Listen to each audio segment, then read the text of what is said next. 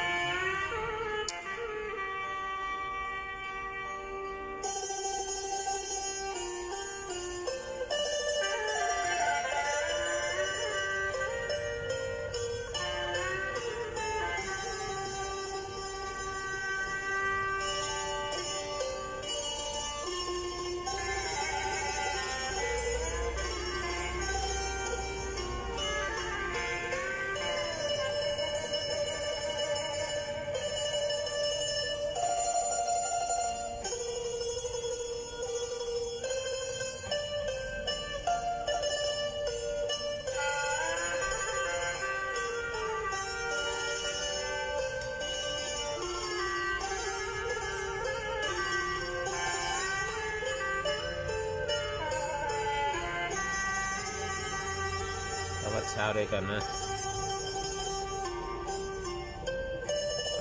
ลองแบบแบบ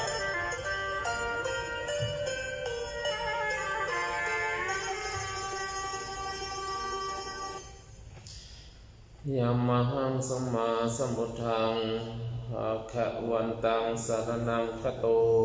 อิมินาสการเรนะตังพุทธังอภิปูชยามิยามหังสวากขาตังภะคะวตาธัมมังสรณังคัตโตอิมินาสการเรนะตังธัมมังอภิปูชยามิอะระหังสุปฏิปันนังสังฆังสรณังคัตโตอิมินาสการเรนะตังสังฆังอภิปูชยามะอะระหังสัมมาสัมพุทโธภะคะวะพุทธังภะคะวันตังอภิวาเทมิสวากขาโตภะคะวตาธัมโมธัมมังนัมสสามิสุปฏิปันโนภะคะวะโตสาวกสังโฆสังฆังนะมามิอันธรรมยังพุทธัสสะภะคะวะโตปุพพะคะนะมะกะรังกะโรมะเสมโมตัสสะภะคะวะโตอะระหะโตสัมมาสัมพุทธัสสะโมตัสสะภะคะวะโตอะระหะโตสัมมาสัมพุทธัสสะโมตัสสะภะคะวะโตอะระหะโตสัมมาทัสสะอันธรรมยังพุทธาภิตุติงกโรมาเสมตัทธาคาโตอะระหังสัมมาสัมพุทโธวิชชาจารณะสัมปันโนโตโลกเวตุอนุตตโรปุริสธัมมาสารติสัทธาเทวังนังพุทโธปังก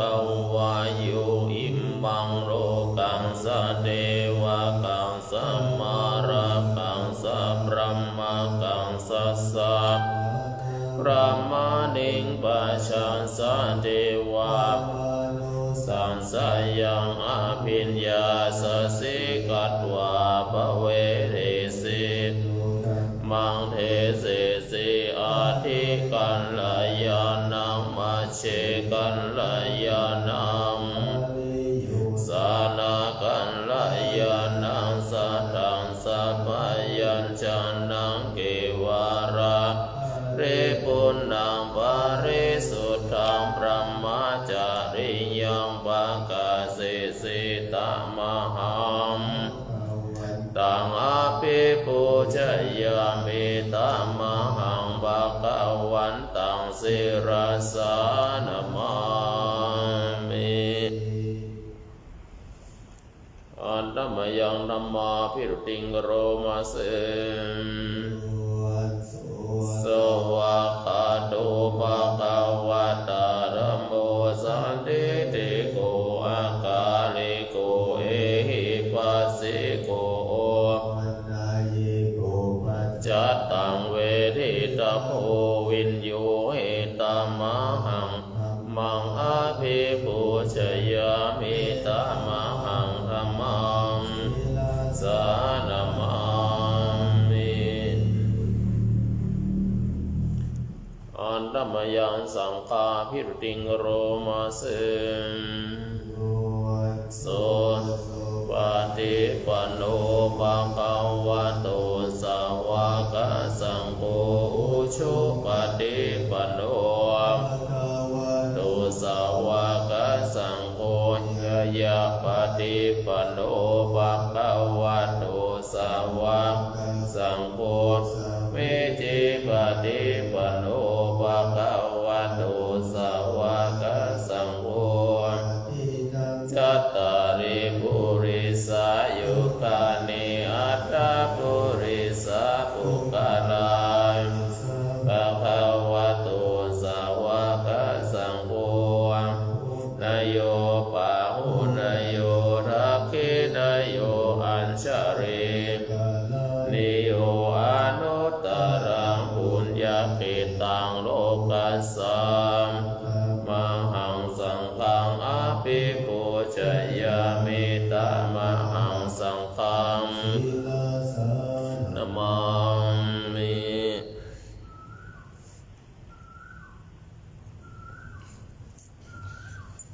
อันธรรมยังรัตนตยปนมะคาทายโยเจวะสังเวคะปริกิตนาปทัญจะพุนามะเสสุสุโธการุณามหันนโว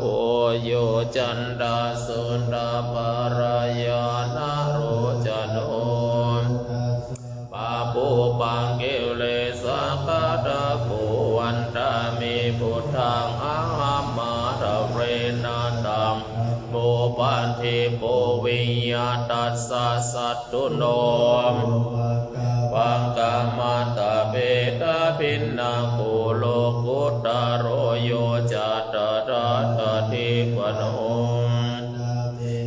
มังอาหัมมาระเรนันตังสัมโพสุเขตาพยาติเขตาสัญญิโตโยสุขาตาโนโปตะโกโลลาภะหิโนหริโยสุวันดามิหัมมาทะเรนาตาสังวะเมกันตาภิปูชนายกัปวัตุตายังวันตายตังสังฆาตังปุญญังมายัญญังมัมมาสัพพุปัตตวัมเวตัสสะปะปะวะสิทธิยาอินตาตาตาคาโตโลเกมอะระหังสัมมาสัมพุทโธธัมโมจะเตสิโตนิยานิโกอุปัสสมิโกนิพพานะโกสัมโพธิคามิสุขัตตปะเวทิโตมายันตังตวะเอวังชานามาชาติมปิทุกขาจาราปิทุกขามารานัมปิทุกขังสุขังรินเทวะทุกขาโนมานาสุปายาสัพพิทุกขาปิเยหิสัมปโยโค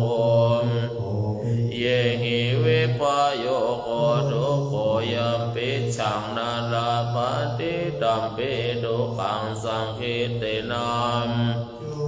ทานาขันธาทุกขาสยะติทังรูปุปาทานาขันโตเวทานุปาทาน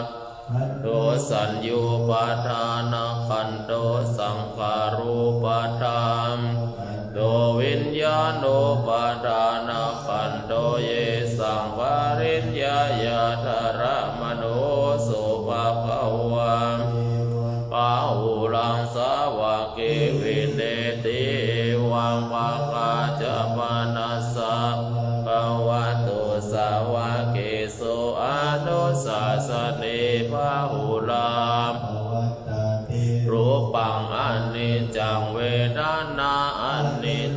สัญญาอนิจจสังขาราวิญญาณังอนิจจังรูปังอนัตตาเวทนาอนัตตาสัญญาอนัตตาสังขารานัตตาวิญญาณังอนัตตาสัพเพสังขาราอนิจจาสัพเพธัมมานัตตาติเตโอตินนามหาชาติยาชรามรณะนาโสเกหิปาริเทเวหิทุกขิหิโทสิหิอุปายาสิทุกโกตินาทุกขปาริตาเปวานามิมัสสะเกวรสะกะขันธัสสะอันตะกิริยาปัญญาเยกาติจิราปริเนปุตตัมปิตัง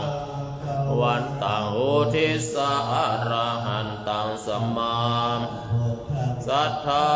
การะสัมมาอนาคาริยาปปะจิตาตัสสะมิงภะคะวะติ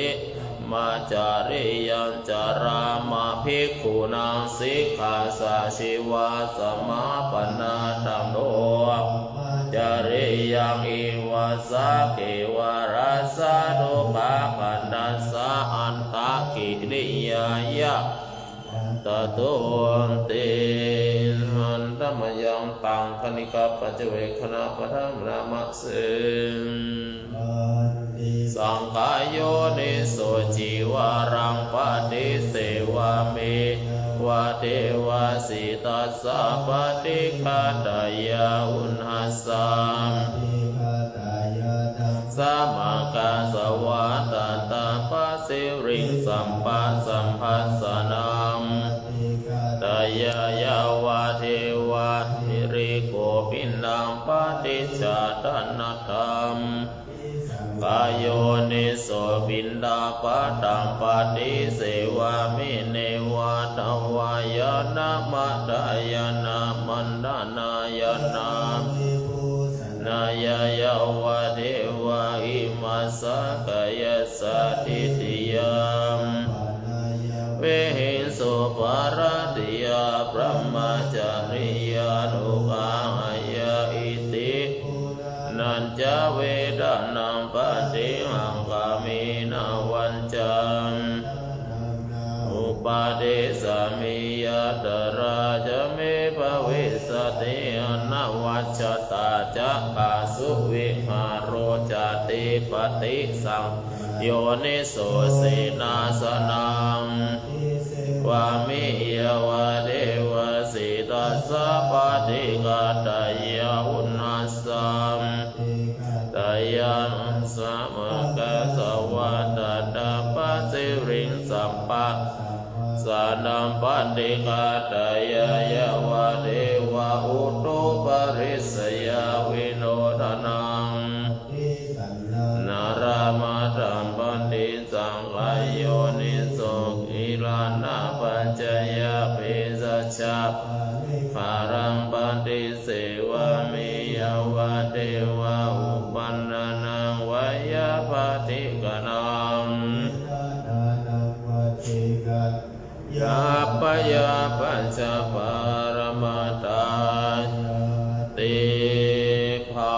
หุงสหัสสมาเปนิเมตัสสาวุทันตังกรังอุทิตโพรสเสนามารังดานาติกัมมวินตินาวาโมนินโดตันติสัสสาววะตุเตจยามังการนิมาลาติเลกามาปิยุชิตาสัพรัตติงโครัมปนากัมมะกัมมะตัตตยะขังกันติสุตันตเวทินาชิตวาตันติสัสสาววะตุเตจยามังการนินาราคิริงกาจวารังปุตังดาวะกิจักขมัสสเนวะสุดารุนันตังเมตตัมปุเสกเวทินาจินตังวะโมนินโดตันติสัสสะ จยมังการานิอุคิตาคกามาติหัตตาสุทารุนันตังจานาปะตังกุริมาลาวันตังอิติปิสังกันตมโนนินโดตันเตสัสสาวะตุเตจยมังการานิกัตวานาคัตถมุตตารังจินจายาตุตวาจานาชานากายามัจเจสันตินาโสมาเวตินาจินตวาโมนินโดสาภวะตุติจยมังการานิสัจจังวิหายมันติสัจจกวาตะเกตุมปิตามานังอันติอันตะปุตังปัญญาปฏิปัจจาริโตจิตวังติสัสสะภวะตุติจยมังการานินันโทปนันตพุทธคังพุทเตนะเทระพุทธเกนะธรรมาปยันโตอิตุปะเทสเวทินามโอนินโดตันเตสัสสะวะตุเตจยมังการานิทุกขังอติติเตนะสุตันตหัตถังบรมมังวิสุทธิชุติเมติปะกาปิธานามเตนะเวทินาชินตวาโมนินโดตันเตสัสสะชยมังการานิเกตาปิพุทธชยมังการาอัตตกตโยวัตเอนานิเลสาระเตมาตันเตตวานาเนกาเวเวทานิจุปัตตวานิโมขังสุขังยานาโรสะปัญโยมหาการุณิโกนาโตหิตายะปะปานินังปุเรตัวปารามิสัมปะปะโตสัมโพธิมุตตะเอสัจจวัชเชนะโหตุเตมังคารังจายันโตโพธิยามุเรสักเกยานังนันติวัตโนวังวิจโยหิจยาโสชยมังคาเลอปาราจิตปัตลังเกทักขิโปกะเลอภิเสกิสัพพะปุตตานังอาคาปะโตปะโมตติสุนักขตังสุมังคลังสุปะตังสุโหติตังสุขโนสุโมโหโตจะสุยิตังพรหมจาริสุปัตตกินังมังวาจากัมมังปาตะกินังปาตะกินังมโนกัมมังปานิติเตปาตะกินานิกัตวนานาวันตเตเนมิตัญจสัพพะโลกัสสมิมานาสัมภวะเยปริมาณังอุทามริยัญจาสัมปะทังอเวรังสัพพะตันติรัญจารันนิสินโนวะโนวะยวะตัสสะวิกาตเวโตเอตังสติงอติตยะพระมะเมตังวิหารังโอเทตินจานุปกรรมสิรวะดัสสะเนนะสัมปันโนกาเมสุวินัยเกตังกัปปะสยังปุณณเรติติกะระนิยังเมตตาสุตังเวโรปักเขหิมเมเมตตังเมตตังเอรังสัพพยาปุตติเมเมตังเมตังกันหังปุตตัมมะเกหิจาปาดะเกหิเมเมตังเมตังติปาดะเกหิเมจาตุปะเทเมเมตังเมตังปะอุปะเทเมมัมมังอปาดะโกหิงสิมัมมังหิงสิติปาดะโกมัมมังจาตุโทหิงสิมัมมังหิงสิอโมปโรสัพเพสัตตาสัพเพปนาสัพเพภูตาสัพเพพัตตารานิปัสสินตุมากินจิปะปะมากะมาปะมโนพุทโธปะมโนธัมโมปะมโนสังโฆปะมานาวันตาเน ปานิอาเหเวชิกาสัตตาปฏิอุณนานาปิสาระบุโมชิกากะตะเมระคากะตะเมปฏิกามันตุพุทธานิสุหังนะโมวังคังวันโตนะโมสัตตันนังสัมมังนาอุเตตยัญจะอุมาอิกะราชาริสาวันโอปะปะสุตังตังนามัสสะเมอาริสาวันนังปัตตะเวปะมัสสังตยัญจะพุทธะอาริโมติติวาสังเกพระมานาเปทะกุสัพพะธัมเมติเมจัมมังปารายันตุนามาตุพุทธานังนามาตุโพธิยานะโมวิมุตตานังนะโมวิมุตติยา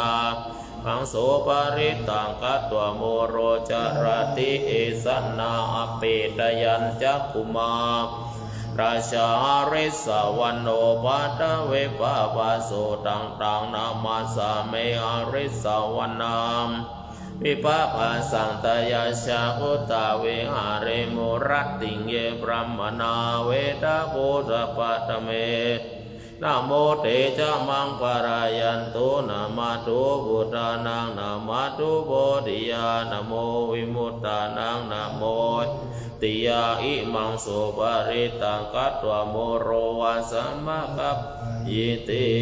อัตถิอิมัสสมิงกายเกสาโลมาตาตะโจมังสังนาอารุอัตติอัตติมิชังวักังหะทยังยะกนังกิโลมะกังปิหังกังปัปปะสังตังอัตตะพุนังอุทธาริยังกะริสังปิตังสิมหังภุโภโดเมโทอาโสวัสสะเทโลสิงคานิกาลาสิกามุตตังมัตตะเกเตตวัตติงสกาลังอายังอัตตวะโวอันนิจจังทุกขังอนัตตาอสุจิอสุภังทานังปุณัปปะโวติอาจิรังวัตยังกายโยปัตตวิงอติเสจติชุตโตยาโนนิรัตถังวะการิงการังปัตตวิธาตุอาโปธาตุเตโชธาตุวายโยธาตุรูปักโทเวทนาขันโทสัญญาขันโทสังขารขันโทนาขันโทปัญจขันธาอาชัตตาภาหิตธาสังขาราอนิจจทุกขานัตตาวิปาริณามะธัมมานิจจวัฏฏสังขาราอุปารวาโนภาชิตวานิโรชันติติสังอุปสมโมสุโขนามะรูปังอนิจจังกายเทนะนิจจังวัตตะปานังนามะรูปังทุกขังกายเทนะสุขังวัตตะปานังนามะรูปังอนัตตาอสาระคเทนะสารังวัตตะปานังนามะรูปังอนิจจังนามะรูปังทุกขังนามะรูปังอนัตตานิจจังวัตตะปานังสุขังวัตตะนิปานังสารังวัตตะปานังนิปานังปาระมังสุขังสุโขพุทธานังอุปัฏโฐสันนาสุขาสังคัสสะสามัคคีสามัคคานังตะโพสุโขคัตติโยเนตัสสะมิงเยโคตปะติชายโนวิชชาจารณะสัมปันโนสุสิโตเทวะโนเสทิวาตปะติอาทิโจรติมาปะติจันติมาโทคัตติโยตปะติชายตปะติพรหมโนอัฏฐสัพพะมะโหรันตังพุทโธเตชะสังอินตชาตาเทวชาตาพรหมชาตามหาพรหมชาตาอิสิชาตามหาอิสิชาตามุนีชาตานิชาตาปุริสชาตามหาปุริสชาตาจักกวัตติชาตามหาจักกวัตติชาตาพุทธชาตาพุทธชาตาอะระหันตชาตาสัพพสิทธิวิชาธารนังชาตาสัพพโลกาจริยานัง ตัสสะภะโลกาธิปติยานังจัตตาเอเตนะสัจจวัชเชนะตุยหังวัตติโหนตุตุยหังสวหายะนะโมพุทธัสสะโมธัมมัสสะนะโมสังคัสสะสยะทางหูโรสวหายะสานุสาลานินาปัญญังตังนิเตปิปัสโนปฏิธัมมาทิขันสันติภูมิยังวิยาสัพพทาสัพพุปัตถวาชารัมหายาคาโจราธิสัมภวาคะนะนานาจาโมตตานังปริตันตามปนามะ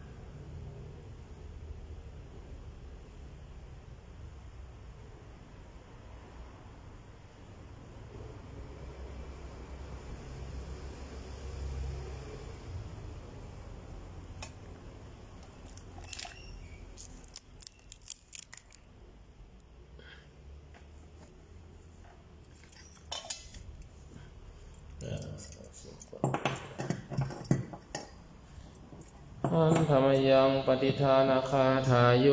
นามาเส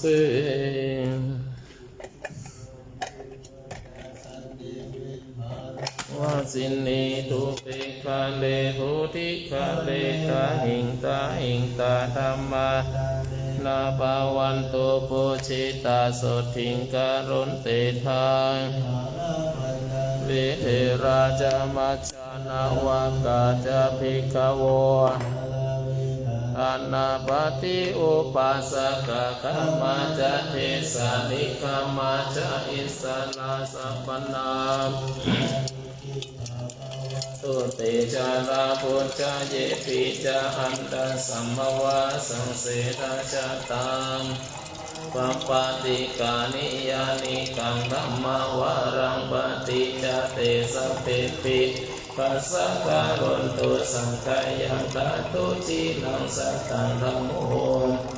ราชปุกลาสังโฆตุสัมมาปุวะอัตถยาจาอเมรากันโตสัทธัมโมสัพเพปิธัมมาจาริโนวุติงสัมปันอเมอริยปะเวติเตปัสสนาโอนโตสัพเพปิปานิโนมาตารังปะเวชันโตกาเลเทโวภวัสสตุสัตตานังสัมเมตานิตุเมทานิอันตรจังนิจังละคันติพุทธกังเอวังรัมเมนะราชโนปัจจังรักขันตุสัพพทังอโรกยาปะละมาลาภาสันตุติปะระมาทนังสัพพะละมายาตินิพพานังปะละมังสุขัง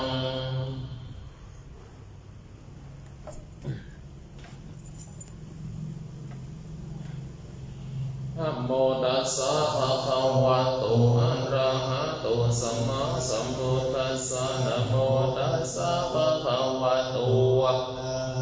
สัมมาสัมพุทธัสสะนะโมตัสสะภะคะวะโตอะระหะโตสัมมาสัมพุทธัสสะปูชนียังมหาเจติยังสัทธานังพุทธสัสสเนมโนอาราสมุทานังโลกโมลิติเวสุตังเอตัมเปโตนะมามิหังอิมินามะมะตะเรนะสุขิโตโหมิโยติ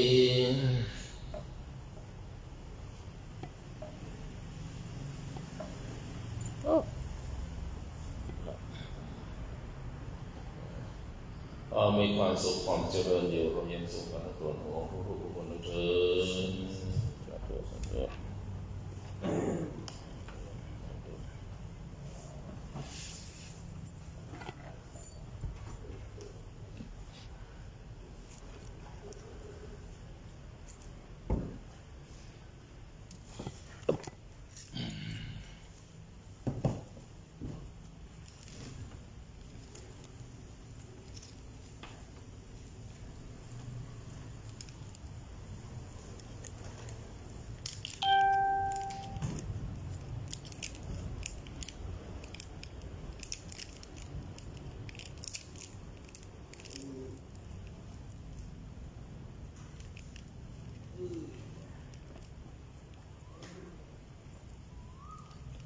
มันเริ่มแก่แล้วเริ่ม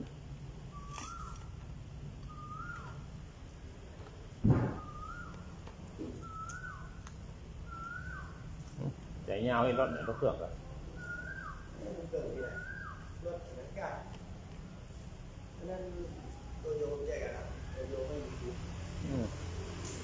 แต่มันลืมแล้วเนี่ย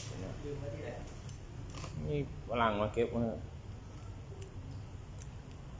ถ้าจัดรถจอดทำจริงอ่ะ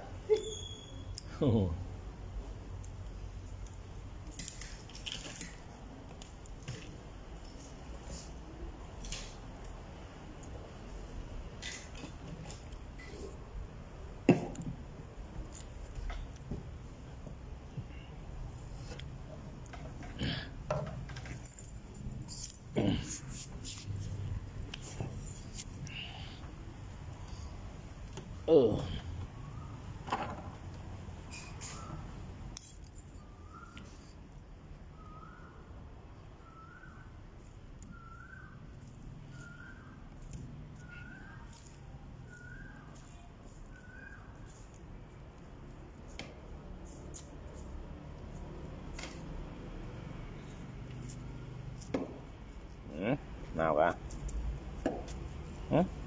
เสื้อมาไหน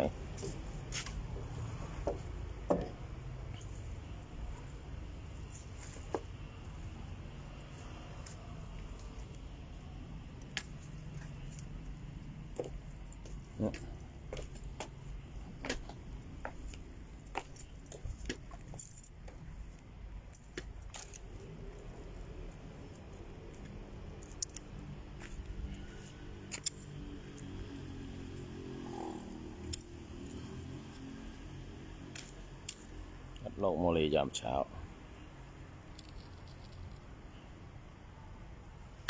นุ่งกอบกุลเห็นมาวัดเลยนี่รถตู้ไหตู้บนดอยครับ ฮะ ตู้บนดอย นั่นนี่เนี่ยรถเนี่ย อาจารย์ตู้ มีรถใส่เลย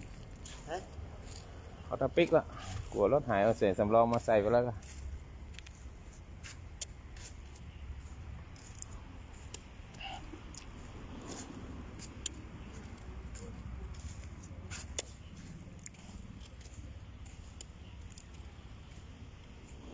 กุญแจรถใครหายมันตามออกนะ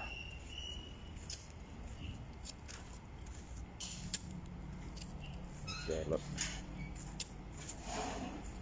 โอ้เย็นอากาศเย็นตอนเช้ากลางวันก็ร้อนหน่อย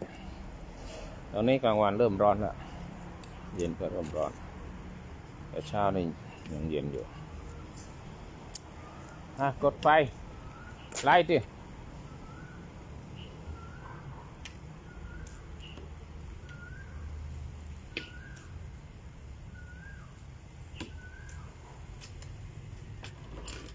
พูดไม่รู้เรื่องเลย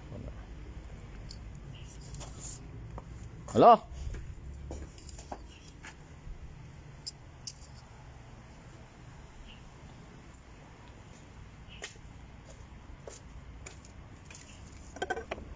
กดน้ำด้วยกันนะ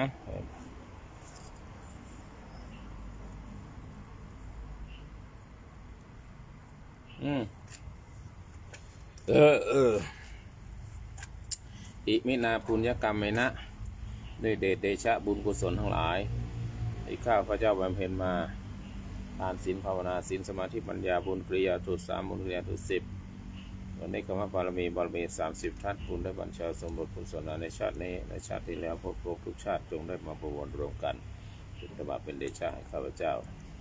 ญาติข้าพเจ้าและผู้เกี่ยวข้องกับประเทศชาติศาสนาเกี่ยวกับวัดหกบุรีผู้เกี่ยวข้องเพื่อนๆทุกคน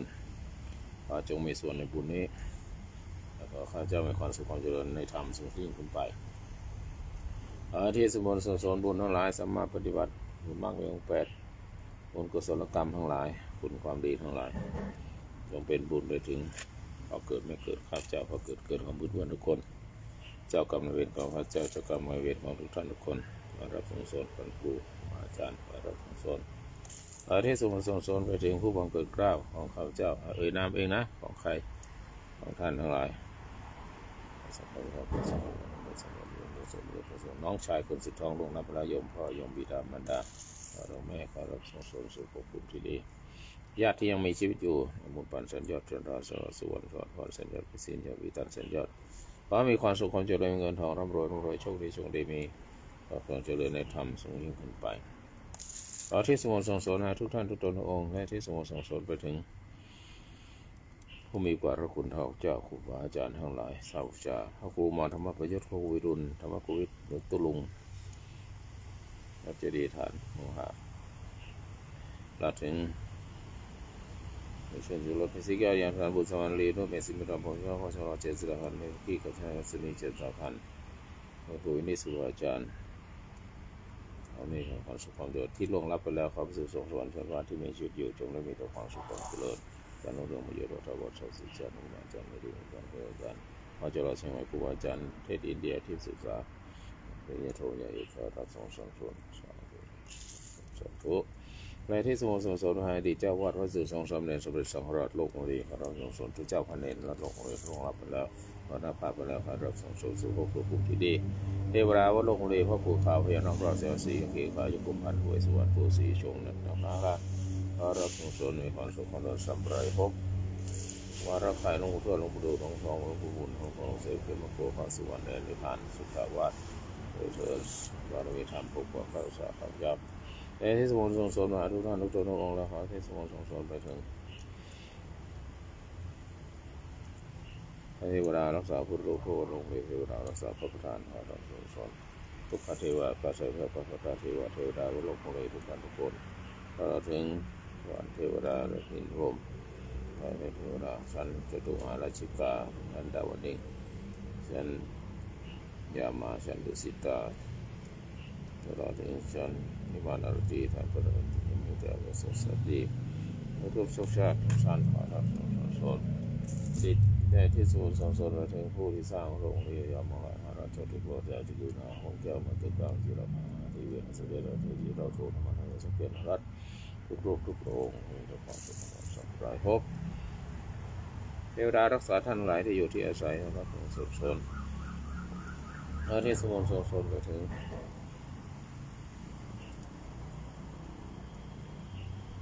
ก็มีความสุขความเดือดร้อนโดยรวมโดยชีวิตขอถวายวิราชสนล้นเกล้ารัชกาลที่ 9ของท่านเสด็จทรงสนข้าไล่สูงยิ่งขึ้นไปขอถวายวิราชสนล้นเกล้ารัชกาลที่ 10พระราชินีพันตรีหลวงพระเสด็จพระกินีพระบรมวงศาวงศ์ทุกพระองค์ขอทรงพระเจริญเป็นร่มโพธิ์ร่มไทรพระสมการตราบนานเท่านานและปีพระสุภาพพระมัยสมบูรณ์แข็งแรงถวายวิราชสนสมเด็จเจ้าพระหญิงพระเจ้ากิติยาขององค์พระทรงให้เจ้าพระประชวรขอถวายเป็นพระสนสมเด็จพระสังฆราชมหาเถรสมาคมทุกรูปสังฆะทุกระดับชั้นสังฆาธิการทุกระดับชั้นพิสุทธิ์สามเณรทั่วราชอาณาจักรนอกราชอาณาจักรเขามีแต่ความสุขความเจริญในธรรมขอเป็นบุญเป็นกุศลนายกรัฐมนตรีคณะรัฐมนตรีผู้บริหารประเทศกระทรวงทบวงกรมกลองแพทย์หมอพยาบาลตชดตำรวจทหารผู้ทำประโยชน์ประเทศชาติรวมถึงครูบาอาจารย์ทั้งหลายจนถึงประธานองค์คมนตรีคณะองค์คมนตรีคณะสสคณะสวผู้บริหารประเทศทุกระดับชั้นให้มีความสุขความเจริญจิตอาสาทุกท่านมีความสุขความเจริญพระบรมพระราชบริพารในพระราชวังมีความสุขความเจริญทุกท่านทุกคนและขอให้บุญกุศลให้แผ่หาสรรพสัตว์ทั้งหลายมีความสุขทั่วโลกขอที่ทรงส่วนมนุษย์ทั้งหลายทั่วโลกจงมีความสุขจะได้ผมเห็นคันหนึ่งหลายอย่าก่อภัยสงครามจะได้มีสงครามขอบุญกุศลให้แผ่ไปแล้วขอกราบสะท้อนย้อนมาฟังรักษาข้าพเจ้าและเพื่อนๆทุกคนที่อยู่ในห้องนี้จงมีแต่ความสุขความเจริญร่มเย็นเป็นสุขอายุมั่นยืนยาวมีความสุขความเจริญร่มเย็นเป็นสุขนี้ไปอายุวันโนสุขังพลัง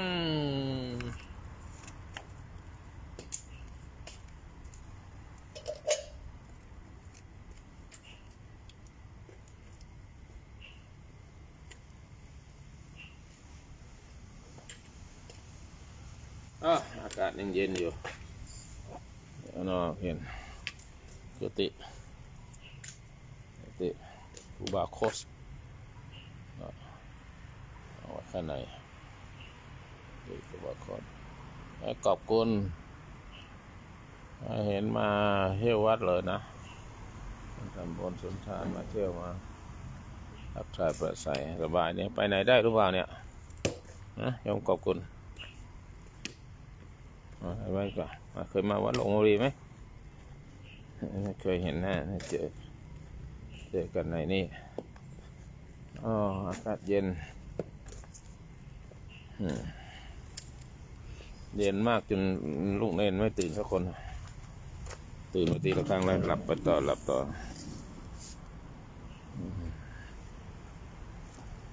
มีใครอยู่ในห้องไหมเกี่ยวกับการเกษตรขึ้นมาเป็นเชอรี่มาวินนี่อยู่ไหนคนน้องน็อตอองนัสเชิญนะก็เดี๋ยวอาจารย์ที่เช็ดนมัสการครับอาจารย์สาธุโอ้คุณโชคคุณดาวตามสุดตามส่งเสริมสดอยากขึ้นมาคุยกับเราเลยมีแต่คนยิงเท่านั้นเลยยิงคนยิงนี่เขาไม่ค่อยพูดห้องเราก็จอบหรือเปล่า แก้วสบายดีนะ โอ้เจ็บคอนิดหน่อยครับอาจารย์ ฮะ เจ็บคอครับเจ็บคอนิดหน่อย เจ็บคอเหมือนกันเนี่ย ต้องกินน้ำอุ่นน้ำร้อนเอาหนาว อยากเย็นก็เลยต้องซดน้ำร้อนนะครับทุกวันครับตอนนี้ เดี๋ยวต้องเข้าห้องแล้วอยู่นี่ น้ำร้อน ข้างนอกก็เย็น เย็นตอนเช้าครับพอตอนสายๆมา โอ้ ร้อน ใช่ เหงื่อแตกแล้วก็ต้องทิ้งเสื้อกันหนาวเลยครับ ใช่เหมือนกันอากาศวิปริตผิดมนุษย์มนาอืม กราบแล้วจะการพบกัน สาธุ อา ไปเอ่ย จารย์ ไปเอ่ยใครเนี่ย สวัสดีครับท่านที่ขึ้นมาใหม่ครับผม สวัสดีค่ะ คุณน้องอยู่ไหนอ่ะ คอนสวรรค์เจ้าค่ะ อ๋อนครสวรรค์นี่อู้เหนือหรืออู้กลาง กลางเจ้าค่ะ คนอีสานจ้ะ โอ้อีสานบ้านเฮาเด้ คนอีสานใหญ่มาอยู่นครสวรรค์เจ้าค่ะ โอ้เดี๋ยวนี้อีสานไปทั่วเลยนะ อีสานคนหนองบัวลำพู โอ้ หนองบัว เจ้าค่ะ มีคนอุบลกันเอง เอ๊ะบ้านเดียวกันเลย พระอาจารย์อยู่วัดใดเจ้าค่ะ ว่าโลกโมลีเชียงใหม่เจ้า อ๋อเจ้าค่ะ เจ้า เหนือคนน้ำปางก็เยอะเจ้าค่ะ เออเหรอดีอากาศเย็นจะอยู่ข้างในดีกว่าเย็นอาจจะเย็นมันเย็นไม่ได้หนาวอ่ะ เจ้าค่ะ ไม่ถึงกับหนาวสั่นแต่มันเย็น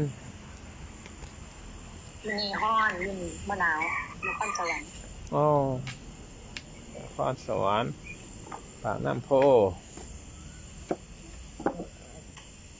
ปากน้ำโพไปที่ตากใบไม่ใช่ตากใบตากใบตากฟ้าตากฟ้าไม่ใช่ตากใบ การนมัสการครับพระอาจารย์ฮอตครับผม นิมนต์ สาธุ นิมนต์ นมัสการหลวงพ่อท่านพระครู จ้า นาไปบูรณ์ครับ เจริญพรคุณโยมนะพี่แก้ว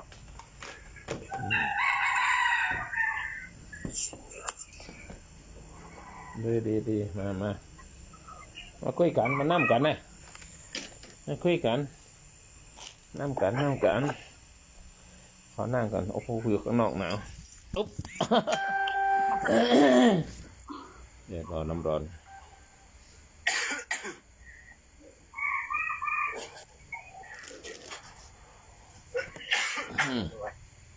ไอเริ่มอยู่แล้ว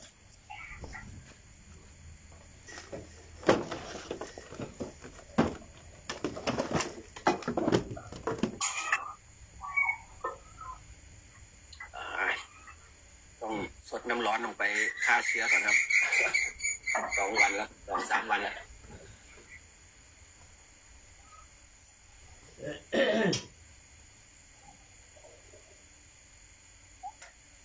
ตอนนี้พี่แก้วอยู่ไหนครับอยู่กรุงเทพหรืออยู่บ้าน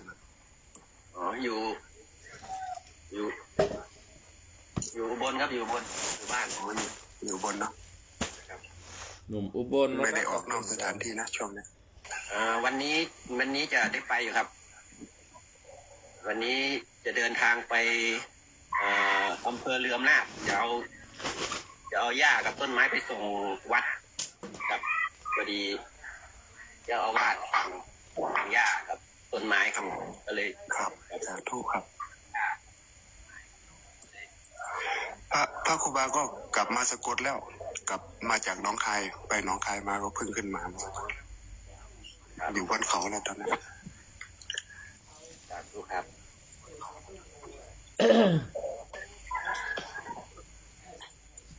เอาเนี่ยผลไม้เนี่ยเอาเนี่ยผลไม้อย่างเป็ดเนี่ยโอ้มันลูกประทามน้ำมาทำลูกประทามน้ำมาทำถือเช็ดมันใช่ไหมโยมลูกประทามน้ำมาทำอะไร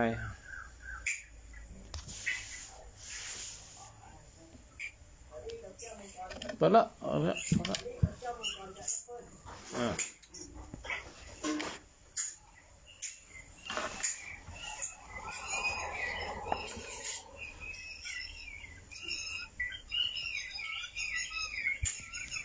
นี่มันเป็นอะไร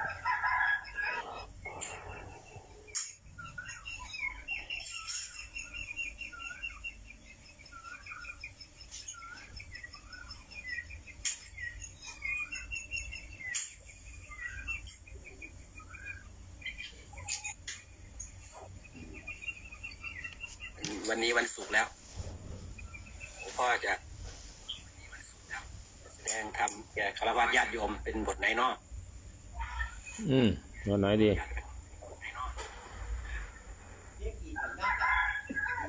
โอ้สุขขังหมด ก็คือกินแล้วได้กินแล้วกินก็กินก็กินแล้วอันนี้เป็นน้อยแล้วไม่เปิดเกี่ยว ขออนุญาตนะเจ้าค่ะทำกับข้าวไปวัดแล้วเจ้าค่ะ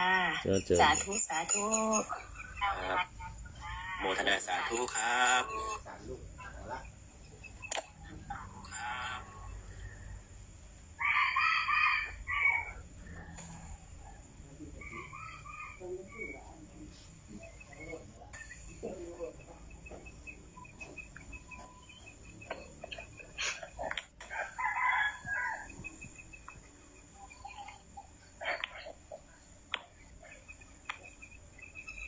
พระอาจารย์ฮอตไปทุดงค์ได้อะไรกลับมาบ้างครับทุดงค์เข้าวัด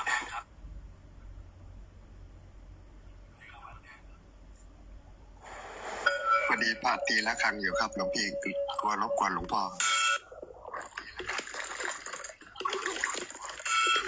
โอ้ยทำอะไรหลวงพ่อไม่ได้หรอกครับแค่เสียงะระฆังโอ้ยทำอะไรหลวงพ่อไม่ได้หรอกครับแค่เสียงะระฆัง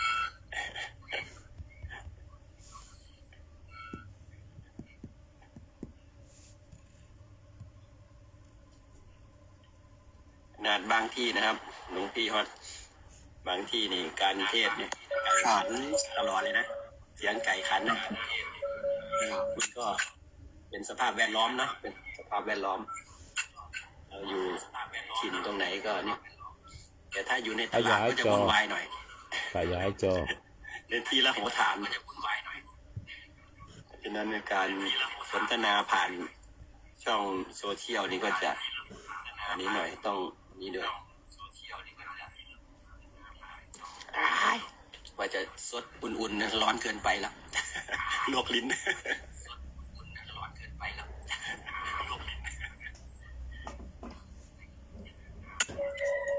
สาธุครับคือพระครูบาเป็นอย่างนี้นะครับพี่เจ้าครับครูบาเป็นคนที่พาโยมก็ทำวัดสวดมนต์นะครับเดินจงกรมนั่งสมาธิอย่างเงี้ยครับเราเวลาเราไปงานเราก็ได้อย่างนั้นนะครับแต่ต้องตื่นแต่เช้านะก่อนเพื่อนหน่อยนึง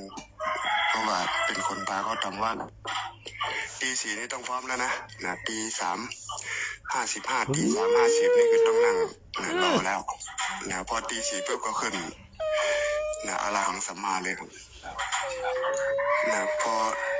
พอเราทำวัดเสร็จปุ๊บ30 นาทีเราก็ให้กรรมฐานนั่งสมาธิ30 นาทีครับ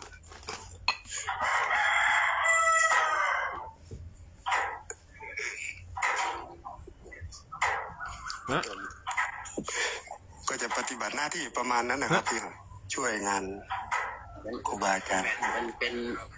มันจะแบ่งกันเป็นหน้าที่นี้ครับคือการพาโยมทำวัดสวดมนต์นี่คือครูบาทำมาตั้งแต่พรรษาต้นๆเลยนู่นนะครับพรรษาที่1 ที่ 2นู่นครับจนถึงพรรษาที่12แล้วยังได้พาเขาทำอยู่เพราะว่าบางทีพระที่ขึ้นมาใหม่ก็บางทีก็ยังไม่ได้ชัดเจนในนั่นนะครับสวดทำวัดแปลจนไม่ต้องใช้หนังสือครับพี่มันสวดมันจนจำได้อะทุกปีอะ ใช่ปะ พาโยมก็ทำเพราะว่าแต่ก่อนนี่ครูบาเป็นคนที่บิดผิวไงต่อเวลาทีนี้อาจารย์ท่านก็เลย ให้รับหน้าที่นี้ไป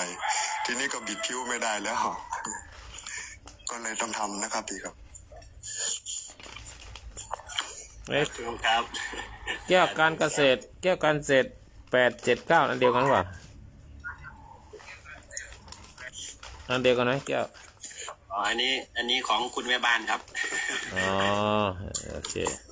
ระวังพูดอะไรก็ระวังนะแม่บ้านอยู่ในห้องนะ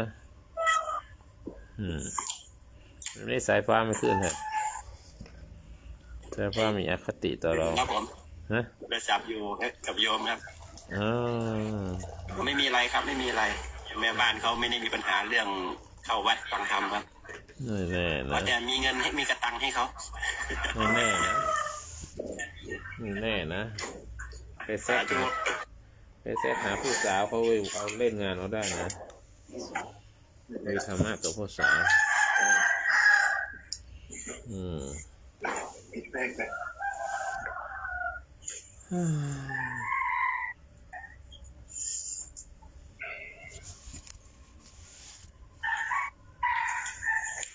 เดี๋ยวจะเปิดเอาสัพเพเหระไปก่อนอย่าหาหัวข้อไม่ได้ วัดที่ครูบาไปที่หนองคายนี่ครูบาไปช่วยท่าน10 ปีที่10แล้วนะครับ ที่ไปเนี่ยไปปีที่แล้วนะครับเป็นปีที่10พอดีไปพาเขาทำวัดสวดมนต์นะครับ อาจารย์อายุท่านก็มากแล้วโยมกอกก็ไปหมดแล้ว อาจารย์ฮอตอุบาฮอต ครับผม อายุเราก็มากขึ้น ครับผม พรรษาก็มากขึ้นทุกทีท่านควรหาที่ใดที่หนึ่งที่สงบอยู่นะอย่าไปเที่ยวไปคุยคนนั้นช่วยคนนี้ช่วยตัวเองเถอะอย่าไปเที่ยวไปช่วยคนนั้นช่วยคนนี้มันอายุเรามากขึ้นหาที่ตั้งหลักปักฐานนะถ้าเป็นชาวบ้านคือตั้งหลักปักฐานอยู่ดูแลนะดูแลชาวบ้านเป็นเรื่องเป็นราวไปที่ใดที่หนึ่งนะอย่าไปเที่ยวขึ้นล่องอายุมากแล้วสร้างผลงาน ครับผม สร้างผลงานสร้างคนสร้างฐานะทางฐานะทายาทฐานะวัตถุทำให้ประสบการณ์ที่สั่งสมมาทุกหนทุกแห่งนะเอามาใช้ที่ใดที่หนึ่ง ครับ เดี๋ยวนี้มัน ตอนนี้ก็ขึ้นมาอยู่ที่สกลนครนี่แหละครับหลวงพ่อออกจากครูบาอาจารย์มาก็มาอยู่วัดเล็กๆครับ ก็ดีแล้ว อยู่บนเขาครับ พัฒนาดีๆทำเป็นที่หาโยมไปช่างกระต๊อบที่มั่นคงมีห้องน้ำโอ้ขี้ค้านจะคนจะไปครับคนไทยคนเทศคือหาที่สัปยะปฏิบัติธรรมเดี๋ยวนี้เยอะหาที่นั่น ครับหลวงพ่อ เพราะว่าเดี๋ยว วัน นี้ นี้หลวงพ่อขึ้นหัวข้อเรื่องอะไรครับ ยังไม่ขึ้นนะจะเพเหระไว้ก่อนคือเดี๋ยวนี้คนปฏิบัติคนหิวธรรมแล้วก็มีสำนักเยอะสำนักที่เป็นฆราวาสที่เขาจัดขึ้นมาเพื่อเป็นพาณิชย์เดี๋ยวทำนิดๆหน่อยๆเดินกรมนิดหน่อยๆ มีอาหารมีอะไรจัดก็เสร็จแล้วคอร์สหนึ่งขายคอร์สเลยนะเดี๋ยวนี้ โอ้นี่เป็นคอร์สเหรอครับหลวงพ่อครับ เขามีขายคอร์สตามรีสอร์ทตามอะไรต่างๆปฏิบัติธรรมมีฝรั่งมีคนไทยอะไรแต่วัดก็ชักจะคนไม่ค่อยสนใจแล้วเพราะว่าไม่มีใครจัดที่เป็นเรื่องคนเรา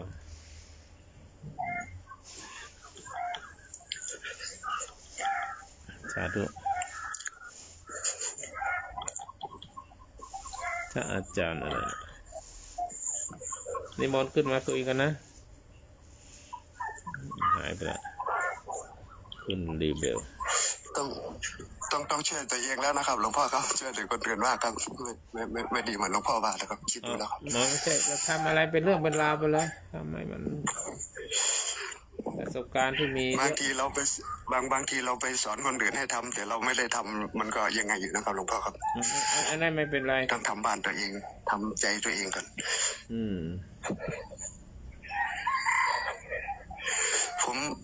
ผมไม่ บารมีผมไม่ได้ครึ่งเสี้ยวครูบาอาจารย์หรอกครับ มันไม่เกี่ยวกันหรอก ผมยังไม่มีอะไรนะครับอาจารย์ครับ มันไม่เกี่ยวนะมันไม่มีใครก็ไม่ วั มี ดก็มีแต่ป่าไม้ครับ นี่แหละดีละทรัพยากรดี ครูบาอาจารย์ท่านบารมีท่านเยอะบางรูปอะ อืม บารมีล้นเกล้าครับบาง บางที บาง เขา ท่านครับ ก็ ครูบาอาจารย์ท่านสร้างมาตั้งแต่หลายชาติครับ โอ้ไม่เกี่ยวกันหรอกท่านต้องสร้างเลย ท่านยังไม่ได้เริ่ม ท่านยังไม่ได้ทำ ครับผม ถ้าทำมัน ค ก็ รับผ ได้ มขอบคุณครับ ยังไม่ได้เริ่มไม่ว่าจะไปพูดอย่างนั้น ครับผม ให้ได้เริ่มเลย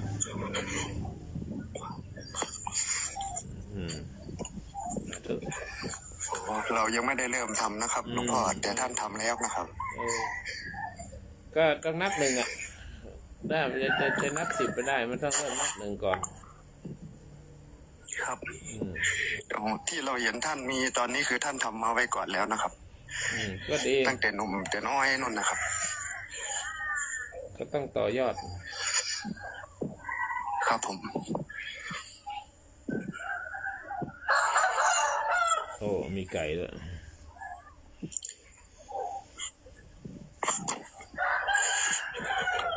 โอ้หนาวเหรอ เรื่องขี้หิปฏิบัตินี่เรื่องของอะไรครับหลวงพ่อครับ ก็ข้าฤหัสนั่นไงส่วนการปฏิบัติของข้าฤหัสญาติโยมที่ไม่เกี่ยวกับพระ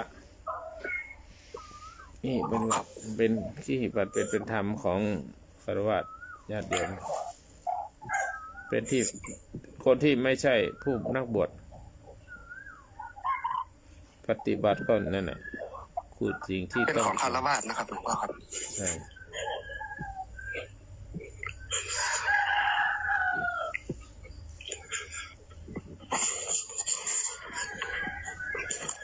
ท้องฟ้าเมืองสกลวันนี้คลึ้มเลยครับ เนาะ อากาศคลึ้ม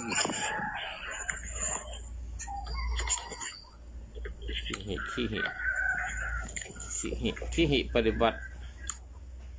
ก็หมายถึงการปฏิบัติธรรมของฆราวาสนะก็เป็นการดำเนินตามหลักธรรม ธรรม นะ ของผู้ครองเรือนครับหลวงพ่อครับ ดำเนินปฏิบัติธรรมตามหลักธรรมในขณะที่ยังครองเรือน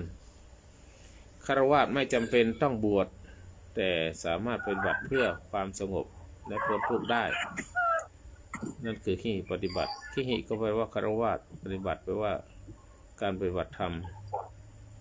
หมายถึงการนำหลักธรรมไปใช้ในการได้ใช้ในชีวิตประจำวันของตนที่ยังใช้ชีวิตทางโลกอยู่เช่นมีครอบครัว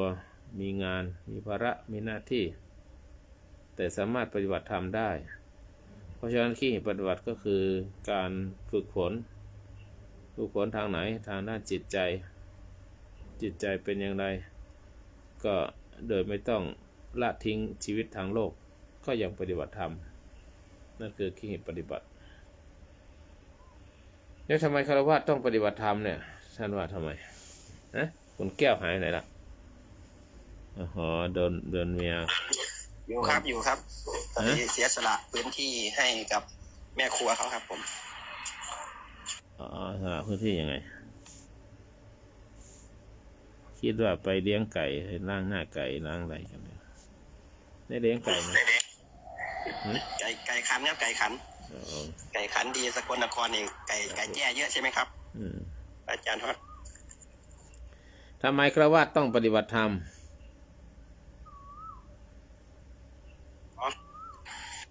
ทำไมคารวะถึงต้องปฏิบัติธรรมนะครับ ทำไมไม่ไปบวชถ้าอยากปฏิบัติ กา ธ ร รรม ปฏิบัติธรรมนี่มันต้องควบคู่กันไปเพื่อที่จะทำให้คารวะสามารถที่จะรักษาตนครองตนในความเป็นคารวะให้อยู่รอดปลอดภัยให้อยู่รอดปลอดภัยเช่นเดียวกับพระก็ต้องครองตนให้อยู่รอดปลอดภัย ปลอดภัยจากอะไร เหมือนกันนะครับ อยู่รอดปลอดภัยเนี่ยมันมีอะไรฮะ อะไรนะครับ ที่ว่าอยู่รอดปลอดภัยมันมีอะไรมาทำให้ปลอดภัยที่อยู่รอดปลอดภัยจากอะไร อยู่รอดปลอดภัยจากนี้แหละครับการใช้ชีวิตเนาะมันต้องใช้มงคล38เนี่ย ก็รู้แล้ว อย่างเช่น รู้แล้ว อ คุณ ย่าง ว่า เช่นกำลังจะถามหลวงพ่อเรื่องนี้พอดีจะให้ทวนเรื่องอะไรนะ การคารวะในการครองเรือนธรรมะในการครองเรือนนะครับจะให้หลวงพ่อทบทวนเรื่องนี้หน่อยนะครับเพื่อญาติโยมญาติธรรมที่ยังไม่ได้ยินไม่ได้ฟังไม่ได้สดับ จะได้นำไปประพฤติปฏิบัตินะครับ นั่นแหละ ในการครองเรือนนะครับ ในการครองเรือนเนาะครับผมให้หลวงพ่อแสดงครับ ผมไม่เก่งครับตอนนี้ ไม่ใช่จะได้บันทึกคุณนี่ไม่ขึ้นมาอีกแล้วยังไม่ตื่นแก้วบันทึกได้ไหมไม่ได้มือบันทึกมาอยู่แล้วไหนเนาะใจฟ้าก็ไม่มาพอดีกำลังหัดทำไอ้บันทึกนะครับแบบหนึ่งนะครับหลวงพ่อเดี๋ยวผมถ้าพร้อมเดี๋ยวผมกด1นะครับเพราะว่าอันนี้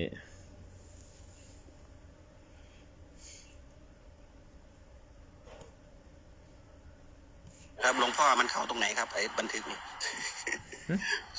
ไม่เคยทำของห้องอื่นครับ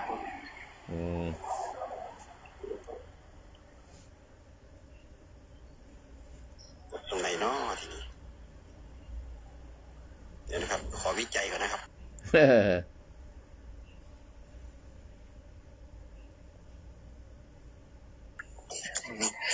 ที่ไปปฏิบัติธรรมมาบางคนเข้ามาทั้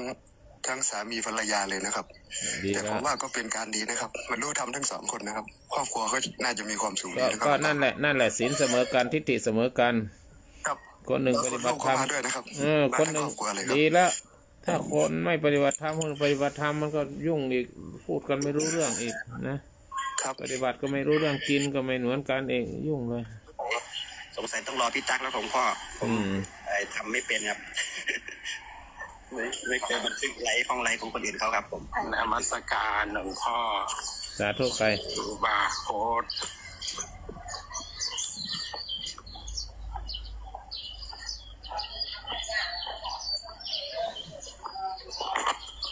ใช่ครับพี่ชุกิดชุกิดเหรอเชียงใหม่ใช่ไหมจ้ะใช่ไหมใช่ไหมเชียงใหม่กราบนมัสการหลวงพ่อดีสาธุกำลังเดินออกกำลังกายด้วยฟังธรรมะไปด้วยโอ้ดีครูบานี่ก็กำลังเดินบิณฑบาตอยู่ออกยังไม่ได้ถึงหมู่บ้านเลยสุดยอดเลยครับขนาดผมยังเดินทีละก้าวกินข้าวทีละคำทำทีละอย่างพี่สุคิดทำทีละหลายอย่างเลยเนี่ยดีมากนั่นแหละทำของคารวะนั่นแหละทำเท่าไหร่ถึงจะพอกินนะเนาะแต่เพราะว่าเราได้เลี้ยงดูเยอะเห็นยังหนูว่าเดินอยู่ครูบาไม่มองหน้าเลยไม่มองภาพลูกศิษย์เลยกำลังทำมันเลยก้มหน้าก้มตาอุตส่าห์เปิดวิดีโอให้ดูกำลังเดินกันอยู่เนี่ยเนาะจะพิมพ์ตัวหนังสือเนี่ยกำลังมีสมาธิกับตัวหนังสือสาธุ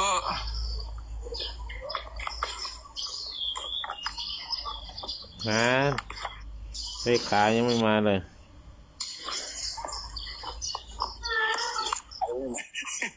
ไม่มีคนอัดเดี๋ยวถ้าจะบันทึกเองมันจะเข้าไปที่ขีด3ขีดข้างล่างครับข้างล่างสุดนะครับของห้องไลฟ์หลวงพ่อนะครับเดี๋ยวขีด3ขีดแล้วมันจะมีบอกว่าให้บันทึกวิดีโอแล้วหลวงพ่อก็กดแล้วค่อยเอสหนาก็ได้ครับแล้วก็ผมทำนี่โทรศัพท์นี่นะโทรศัพท์นี่แตะที่ไหนมันแป๊บไปไวมากขามาแล้วครับหลวงพ่อเลยขามาแล้วเงินต้องตีให้ตายไปไหนละเขาจะตีเนี่ยมันวิ่งหนีเหรอ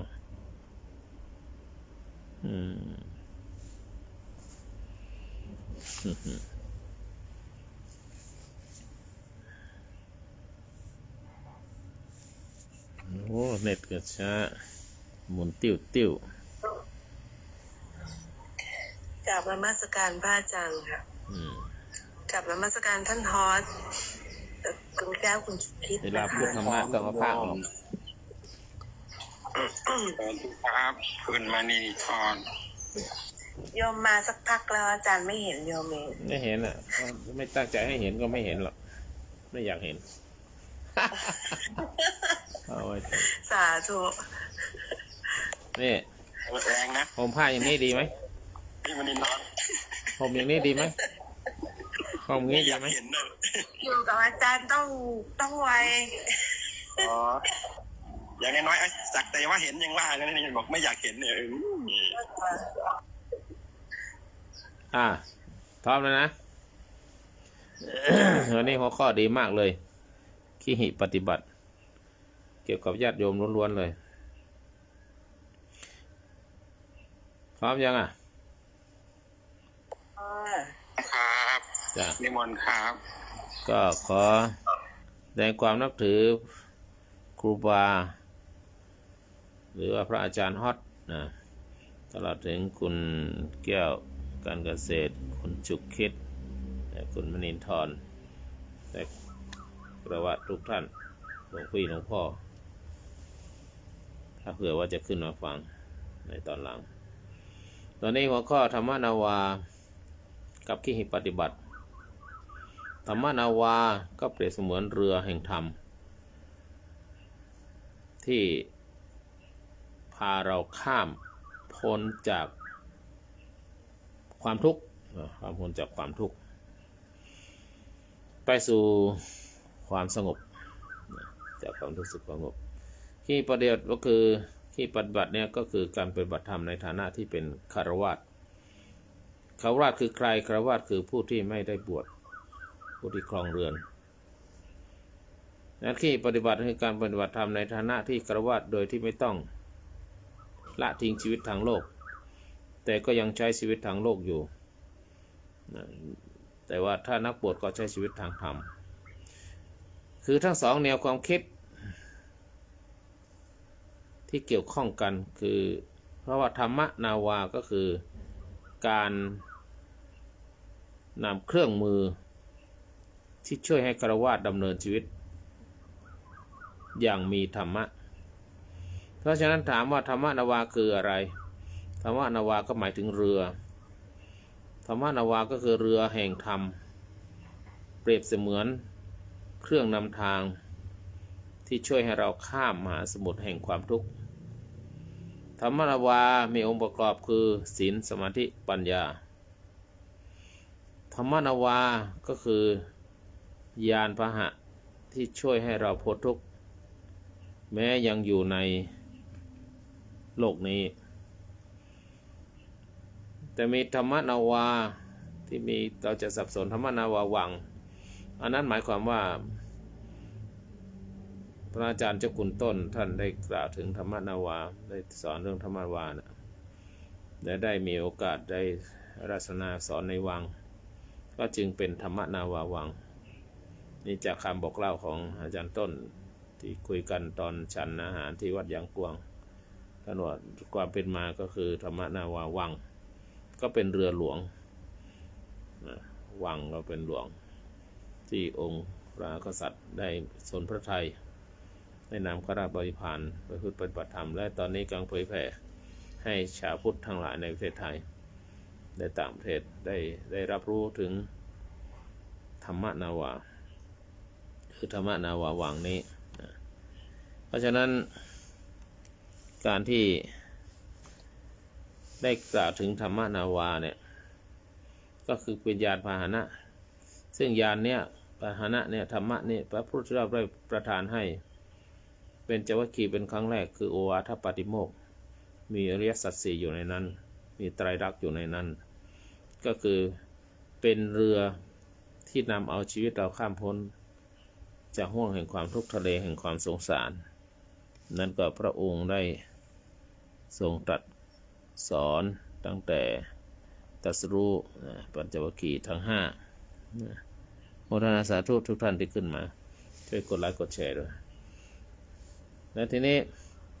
ขีหิปฏิบัติเมื่อกี้เรารู้แล้วธรรมนาวาคืออะไรตอนนี้ก็ขีหิปฏิบัติขีหิแปลว่าอะไรขีหิหมายถึงคฤหัสถ์คนที่ยังครองเรือนปฏิบัติหรือฝึกฝนจิตใจก็หมายความว่าผู้ปฏิบัติธรรมในชีวิตประจำวันโดยไม่ต้องบวชเป็นพระคือเป็นฆราวาสญาติโยมสามารถปฏิบัติธรรมยังครองเรือนยังมีมีเรือนยังมีครอบครัวมีสามีภรรยา นั้นที่ปฏิบัตินี่เน้นการดำเนินชีวิตด้วยศีลธรรมด้วยสติด้วยปัญญาเรียกว่าขี้หิปฏิบัติคือการใช้ธรรมะเพื่ออยู่ในโลกอย่างสงบไม่ใช่หนีจากโลกคือยังปฏิบัติธรรมอยู่ในโลกอยู่ไม่หนีจากโลกนะแต่คนที่หนีจากโลกคือไปปฏิบัติธรรมเป็นทางธรรมนั้นก็อีกเรื่องหนึ่งแล้วก็เอามาสอนโลกอีกทีหนึ่งนั่นคือนักบวชทำไมธรรมนาวาจึงเกี่ยวข้องกับขี้ปฏิบัติก็เพราะว่าฆราวาสเนี่ยหรือทำไมฆราวาสถึงต้องปฏิบัติธรรมก็เพราะชีวิตฆราวาสก็ต้องการข้ามพ้นจากความทุกข์เหมือนกันในความจริงก็คือไม่ว่าจะเป็นคุณจะเป็นฆราวาสหรือเป็นพระคุณก็มีความทุกข์เหมือนกันทุกเกิดขึ้นหลายอย่างหลายประการคนในครอบครัวหรือคนที่ทำงานก็ยังมีความทุกข์จึงต้องมีธรรมะโดยเฉพาะนาวาเอาธรรมะมาเป็นเครื่องมือในการนำทางฆราวาสไม่ต้องบวชแต่สามารถใช้ขี้ปฏิบัติเป็นเรือพาตัวเองไปสู่ความสงบได้โดยใช้ธรรมนาวาเพราะอะไรเพราะชีวิตฆราวาสเต็มไปด้วยอุปสรรคเต็มไปด้วยปัญหาตื่นขึ้นมาแล้วก็เริ่มปัญหาแล้วจะเอาอะไรมาทานจะเอาอะไรมาฉันจะเอาอะไรมากินได้ทานรับประทานลูกจะไปโรงเรียนไหนจะเอาอะไรเงินใส่น้ำมันรถมีหรือยังค่าขนมลูกมีหรือยังนั่นนี่ฆราวาสเนี่ยเต็มไปด้วยอุปสรรคเต็มไปด้วยปัญหานะจึงต้องอาศัยธรรมะเป็นเรือสู่ความสงบทำไมฆราวาสจึงต้องปฏิบัติธรรมก็เพราะฆราวาสเต็มไปด้วยอุปสรรคการอยู่ในโลกมีภาระเข้ามาทุกวินาทีมีอารมณ์มีข้อผูกพันมีอารมณ์เดี๋ยวกับอารมณ์นั่นอารมณ์นี่ก็ต้องก็นั่งอยู่กันหลายคนเลยแล้วก็ลูกก็สามีก็ต้องแก้ไขจึงต้องอาศัยธรรมนาวาหรือสื่ออาศัยปฏิบัติธรรมศีลสมาธิปัญญาเป็นเครื่องช่วยในการไม่ให้หลงทางนะการปฏิบัติธรรมของเราจะไม่หลงทางทีนี้ทำไมต้องปฏิบัติขี้ปฏิบัติก็เพราะว่าขี้ปฏิบัตินั้นคือวิธีนำธรรมะไปใช้ในชีวิตจริงนั่นคือธรรมนาวาก็คือหลักการในการใช้ชีวิตหรือหลักการขี้ปฏิบัตินั้นก็คือวิธีใช้ชีวิตตามความเป็นจริงฆราวาสสามารถพายเรือธรรมะด้วยการปฏิบัติธรรมตามหลักขี้ปฏิบัติเพราะขี้ปฏิบัติคือวิธีใช้ธรรมนาวาให้นำชีวิตไปในทางที่ถูกต้องได้ไปทางที่ถูกที่ควรเพราะฉะนั้นธรรมนาวาในการปฏิบัติของฆราวาสแบบฉบับของฆราวาสคือพายเรือด้วยศีลเพื่อชีวิตมั่นคงฆราวาสควรเริ่มต้นโดยศีลโดยเฉพาะศีล5เป็นพื้นฐานของความสงบเช่นไม่โกหกไม่คดโกงมีเมตตาไม่ทำร้ายผู้อื่นไม่เสียชีวิตไม่ขโมยของผู้อื่นนะก็คือซื่อสัตย์ใช้ชีวิตสงบไม่มีปัญหากับการกระทำของตนเองที่กระทบกระทั่งผู้อื่นแล้วกระทบกระทั่งทำลายตัวเองนะธรรมนาวาในการปฏิบัติแบบฆราวาสเนี่ยก็ต้องพายเรือด้วยสติพายเรือด้วยศีลพายเรือด้วยสมาธิเมื่อกี้เราพายเรือด้วยศีล5แล้วต่อไปพายเรือด้วยสมาธิก็เพื่อให้ใจได้นิ่งแม้เผชิญกับคลื่นลมเผชิญกับฉลามร้ายเผชิญกับมรสุมก็สามารถฟันฝ่าอารามเรือชีวิตนั้นผ่านไปได้ด้วยธรรมนาวาโดยธรรมะในทางพระพุทธศาสนา คือโลกภายนอกเนี่ยมีเรื่องราวมากมายมีทุกสิ่งทุกอย่างที่เราจะต้องประสบพบเจอนะ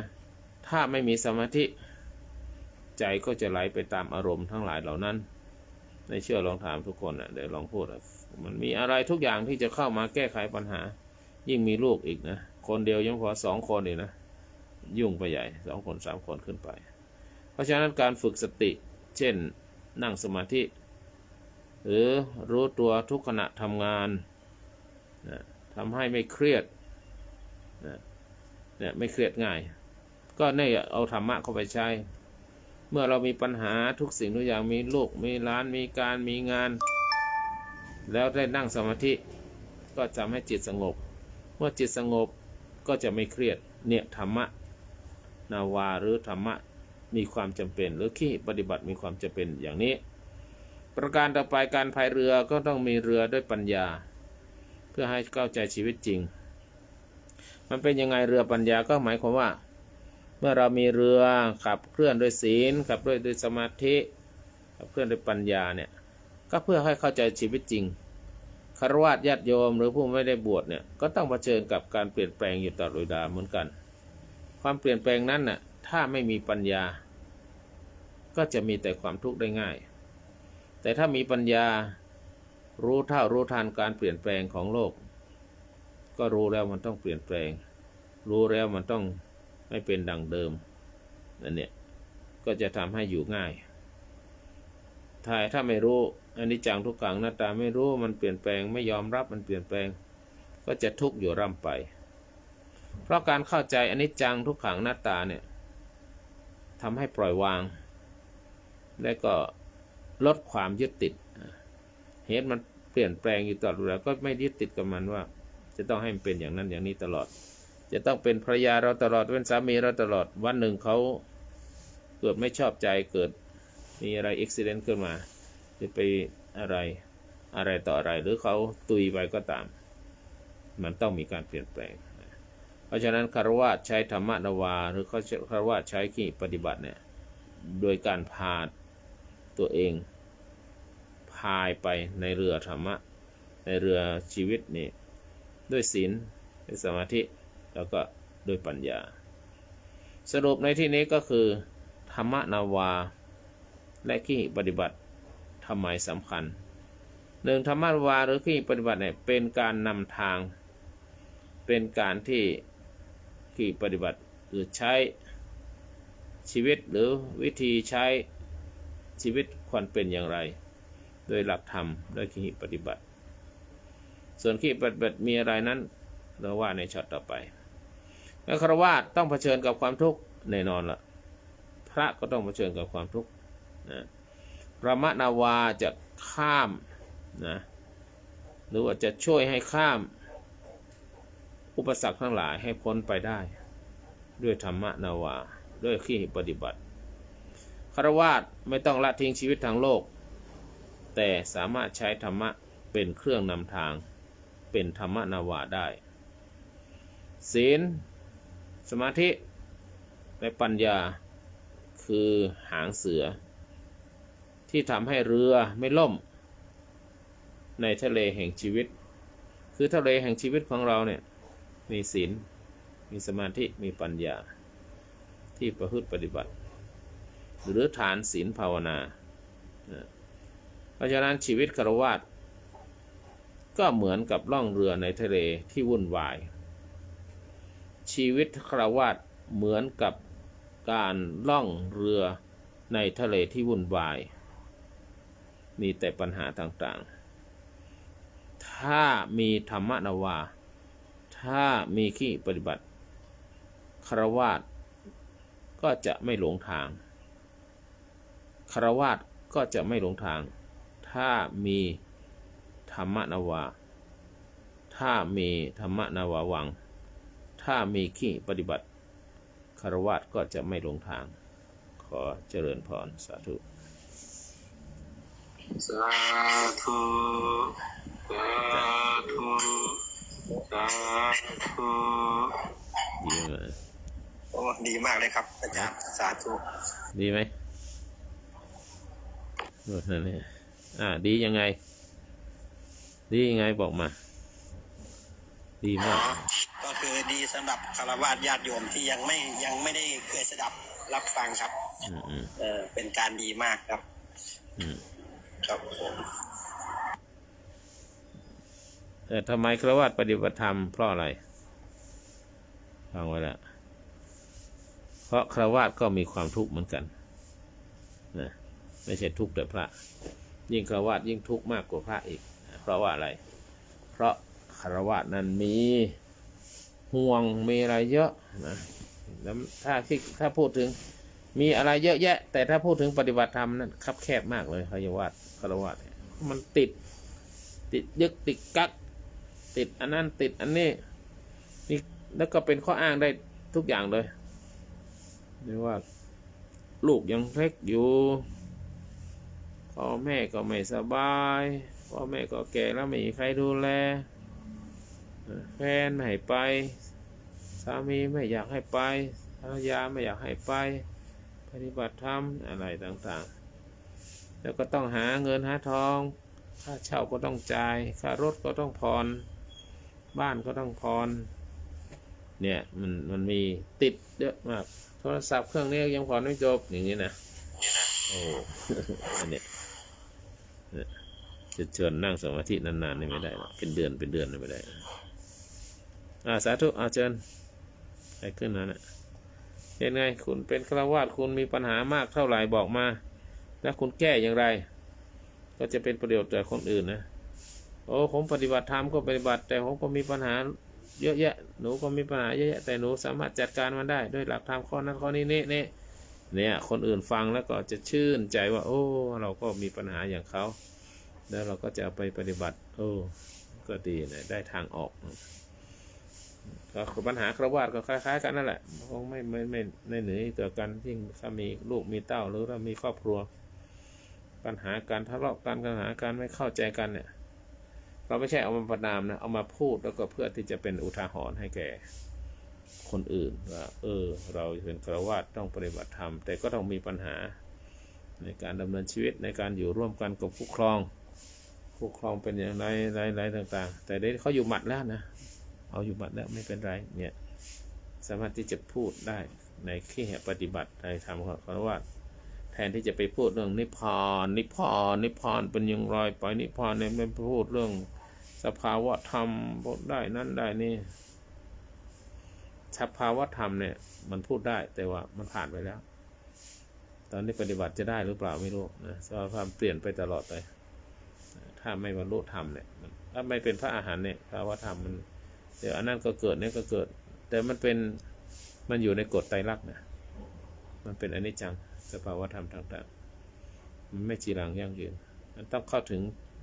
หลุดพ้นจริงๆพ้นจากโลกิยะนั่นจึงจะไม่ต้องไปพูดถึงสภาวะธรรมมันหมดแล้วทุกสิ่งทุกอย่างเชิญคุณจิระหลวงพ่อพูดเนี่ยถูกใจไหมไม่ถูกใจยังไงพูดมาดีๆเดี๋ยวจะเอาลงนะถ้ามีพูดนะอาจารย์ธรรมนาวาที่มันเป็นแคมเปญหรือว่าอะไรเปล่าเพราะว่าเห็นการใช้เห็นเพจอยู่บ่อยๆมันเป็นภาษาแคมเปญที่ในไลน์สายบริหารก็ต้องรันนะอาจารย์ไม่ใช่ก็ยกย่องเอาตามพระราชประสงค์ของพระราชสมภารพระเจ้าอยู่หัวต้องการใจไม่น่าเพราะว่าผมเห็นอาจารย์ต้นไปขึ้นธรรมะเทศในพระมหากษัตริย์ใช่ผมก็แล้วก็มีอาจารย์เอาคำนี้มาเป็นรันแคมเปญอะไรพวกนี้ด้วยผมก็เลยสงสัยครับผมก็จริงๆแล้วเนี่ยคำนี้ใครก็ใช้ก็ได้แต่ถ้าธรรมนาวาวังเนี่ยเราไม่จำเป็นก็อย่าไปใช้เพราะเราไม่ได้ไปสอนในวังแล้วก็ไม่ใช่พระแต่ว่าธรรมนาวาเนี่ยมันเป็นคำภาษาอังกฤษเป็นคำสมาร์ทคำเชื่อมกันนี่กันคือธรรมะก็คือธรรมะของพระพุทธเจ้านาวาก็เป็นเรือเป็นการที่ใครก็พูดได้ว่าธรรมะนาวาแต่ว่าจะไปถึงฝั่งไม่ถึงฝั่งเนี่ยมันอยู่ที่คนพูดและคนปฏิบัติ นะแต่สโคปธรรมนาวาเนี่ยมันใช้ได้ใครๆก็ใช้ได้แต่จะไปถึงฝั่งหรือไม่ถึงฝั่งนั้นอีกอย่างหนึ่งแต่ถ้าธรรมนาวาวางนะที่ท่านเอาตอบแล้วเนี่ยเคยคุยกับอาจารย์ต้นตอนฉันข้าวจะเสร็จแล้วนะนั่งคุยกันหลังจากที่เราฉันข้าวเสร็จก็ปรารภธรรมกันตามนั้นเรื่องนั้นนี่ท่านบอกว่าท่านมีโอกาสได้ไปสอนในวังข้าราชบริพารที่ประเทศในวังก็เลยมีต้นเหตุของธรรมนาวาวังแบบนี้แต่คำว่าธรรมนาวาเนี่ยก็เราเอานั่นเป็นอุปมาประไมยไม่ว่าใครก็ตามในโลกนี้ที่เป็นชาวพุทธนะก็เอาธรรมะมาเป็นประพฤติปฏิบัตินั่นก็คือธรรมนาวานั่นแหละเพื่ออะไรเพื่อจะข้ามไปสู่หรือจะทำให้เราปฏิบัติไปสู่ความสงบสุขและความสงบที่แท้จริงและเข้าไปสู่นิพพานก็เปรียบเหมือนเราจะข้ามทะเลเราจะไปที่ไหนไปถึงฝั่งนั่นน่ะก็ต้องมีเรือมีอะไรเกิดการเปรียบเทียบประมาณเฉยๆให้มันเห็นชัดว่าเนี่ยเราปฏิบัติธรรมนะเหมือนกับเราขี่เรือข้ามไปอีกฝั่งหนึ่งปฏิบัติธรรมนั่นคือธรรมนาวาก็ประมาณนี้นะให้คนได้เห็นภาพว่าเราในชีวิตจริงนะเราก็มีธรรมะอยู่ตลอดนะเราก็ปฏิบัติธรรมทำเพื่อไปสู่เป้าหมายของธรรมะนั้นๆที่เรามาปฏิบัตินะโดยเฉพาะในธรรมะทางพุทธศาสนาเนี่ยเราต้องการความหลุดพ้นก็เอาธรรมะเป็นศีลสมาธิปัญญาเดินรอยตามธรรมะนี่ไปก็เหมือนกับการข้ามฝั่งไปสู่อีกฝั่งหนึ่งนะฝั่งแห่งการพ้นทุกข์แบบนี้อันนี้ก็คือธรรมะนาวาไม่ได้ดูผมดูแล้ว คุยธรรมะอันนี้อะไร โจ๊กครับ โจ๊กใคร อาจารย์เจ้าคุณให้ธรรมทาน โอ้เนี่ยพูดธรรมะแล้วได้ข้าวสาธุโมทนากับพระคุณนะสาธุเจ้าคุณเอาอาหารมาเนี่ยมันอานิสงส์แห่งการพูดธรรมะให้ฟังหน่อยนะครับ ติดตามยังติดตามแล้วครับติดตามนานแล้วครับอ๋อเดี๋ยวบอกให้เพื่อนติดตามด้วยนะเนี่ยก็คือธรรมะนาวาผมไปเอาฟ้าสาธุอะไรผลไม้อะไรไปนะครับคุณธีระอาจารย์เชิญที่ปฏิบัติเนี่ยมันฝรั่งมันมีอยู่พวกหนึ่งคือพวก secular Buddhism คือพุทธในแบบคฤหัสถ์นะแล้วพวกนี้ก็มองว่าการที่เราจะไปบวชหรือไปปฏิบัติธรรมแบบอยู่ป่าอยู่เขาอะไรเงี้ยมันไม่จำเป็นไงมันเขาเรียกว่า secular Buddhism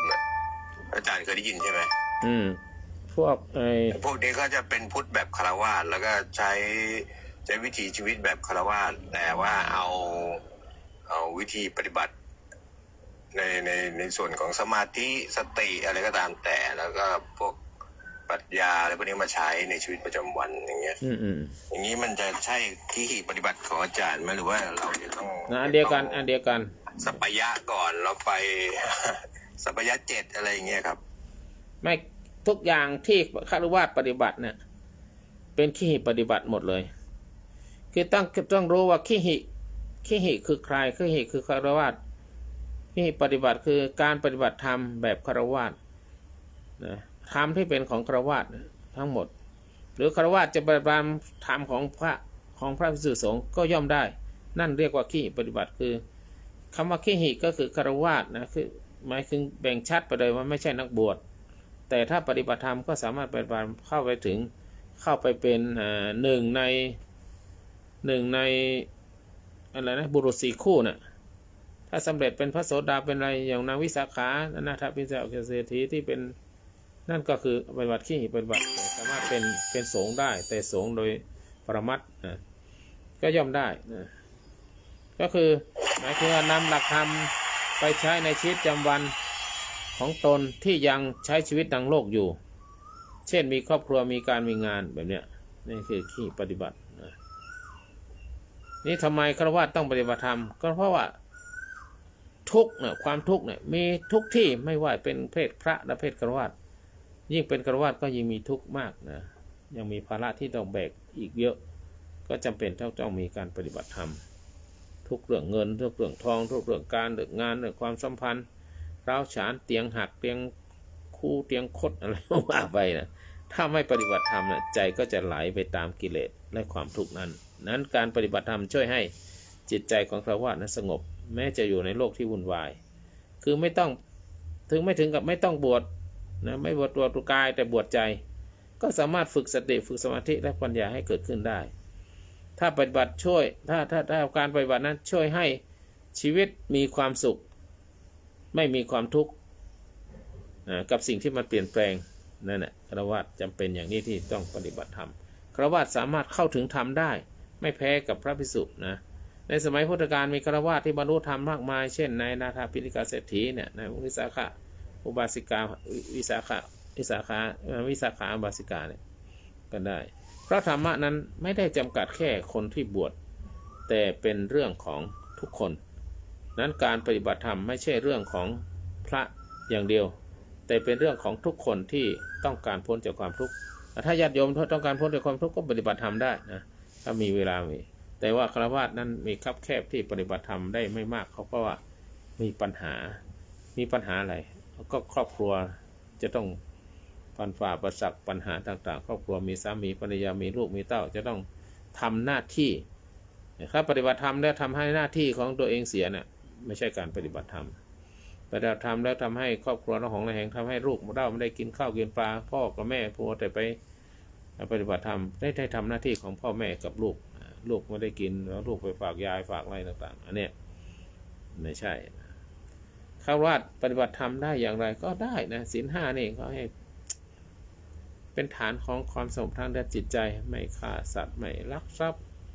ไม่ฆ่าสัตว์ก็ลดโทสะมีเมตตาต่อผู้อื่นไม่ลักทรัพย์ก็มีสติ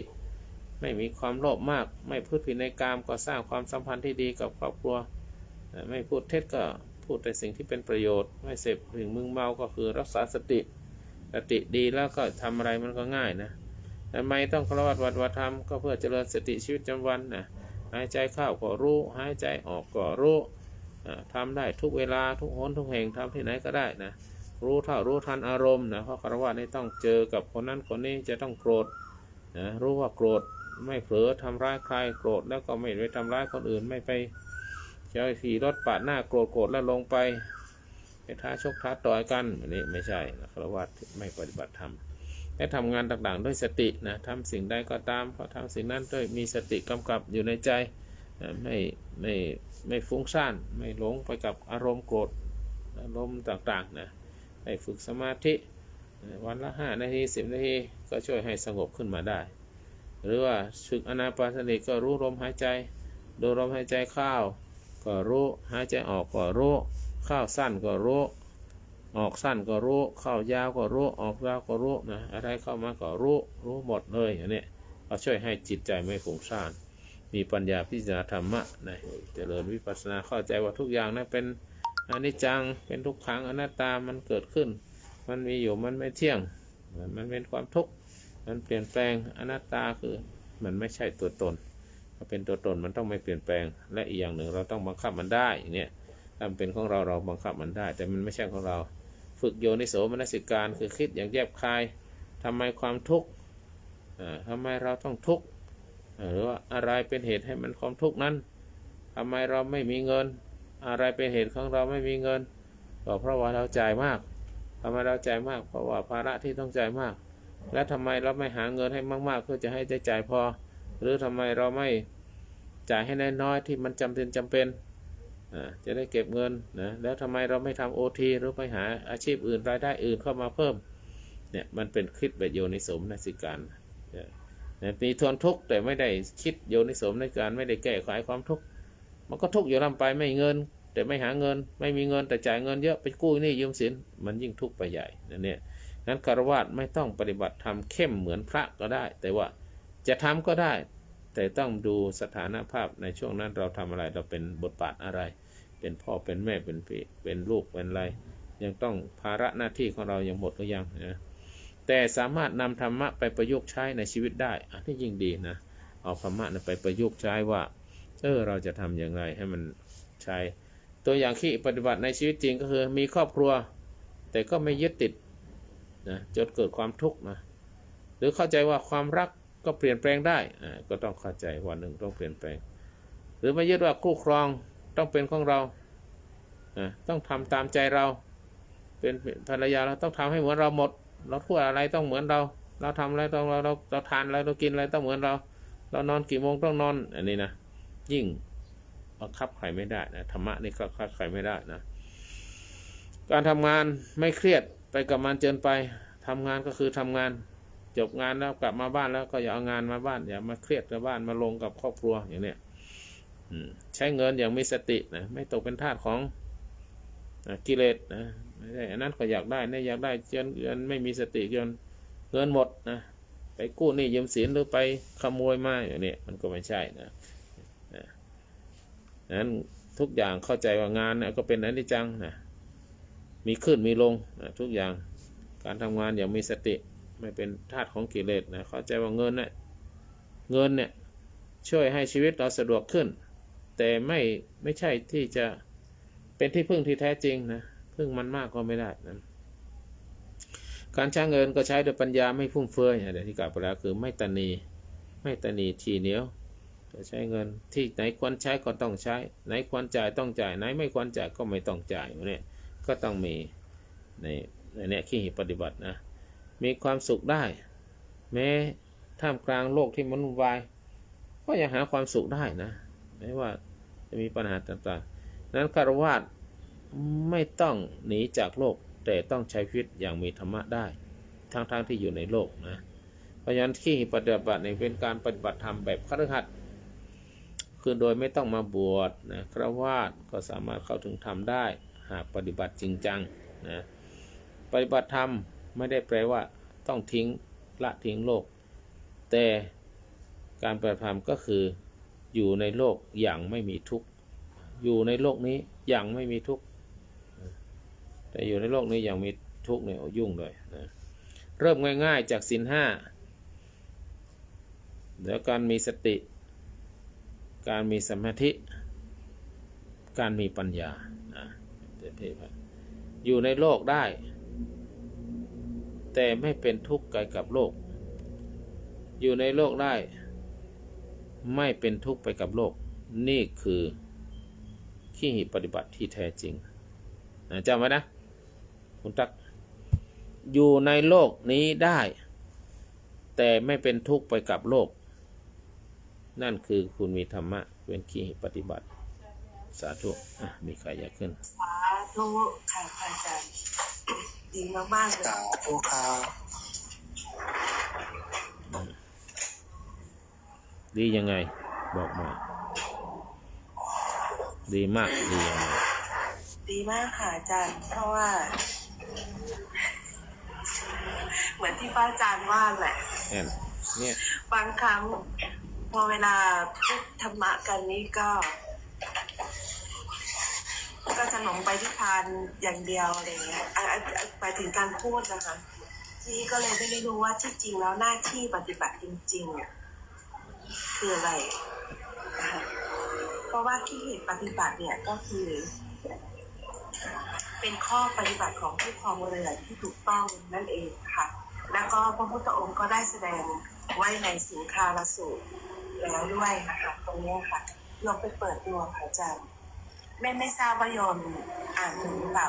สิงคารสูตรซึ่งแป๊บนึงค่ะลูกแม่ขอเวลา2 นาทีอาจารย์7 โมงแล้วค่ะโยมต้องไปแล้วค่ะนั่นแหละที่ปฏิบัติแล้วนั่นแหละที่ปฏิบัติอันนี้แหละคฤหัสถ์เนี่ยถ้าจะปฏิบัติธรรมจะพูดธรรมะเนี่ยมันติดเดี๋ยวก็โลกแล้วก็โลกจะต้องโลกเรียนแล้วจะต้องนั่นเนี่ยชีวิตทางคฤหัสถ์เนี่ยจึงต้องปฏิบัติธรรมต้องมีขี้ปฏิบัติให้มากถ้าไม่มีแล้วมันวุ่นวายคุณจิระหลุดไปหรือว่าตั้งใจลงนะไม่เป็นไรนะถ้าจะขึ้นมาก็กดขึ้นมาได้ท่านอื่นว่าไงเนี่ยคุณอะไรอยู่ข้างในเนี่ยทองธนงทวยเนี่ยว่าไงครับนมัสการสาธุพระเดชพระคุณทุกท่านครับความคิดเห็นอันนี้ผมเนี่ยใช้ศีล 5เป็นหลักปฏิบัติมานานแล้วนะครับแล้วก็นั่งสมาธิร่วมด้วยสรุปก็คือพอปัญญาเกิดเนี่ยแก้วศีลจะรักษาเรานะครับแก้วแต่ถ้าปัญญาไม่เกิดเนี่ยเราต้องรักษาศีลนะครับประมาณนี้ครับ นั่น คราวนี้ศีลรักษาเราแล้วครับ เป็นอัตโนมัติของมันเองครับ แล้วก็อีกเรื่องหนึ่งผมอยากถามหลวงพ่อและอันทุกท่านนะครับ ในความเชื่อของผมเนี่ย ผมว่าจิตเนี่ยคือสมองนะครับ เพราะว่าเจตสิกเนี่ยมันเกิดร่วมกับจิต และตัวเจตสิกเนี่ยมันเป็นระบบประสาทที่อย่างเวทนาเนี่ยก็คือระบบประสาทที่เชื่อมต่อกับสมอง เมื่อมีการกระทบกับระบบอวัยวะเนี่ยครับสัญญาก็คือหน่วยความจำในสมอง สังขารก็แปลว่าความคิดก็เกิดในสมอง ดังนั้นผมเข้าใจว่าจิตคือสมองนี่ถูกไหมครับว่ามันเกิดร่วมกับเจตสิกครับอ๋อคืออย่างนี้ครับหลวงพ่อครับในสมองของเรานี่เบื้องบนนี่มีสัญญาความจำในอดีตแล้วก็สังขารปรุงแต่งอนาคตส่วนจิตนี่มีสภาพรับอารมณ์จากใจที่ไปรับผัสสะคือการกระทบเข้าคือตาอาศัยรูปบังเกิดมีความรู้สึกเกิดขึ้นแล้วก็ใจก็ไปรับเอาอารมณ์ต่างๆที่เกิดขึ้นมาแล้วก็เอาเข้ามาให้จิตเพราะว่าจิตนี่เป็นที่รองรับของอารมณ์ของใจอีกทีหนึ่งเบื้องบนที่อยู่บนสมองมีอยู่สัญญาความจำในอดีตอนาคตแล้วก็เครื่องปรุงแต่งจิตเรียกว่าเจตสิกนั่นแหละสังขารเป็นเจตสิกเบื้องต้นเหมือนเราเจตสิกเป็นยังไงสังขารตัวปรุงเหมือนเรานึกคิดอยู่โรงละครอยู่ในหัวเราเนี่ยสามารถที่จะปรุงแต่งเป็นโรงละครสามารถที่จะหยิบยื่นนู่นยื่นนี่มาเสียงก็เป็นเจตสิกได้ปรุงแต่งให้เสียงไพเราะนะแต่ว่ามันเป็นอนาคตเป็นสังขารปรุงแต่งอนาคตส่วนจิตนี้เป็นผู้รอรับอารมณ์ที่ใจไปรับมาทางตาหูจมูกลิ้นกายใจที่อาศัยกันเกิดเป็นมโนวิญญาณบ้างชิวหาวิญญาณบ้างที่ประกอบกันมาอย่างนั้นความเข้าใจอย่างนี้ถูกต้องไหมครับหลวงพ่อครับที่ผมเข้าใจครับไม่รู้นะก็ถูกต้องความจริงเรื่องนี้เป็นเรื่องของวิทยาศาสตร์ชีวภาคแล้วก็เรื่องของพิธรรมในที่นี้ในห้องธรรมภาพเนี่ยไม่ค่อยแตะเรื่องพวกนี้เรื่องสมองเรื่องจิตเรื่องอะไรต่างๆจิตนี้กี่ดวงอะไรต่างๆเป็นเรื่องของพิธรรมที่จะต้องพูดแต่เราพูดธรรมะกินได้ก็คือที่ปฏิบัติต้องปฏิบัติอย่างไรอยู่ร่วมกันอย่างไรสามีภรรยาร่วมกันอย่างไรเราจะอยู่อย่างไรให้มีความสุขไม่มีความทุกข์กายทุกข์ใจอันนี้จะพูดในเวนี้มากกว่าแต่นี้เมื่อโยมถามเรื่องนี้แล้วเราก็สามารถตอบได้อยู่ก็คือว่าสัญญากับความจำเนี่ยมันคือสมองจริงหรือไม่สัญญาเนี่ยมันเป็นเรื่องของทางพุทธศาสนาที่เกี่ยวกับการจำได้ไหมรู้หลายคนก็เข้าใจว่าความจำนั้นมาจากสมองแต่ในมุมมองของทางพุทธศาสนาสัญญาเป็นขันธ์หนึ่งในขันธ์ห้าและไม่ใช่เรื่องของสมองสัญญาเนี่ยเป็นกระบวนการของจิตใจไม่ใช่แค่สมองทางกายภาพสมองนั้นเป็นกายภาพมันมีหรือมีสมองอยู่ในหัวแต่เรื่องของสัญญาเป็นเรื่องของนามธรรมสมองเป็นเรื่องของก้อนเนื้อก้อนอะไรก็แล้วแต่นะเป็นก้อนเนื้อในสัญญามันอยู่ในหน่วยความจำสัญญาหมายถึงการจำได้หมายรู้การกำหนดรู้และเป็นขันธ์หนึ่งในขันธ์ห้าในรูปเวทนาสัญญาสังขารวิญญาณนี้ถ้าเราพูดพุทธศาสนาถ้าพูดถึงสัญญามันต้องเข้าไปในสัญญาในขันธ์ห้าคือทำหน้าที่จำอะไรก็ตามที่ประสบการณ์มาที่เคยเห็นตาหูจมูกลิ้นกายใจแล้วก็จำได้นั่นแหละคือสัญญาจำได้อยู่พออาจจะมาพูดว่าไก่ในสัญญาโยมนั้นผูกมาเลยไก่มีหางมีไก่ผู้ไก่ตัวเมียไก่อะไรช้างเห็นเลยไม่ใช่เห็นควายเห็นช้างเลยถ้าพูดถึงสุนัขโยมก็สัญญาเก่ามันมาอย่างไรมันเคยเห็นสุนัขอย่างมันก็จำได้อย่างนั้นหนวดเต่าเนี่ยหนวดเต่าเขาก็ตายโยมไม่เคยเห็นหนวดเต่าไม่เคยเขาก็ตายคิดไม่ออกนะมันเป็นยังไงมันงอมันเหมือนกวางหรือเปล่าเหมือนวัวหรือเปล่าอันเนี้ยคือสัญญาค ความจำได้ไม่รู้ที่เราเคยประสบการณ์ผัสสะที่ทำงานเส้นซิกเส้นออร์แกนเส้นภายนอกและภายในเนี่ยมันทำงานแล้วผัสสะทำงานทีนี้หน้าที่จำสิ่งที่เคยประสบการณ์มาก็เนี่ยตาหูจมูกลิ้นกายใจที่มันทำงาน แล้วนำมาเป็นหรือนำมาใช้ในสิ่งเดิมอีกครั้งหนึ่งนะก็คือถ้าพูดถึงเครื่องบินโยมเห็นเลยเครื่องบินทำไมเห็นนะทั้งที่เครื่องบินไม่อยู่ตรงนี้มันเป็นสัญญาที่เคยเห็นเครื่องบินนะอันนี้คือสัญญาในเกี่ยวกับมันจำมารู้ว่าสมองจำหรือใจจำอะไรจำอันนั้นเราไม่มีเครื่องมือไปดูว่ามันอะไรมันจำจะเป็นสมองหรือเป็นอะไรอันนั้นท่านประมาทตอบไม่ได้นะดังนั้นความจำหรือภาษาอังกฤษว่า memory เนี่ยในแง่ของวิทยาศาสตร์คืออะไรในวิทยาศาสตร์คือความจำในสมองเป็นข้อมูลที่เก็บไว้จากที่เคยประสบการณ์มาตาหูจมูกลิ้นกายใจหรือสมองเป็นศูนย์กลางของความจำเช่นฮิปโปแคมปัสที่ช่วยให้เราจำสิ่งต่างๆได้อันนี้ภาษาของวิทยาศาสตร์แล้วความจำของสมองเป็นกระบวนการทางกายภาพหรือเป็นเคมีที่อยู่ในสมองนะความจำตามหลักวิทยาศาสตร์ก็เป็นเพียงการเก็บข้อมูลในสมองเท่านั้นอาจจะเป็นถ้าเป็นคอมพิวเตอร์มันจะเป็นฮาร์ดดิสก์หรือว่าซอฟต์แวร์หรือฮาร์ดแวร์อะไรก็แล้วแต่นะในแง่มุมสัญญากับความจำต่างกันอย่างไรสัญญาในทางพุทธศาสนาในความหมายก็คือจำได้หมายรู้กำหนดรู้ทีนี้ถ้าเป็นความจำในวิทยาศาสตร์ก็คือเครื่องบันทึกที่เรียกว่าบันทึกข้อมูลในสมองหรือบันทึกอะไรต่างๆขึ้นมาเป็นเครื่องบันทึกเป็นสัญญาเกิดขึ้น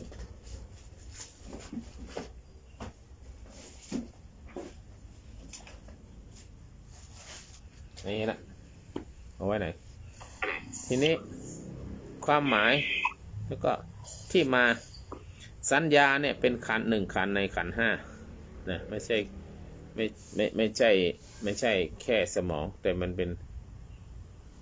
รูปเวทนาสัญญาสังขารวิญญาณเป็นขันธ์ห้าแต่ถ้าเป็นความจำในวิทยาศาสตร์ก็คือกระบวนการในการสมองนะนั่นนี่ก็แล้วแต่จะถามนักวิทยาศาสตร์นะลักษณะคือสัญญาเนี่ยสัญญามันเกี่ยวกับ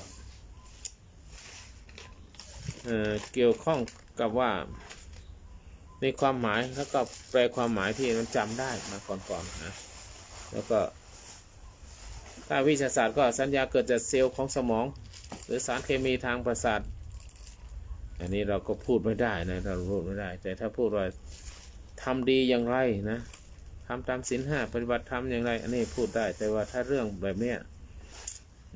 มันทำงานอย่างไรเนี่ยอย่างเช่นว่าสัญญาความจำเนี่ยความจำก็จำในสิ่งที่เคยพบเคยเห็นเคยได้ยินเคยได้ฟังเคยได้ยิ้มได้ลิ้มได้ลองตาหูจมูกลิ้นกายใจอันนี้เป็นสัญญาในทางพุทธศาสนาในสัญญา1 ใน 5แต่สัญญาวิทยาศาสตร์ก็เป็นฮาร์ดดิสก์ฮาร์ดแวร์ที่เก็บจำข้อมูลไว้นะเพราะฉะนั้นสัญญาเนี่ยเป็นมากกว่าความจำเพราะอะไรเพราะว่าเป็นการจำที่มีการแยกแยะและตีความทำไมสัญญาจึงไม่ใช่สมองก็เพราะว่าความจำของสมองเป็นกายภาพแต่สัญญาเป็นกระบวนการของจิตสมองเป็นเครื่องมือที่ช่วยให้เราจำได้แต่การจำอะไรได้ก็คืออยู่ในจิตและจิตอยู่ที่ไหนไม่รู้ละ ไปทดลองยังไงเนี่ยทีนี้สามารถความจำของสมองเนี่ยอาจจะเสื่อมได้แต่สัญญายังคงอยู่คนแก่บางคนเนี่ยลืมชื่อคนเราก็เหมือนกันอายุมากลืมชื่อคนแต่ยังจำความรู้สึกที่มีต่อคนคนนั้นได้แต่ลืมชื่อไปไม่เหมือนจะจำชื่ออะไรแต่ชื่ออะไรรู้แต่รู้ว่าคนนั้นเนี่ยสัญญายังมีอยู่คนนั้นแหละนะถ้าชื่อมาตุกเขาใครบอกคนนี้ใช่ไหมนายแดงใช่ไหมใช่นะนั่นสัญญาก็ไม่ใช่แค่เรื่องของข้อมูลนะแต่เป็นการรับรู้ระดับจิตใจสัญญาเป็นเรื่องของจิตใจ ทีนี้สมองเนี่ยสมองตายแต่สัญญาอาจจะมีผลในภพหน้าตามหลักพุทธศาสนาก็คือเมื่อร่างกายตุยลงไปแล้วข้อมูลในสมองมันก็หายไปแต่ว่าสัญญาในจิตใจมันยังมีอยู่เนี่ยตามหลักแห่งกรรมคือสัญญาที่จดจำการกระทำหรือเจตนาหรือมีส่งผลต่อภพหน้าชาติหน้าที่คนทำอะไรจะไปเกิดเป็นนั่นเป็นนี่นะอันนั้นก็ไปศึกษาใหม่นะสมองเป็นแค่ที่เก็บข้อมูลแต่สัญญาเป็นตัวที่กำหนดว่าเราจะใช้ข้อมูลนั้นอย่างไรโอ้อันนี้สมองเป็นแค่เก็บข้อมูลแต่สัญญาเป็นตัวกำหนดว่าเราจะใช้ข้อมูลนั้นอย่างไรสรุปสัญญาในพุทธศาสนาไม่ใช่สัญญาในพุทธศาสนาเนี่ยไม่ใช่แค่ความจำแต่เป็นการหมายรู้และการตีความจำเมมโมรีในสมองเป็นเพียงข้อมูลแต่สัญญาเป็นกระบวนการทางจิตที่ลึกซึ้งกว่าสมองอาจจะเสื่อมได้แต่สัญญาส่งผลให้จิตใจและผลของกรรมต่อไปสมองช่วยให้เราจำได้แต่สัญญาช่วยให้เราเข้าใจสมองช่วยให้เราจำได้แต่สัญญาช่วยให้เราเข้าใจสัญญาก็ไม่ใช่แค่สมองแต่เป็นกลไกของจิตใจที่สร้างตัวเองตัวตนตัวเองของมันนะอันเนี้ยนั้นก็หมดปัญญาเรื่องสัญญากับสมองสาธุสาธุครับเข้าใจเลยครับเข้าใจอย่างแจ่มแจ้งครับขอบพระคุณมากครับ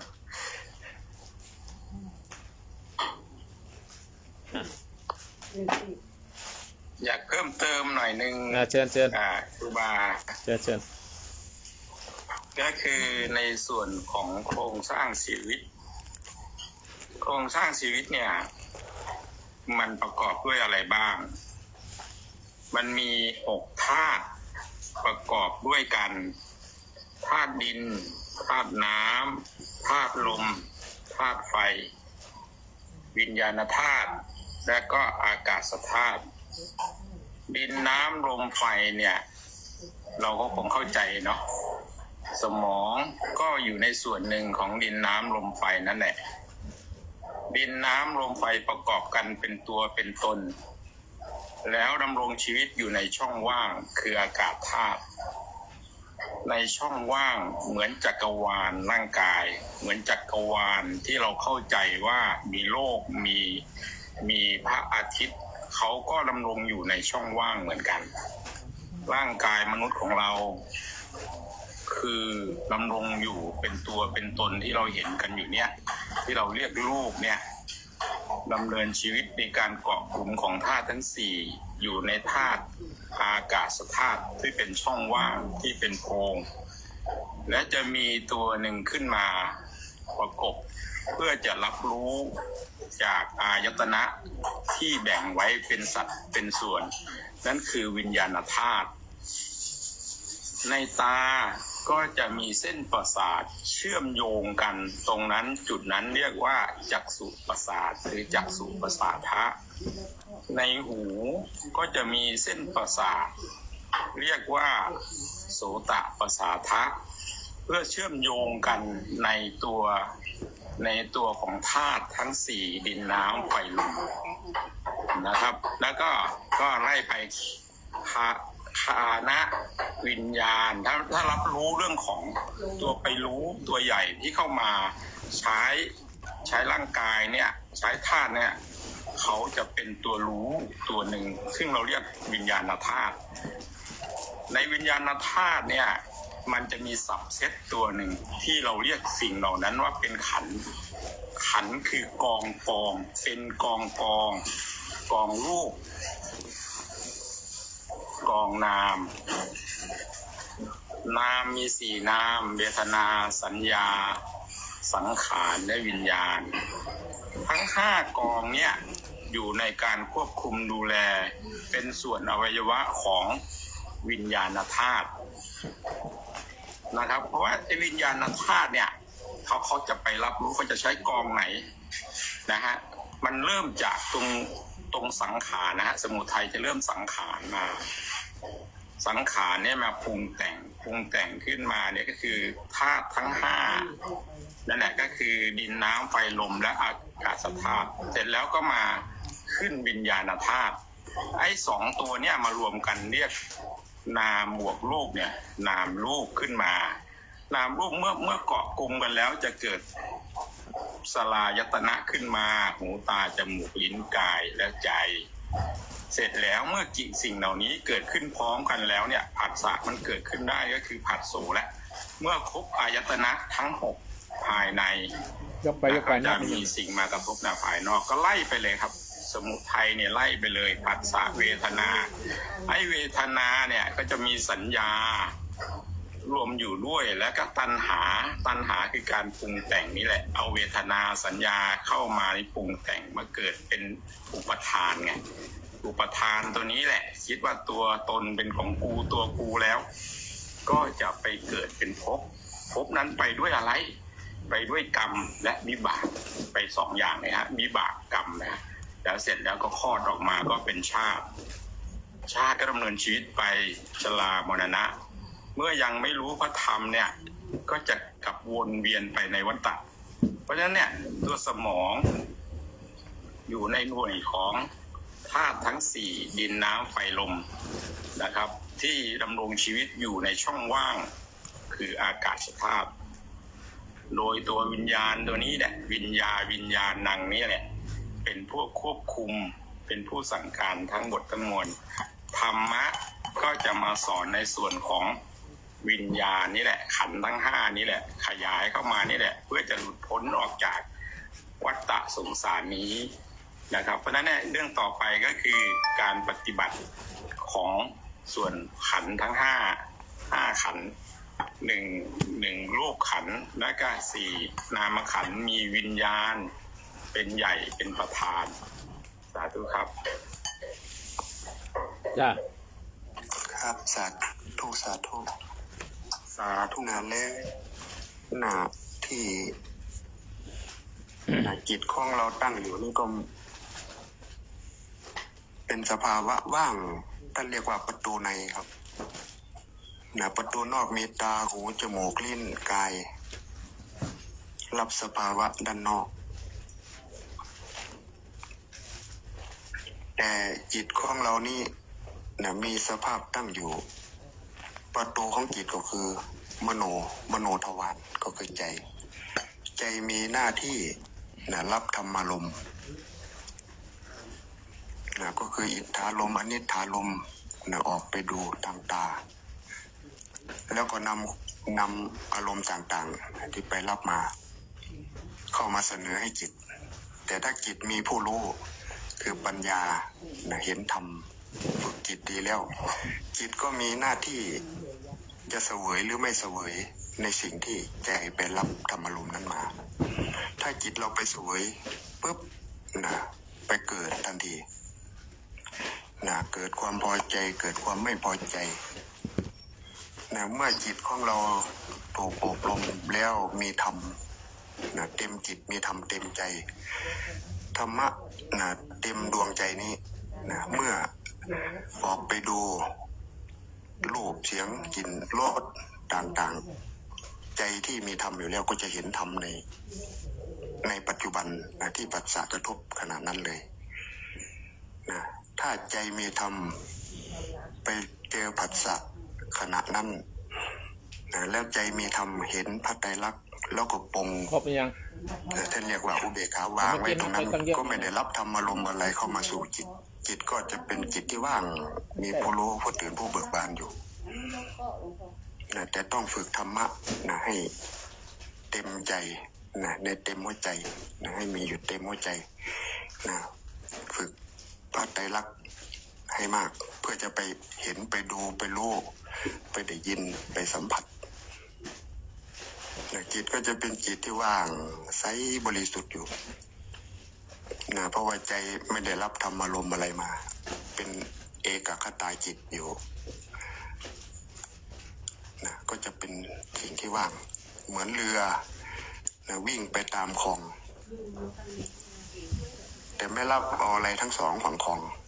อิทธารมความชอบใจอีกฝั่งคลองหนึ่งก็ไม่เอาอนิถารมความไม่ชอบใจอีกฝั่งคลองหนึ่งก็ไม่เอามันก็จะเป็นจิตที่ประพัดสอนเหมือนเรือที่ล่องไม่ได้ขึ้นฝั่งอะไรทั้งสิ้นไม่ได้แวะฝั่งซ้ายไม่ได้แวะฝั่งขวาจิตมันก็จะเหมือนอยู่บนเรือ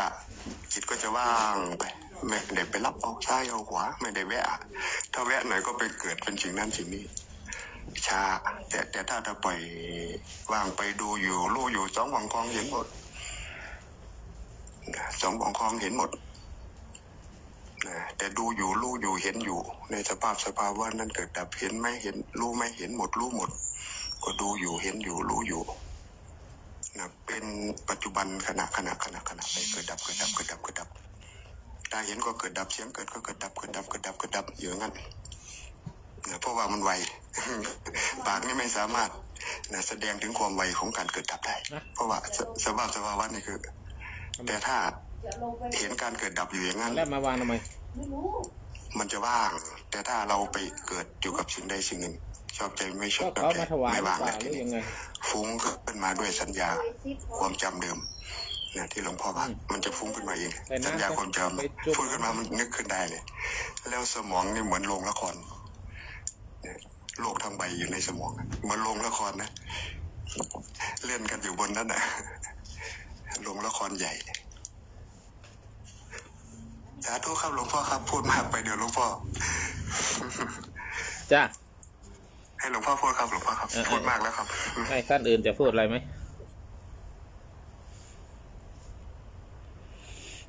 คืออย่างที่คุณโยมพูดเมื่อกี้นะ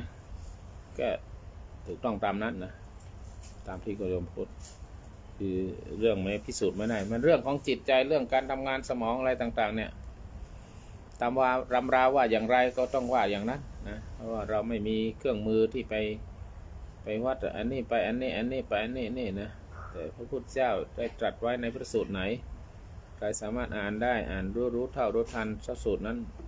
ก็ว่าตามนั้นก็ถูกต้องตามนั้นนะแต่ว่าเราจะมาทึกทักเอาเองจะมาจะว่าเอาเองนี่ก็ไม่ได้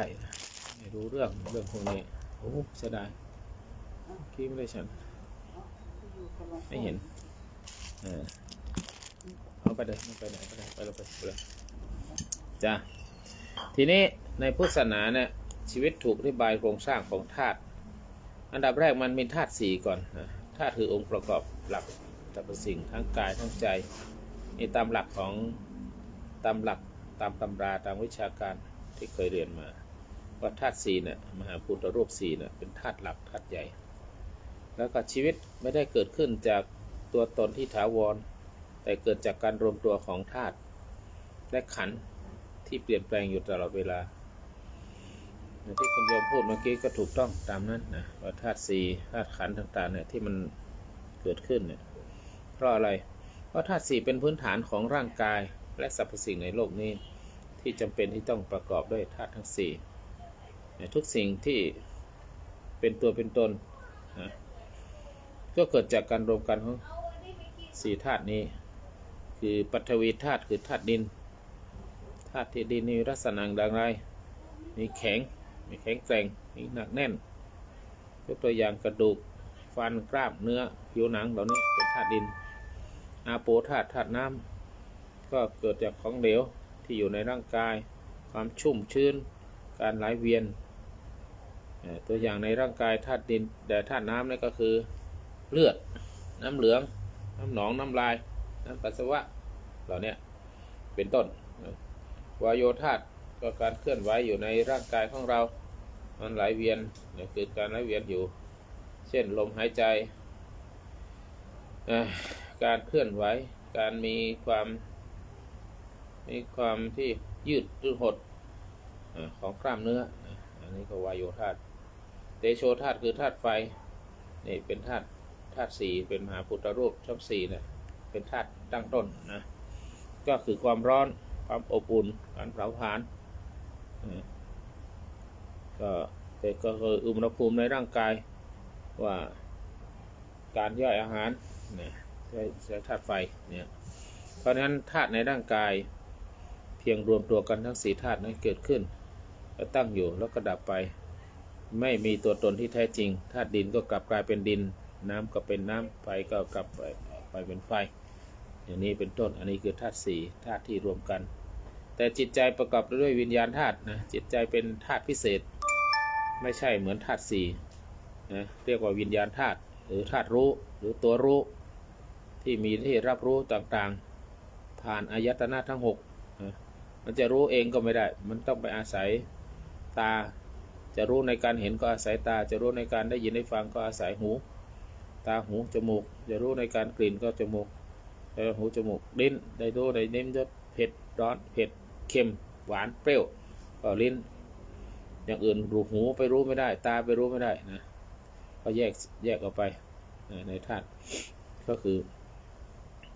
ได้รู้ต่างๆอันนี้วิญญาณธาตุจะไปรับรู้ทางอายตนะอายตนะทั้งหกแล้วจิตใจเองก็เป็นสิ่งที่เกิดขึ้นตั้งอยู่ดับไปเหมือนกันไม่มีตัวตนที่เที่ยงแท้จริงมันก็เกิดดับนะนั้นโครงสร้างของชีวิตก็คือธาตุห้ามหาภูตรูปสี่บวกวิญญาณธาตุก็เป็นธาตุห้าชีวิตมนุษย์เนี่ยไม่ได้มีตัวตนที่ถาวรแต่เป็นการรวมตัวของธาตุสี่ขันธ์ห้าธาตุทั้งห้าเนี่ยแล้วชีวิตมนุษย์เนี่ยถ้าร่างกายดับลงธาตุสี่ก็สลายจิตก็เปลี่ยนไปตามกรรมตามแรงกรรมเมื่อเข้าใจว่าเราคือธาตุเราจะไม่ยึดมั่นถือมั่นในตัวร่างกายเพราะว่าจะต้องปล่อยวางถ้าเขายึดมั่นถือมั่นธาตุทั้งสี่มันก็สลายไป100 ปีอย่างมากก็ต้องสลายในธาตุทั้งสี่ดินเป็นดินน้ำเป็นน้ำไฟเป็นไฟถ้าเราว่าเป็นเราก็ทำไมต้องสลายไปนั้นโครงสร้างของชีวิตขันธ์ห้าก็เป็นกระบวนการของชีวิตขันธ์ห้านี่พระพุทธศาสนาของเราเนี่ยอธิบายหรือว่ารับรองว่าชีวิตผ่านขันธ์ห้านะขันธ์ห้าในเป็นกลุ่มหรือเป็นรูปของนามก็คือรูปขันธ์คือร่างกายเนี่ยส่วนที่เป็นวัตถุ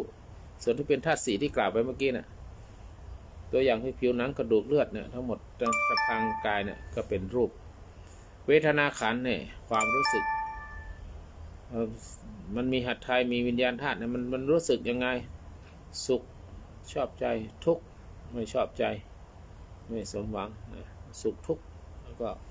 สัมผัสต่างๆที่ได้รับรู้ตาหูจมูกลิ้นกายใจที่เกี่ยวกับอายตนะมันก็เป็นเวทนาขึ้นมารู้สึกเมื่อใดนะรู้สึกเย็นเมื่อพัดลมเนี่ยตอนนี้เปิดพัดลมเย็นรู้สึกเจ็บเมื่อถูกตีอันนี้มันก็เป็นเรื่องของเวทนาก็เกิดขึ้นเมื่อกี้โดนตีโดนเจ็บโดนด่าโดนอะไรมันจดจำไว้อันนั้นมันเป็นสัญญาขันธ์แล้วนะขันธ์ที่มีความจำได้ไม่รู้มันจดจำไว้ที่ไหนไม่รู้แต่มันจดจำนะมันจดจำได้เมื่อกี้เคยพูดอะไรอย่างเนี้ยกี้โดนตีนะจำได้แล้วแยกแยะได้แล้วนะจำเพื่อนจำฝูงจำเสียงเนี่ยเสียงนี้ทำได้นะเสียงนี้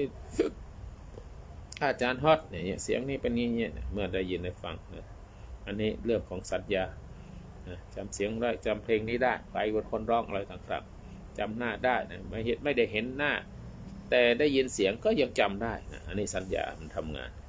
สังขารขันธ์คือการปรุงแต่งของจิตใจมันปรุงแต่งความคิดนะทำหน้าที่ปรุงแต่งความคิดทำที่ปรุงแต่งความอยากทำสังขารขันธ์ทำที่ตัดสินใจตัวอย่างคิดดีคิดร้ายตั้งใจทำสิ่งใดสิ่งหนึ่งเนี่ยมันเป็นสังขารขันธ์แล้วก็มันก็ไปปรุงต่อไปอีกก็เป็นวิญญาณขันธ์คือรับรู้ผ่านอายตนะทั้งหกรับรู้ก็คือวิญญาณนั่นเองวิญญาณทางอายตนะหกที่พูดไปแล้วคือตาก็โสตวิญญาณหูก็ตาก็จักขุวิญญาณหูก็โสตวิญญาณนะชิวหาวิญญาณทางลิ้นคานวิญญาณทางจมูกนี่กายวิญญาณทางกายอย่างเงี้ยมโนวิญญาณทางใจอันนี้ก็เป็นวิญญาณขันธ์มองเห็นลักษณะเกิดตัวอย่างคือมองเห็นภาพนั้นภาพนี้ได้ยินเสียงนั้นเสียงนี้เสียงคนนั้นเสียงเบลเสียงอะไรอันนั้นก็เป็นวิญญาณขันธ์วิญญาณทำงานเพราะฉะนั้นชีวิตไม่มีตัวตนที่แท้จริง แต่เป็นเพียงการรวมตัวของขันธ์ห้าที่เปลี่ยนแปลงตลอดเวลาก็เดี๋ยวก็ไปอยู่ที่หูก็เดี๋ยวก็กลิ่นเข้ามาก็เดี๋ยวสัมผัสกายเย็นนะจิตมันก็ไปสัมผัสแต่ละอย่างอยู่คุยกันอยู่ดีๆนี่เสียงระฆังเป้งวิญญาณไปอยู่ที่หูนะมันไม่มีที่อยู่ที่แน่นอนไปตามนะนั้นการเข้าใจโครงสร้างของชีวิตเนี่ยนำไปสู่การปล่อยวางอย่างไรก็คือว่าเข้าใจว่าร่างกายเนี่ยเป็นแค่ธาตุที่ประชุมปรุงแต่งรวมกันเราก็ไม่หลงติดกับความสวยงามหรือความเสื่อมของธาตุหน้าตาเหี่ยวย่นอะไรต่างๆมันเป็นการปรุงแต่งแล้วมันเป็นเรื่องของมันเราไม่สามารถบังคับบัญชาให้มันหนุ่มอยู่ตลอดได้นะหรือให้แก่เร็วกว่านี้ได้มันเป็นไปตามสภาวะอย่างจะมาอีกปีหนึ่งจะ60น้องชายอีก3 ปีจะ60หัวแก่ศีรษะขาวโพลนหมดเลยอย่างนี้มันบังคับไม่ได้นะมันเป็นเรื่องของมันแล้วแต่อาหารการกินความนึกความคิดหรืออะไรก็แล้วแต่เป็นเรื่องของมันถ้าเข้าใจว่าชีวิตเกิดและดับอยู่ตลอดเวลาเราก็จะไม่ยึดมั่นถือมั่นกับความคิดและอารมณ์นั้นๆมันเปลี่ยนแปลงไปตลอดเวลาถ้าเข้าใจว่าขันธ์ห้าเป็นเพียงกระบวนการของชีวิตเราจะไม่ยึดมั่นยึดติดว่าเราคือสิ่งใดอันนี้ต้องเป็นเราอันนี้ไม่ใช่เราพูดไม่ได้เมื่อเห็นว่าไม่มีตัวตนทุกข์ก็เบาบางลงเพราะมันเป็นการปรุงแต่งกันเพราะเราไม่ยึดติดกับสิ่งใดเมื่อไม่ยึดติดสิ่งใดรูปเวทนาสัญญาสังขารวิญญาณหรือธาตุสี่ธาตุใดธาตุหนึ่งมันก็เป็นไปตามนั้นเราก็มารับรู้มาอยู่ไม่เกิน100 ปีละเนี่ยท่านทั้งหลายแต่ธรรมภาพไม่เกิน100 ปีละเราก็ต้องจากรูปเวทนาสัญญาสังขารมันก็สลายไปทีนี้จะเป็นอะไรไปอะไรนั้นมันตอบไม่ได้เพราะเรายังไม่เคยไปและคนที่ไปแล้วไม่เห็นกลับมาตอบสักคนนะนายละเอียนสตีเวนสันหรือใครเนี่ยนักทดลองวิทยาศาสตร์ตกลงกันประมาณ20 คนนักวิทยาศาสตร์มารวมกันว่าตุยไปแล้วนะจะกลับมาบอกตุยไปคนทีละคนไม่เห็นใครกลับมาบอกกันสักคนเลยอย่างเนี้ยเพราะอะไรก็คลื่นมันไม่ได้นะเหมือนกับคลื่น FM กับคลื่น AM วิทยุตั้ง AM ไว้ FM มันเข้าไม่ได้เหมือนเรามีประสาทสัมผัสแต่นั่นเป็นอีกคลื่นหนึ่งนะจะต้องทำคลื่นให้ได้โดยปฏิบัติธรรมจนถึงขั้นที่มีเจโตอะไรต่างๆนั้นนะก็ประมาณนี้สาธุนี่ใครอยากขึ้นครับสาธุประมาณนี้พระอาจารย์มีคนถามเขาชื่ออุตสาห์เขาถามว่าศึกษาธรรมเป็นแบบใดครับแล้วก็ปฏิบัติธรรมเป็นแบบใดใครเป็นผู้กระทำนี่ครับเขาถามครับ ก็ปริยัติกับปฏิบัตินั่นแหละนะปฏิบัติกับปฏิบัติเนี่ยอาจารย์ฮอตพูดหน่อยศึกษาธรรม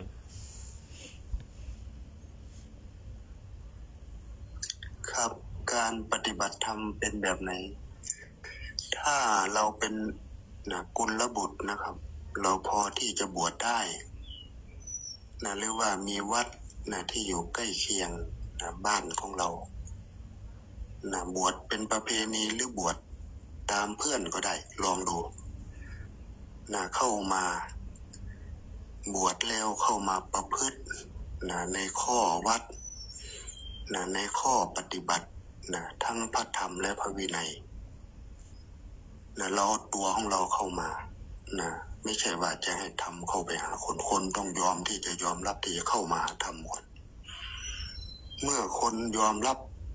เข้ามาในพระธรรมพระวินัยนี้แล้วเอาตัวของเราเข้ามาศึกษาเรียนรู้ในกิจวัตรของท่านแต่ละวันท่านตื่นตี 2ก็ตื่นตี 2กับท่านพานั่งสมาธิก็นั่งทำถึงเวลาทำวัดก็ทำวัดเสร็จก็ถึงเวลาบิณฑบาตก็บิณฑบาตถึงเวลาบิณฑบาตพอได้ฉันแล้วก็มานั่งฉันในหอฉันนั้นควรเมื่อฉันเสร็จแล้วก็ล้างภาชนะเสร็จปัดกวาดเช็ดถูศาลาหอฉันแล้วก็ไปเดินจงกรมบ้างนั่งสมาธิบ้าง นะทั้งวันนะบ่ายมากก็ปัดกวาดลานวัดลานพระเกดีย์อุโบสถถูปูลาดอาสนะเพื่อจะทำวัดตอนเย็นนั่งสมาธิฟังธรรมะของพ่อแม่ครูบายันรุ่งยันเช้ายันรุ่งยันเช้าเช้ายันค่ำยันสว่างอยู่อย่างเงี้ยเราถึงจะเข้าใจในข้อวัดปฏิบัติวัดวาอารามก็มีอยู่ทุกหมู่บ้านนะเราจะได้คลายความสงสัยแล้วก็จะได้คิดว่าตอบบุญแทนคุณบิดามารดาก็ประมาณนี้นะครับพระอาจารย์ครับที่ว่าที่เขาถามนะพี่อะไรนะพี่ธนงประมาณนี้ครับได้แล้วเด็ก ไม่รู้จะถูกไม่ถูกจ้ะเดี๋ยวขอเวลา 3-4 นาทีตอบเรื่องนี้คือศึกษาธรรมและปฏิบัติธรรมแบบไหนถ้าจะพูดแล้วศึกษาธรรมก็คือปริยัตินั่นเองปฏิบัติธรรมคือปฏิบัติปริยัติปฏิบัติแล้วก็จึงจะเกิดปฏิเวทเป็นแบบไหนเนี่ยปริยัติก็คือศึกษาธรรมก็คือเรียนรู้ธรรมนั่นเองอย่างที่พระอาจารย์ตอบเมื่อกี้ก็เป็นชีวิตจริงถ้าเกิดคนหนึ่งอยากจะศึกษาธรรมอยากเข้ามาก็ต้องเข้าไปบวชเข้าไปอะไรอันนั้นศึกษาธรรมหรือไม่บวชหรือก็จะศึกษาโดยการหาครูบาอาจารย์ให้ศึกษาธรรมหรือไปฟังธรรมหรือฟังตามแพลตฟอร์มต่างๆที่มีอยู่ในโทรศัพท์ของเราการศึกษาธรรมหรือปริยัติเนี่ยเป็นการศึกษาที่เรียนรู้นะปฏิบัติคือการนำธรรมะนั้นมาปฏิบัติให้อย่างจริงจังนะปฏิบัติปริยัติก็เหมือนกับการอ่านแผนที่เป็นอย่างไรแล้วอ่านจะไปกรุงเทพไปอย่างไรนะไปทางไหนนะแล้วก็ลงมือปฏิบัติก็ลงมือเดินทางซื้อตั๋วเครื่องบินหรือว่าซื้อตั๋วรถบัสรถอะไรแล้วก็จะเดินไปก็ได้แต่ช้าหน่อยนั้นการเดินทางจริงเนี่ยคือปริยัตินำมาปฏิบัตินะคือปริยัติคือแผนที่เดินทางจริงก็คือปฏิบัติทั้งสองอย่างต้องไปด้วยกันจึงจะเข้าถึงธรรมะอย่างแท้จริงนะอันนี้ก็ที่ได้กราบเจริญพรสาธุความเจริญเป็นสุขเย็นเป็นสุขสาธุอยู่โน้สุขังผมจะไข่ เอาไปเลยเอาไปยกไม่ไข่ดิบไข่สุกเลยเอาเลยทีนี้ต่อไปปริยัติคืออะไรนะปริยัติคือการศึกษาธรรมปริยัติหมายถึงการเรียนรู้และการศึกษาธรรมะเป็นการศึกษาที่ศึกษาอะไรในทางพุทธศาสนาก็ศึกษาพระไตรปิฎกพระสูตรพระวินัยพระวิธรรมแต่พระไตรปิฎกจะเริ่มต้นจากพระวินัยก่อนนะ1 ถึง 8 เล่มมีตั้ง 84,000 พระธรรมขันธ์มีแบ่งเป็น3โอเคดูก่อนทีนี้พระสูตรพระธรรมเป็นการศึกษานะการอ่านการฟังการคิดวิเคราะห์ธรรมก็เป็นการปริยัติเป็นเปรียบเสมือนการเรียนรู้ทฤษฎีแต่ยังไม่ใช่การลงมือทำตัวอย่างของการศึกษาหรือปริยัติเนี่ยมีอะไรได้เช่นอ่านพระไตรปิฎกอ่านพระไตรปิฎกว่ามีอะไรหลักธรรมของพระพุทธเจ้าเป็นอย่างไรศึกษาคำสอนของพระพุทธเจ้า2ฟังธรรมจากครูบาอาจารย์หรือพระอาจารย์นะ3ศึกษาหลักธรรมเช่นไตรลักษณ์อนิจจังทุกขังอนัตตาไปหาอ่านเขียนไว้ที่ไหนก็อ่านหนังสือเล่มไหนก็อ่านให้ท่องแท้4เข้าใจอริยสัจ4ว่าทุกข์เกิดขึ้นอย่างไรมีหนทางใดที่ดับทุกข์นี้แต่ทุกข์ในโลกนี้ดับได้อย่างไรทุกข์ของเราทุกข์ของโลกทุกอย่างมันเป็นอย่างไรเนี่ยศึกษาเรื่องทุกข์ศึกษาสาเหตุแห่งความทุกข์แล้วก็วิธีดับทุกข์อันนี้เรียกว่าศึกษาธรรมจะเรียนธรรมอย่างไรจะศึกษาอย่างไรก็คือเรียนรู้เรื่องของกรรมและผลของกรรมอันนี้อีกนะไม่ว่าจะเรื่องกรรมเรื่องอริยสัจ4เรื่องไตรลักษณ์เนี่ยสำคัญ3อย่างนี้ต้องเรียนรู้ถ้าศึกษาธรรมะในพุทธศาสนาแล้วก็ไปอ่านพระไตรปิฎกอ่านติกานุติกาตามที่จะหาได้หนังสือที่จะหาได้นั้นปริยัติต้องเข้าใจธรรมะผ่านตำราและคำสอนแต่ยังไม่ได้ลงมือปฏิบัติทีนี้ปฏิบัติคืออะไร คือการนำธรรมะที่ศึกษาที่อ่านที่ฟังที่ได้ยินที่ได้เห็นได้รู้มาเอามาลงมือทำนั่นคือปฏิบัติคือการนำธรรมะมาปฏิบัติจริงเป็นการฝึกจิตฝึกสติและเจริญปัญญาถ้าเรียนรู้แต่ไม่ปฏิบัติจะไม่เข้าใจธรรมะอย่างแท้จริงนั้นการปฏิบัติธรรมก็คือการนำเอาหลักธรรมมาฝึกมาปฏิบัติในชีวิตประจำวันเพื่อเปลี่ยนแปลงจิตใจให้พ้นจากความทุกข์ตัวอย่างเช่นรักษาศีลห้าเราศึกษาแล้วศีลห้าคืออะไรหนึ่งปาณาติปาตาเวรมณีคือเว้นจากการไม่ฆ่าสัตว์ทำไมไม่ฆ่าสัตว์เพราะเรามีเมตตาใส่เมตตาเข้าไปโดยเป็นจศีลเป็นจธรรมนั้นรักษาศีลห้าไม่ฆ่าสัตว์ไม่โกหกไม่ดื่มสุราอะไรต่างๆนะศีลห้าทั้งหมดข้อนี้ก็นี่คือการลงมือปฏิบัติเจริญสติในชีวิตประจำวันก็คือฝึกสังเกตอารมณ์ของเรามันเกิดขึ้นตอนนี้มันเกิดขึ้นอะไรโกรธหรือชอบใจหรือชอบใจก็รู้ว่าชอบใจไม่ชอบใจก็รู้ว่าไม่ชอบใจในชีวิตประจำวันนั่งสมาธิแบบสมถะนั่งเจริญวิปัสสนาก็ได้ฝึกจิตให้สงบแต่ละวันแต่ละวันอันนี้ลงมือปฏิบัติฝึกการปล่อยวางนะไม่ยึดติดกับเหตุการณ์ต่างๆอารมณ์ต่างๆที่มันเกิดขึ้นแล้วมันดับไปแล้วก็อย่าไปคิดมันเรื่องโมโหหรือโกรธเรื่องอะไรหรือไปคุยกับใครมีอะไรกับคนนั้นคนนี้ก็ปล่อยมันไปซะอย่าไปยึดมั่นถือมั่นยึดติดกับมันก็ปล่อยวางใช้ปัญญาพิจารณาธรรมกับพิจารณาไตรลักษณ์พิจารณาเหตุการณ์ต่างๆที่เกิดขึ้นอันนี้คือการปฏิบัติธรรมก็คือปฏิบัติธรรมก็คือการใช้ธรรมะที่เราได้เรียนได้รู้ได้อ่านได้เขียนได้รู้มาได้ยินได้ฟังมาธรรมะกับจิตใจกับตัวเองไม่ใช่แค่รู้อย่างเดียวต้องมาลงมือปฏิบัติลงมือทำนะใครเขาตลอดถึงว่าปริยัติปฏิบัติคือเรียนรู้ศึกษาและลงมือปฏิบัติเนี่ยต้องไปด้วยกันการเรียนรู้ธรรมะคือปริยัติเนี่ยอย่างเดียวแต่ไม่ปฏิบัติจะเข้าใจธรรมะในระดับความคิดมันคิดได้หมดมันรู้ได้หมดธรรมะแต่ถ้าลงมือปฏิบัตินะก็จะเข้าไปถึงปฏิเวทปฏิบัติโดยไม่มีความเข้าใจไม่มีปริยัติอาจจะหลงทางหรือปฏิบัติผิดนะเพราะว่าไม่มีแนวทางไม่มีแผนที่อาจจะสเปะอาจจะถูกก็ได้อาจไม่ถูกก็ได้นะแบบนี้เป็นต้นเพราะฉะนั้นตัวอย่างเปรียบเทียบเช่นว่าปริยัติหรือการเรียนรู้นะการศึกษาเนี่ยก็ศึกษาเรื่องโกรธคือไฟเผาตัวเองนะอันนี้ก็ศึกษาแต่ปฏิบัติก็คือเวลาโกรธแล้วรู้ทันไหมกำลังโกรธรู้ทันไหม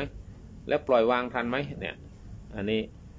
หรือว่าอ่านเกี่ยวกับสติการมีสติหรือได้ฝึกสติด้วยตัวเองไหมรู้เท่ารู้ทันไหมสติอันนี้เป็นต้นความทุกข์เข้าใจความทุกข์กับตัณหานะรู้ไหมแต่ได้ฝึกลดตัณหาหรือไม่ยึดติดกับสิ่งที่ทำให้ทุกข์หรือเปล่าหรือคนสัตว์สิ่งของศึกษาศีลห้ารู้ธรรมะแล้วได้ใช้ชีวิตจริงๆตามศีลห้าหรือเปล่าอันนี้เป็นต้นนะทีนี้ปริยัติก็คือทฤษฎีปฏิบัติคือฝึกจริงถ้าขาดทั้งสองอย่างใดอย่างหนึ่งก็จะไม่สมบูรณ์อันนี้เป็นต้นเดี๋ยวเอาขอคอยลานิดหนึ่งยัตถาวริวหาปุราริปุเรนสาคลังเอวะเมวะโตทินังเปตนังกปติชิตังปุตังตุมหังคิปะเมวะสมิสโตสเพปุเรนตุสังกปะจโตปนารโสยะถามในโชติรโสยะถาขอมีความสุขความเจริญตามความปรารถนาจงทุกประการมีความสุขความเจริญแม้จะอุทิศส่วนบุญไปถึงใครก็ตาม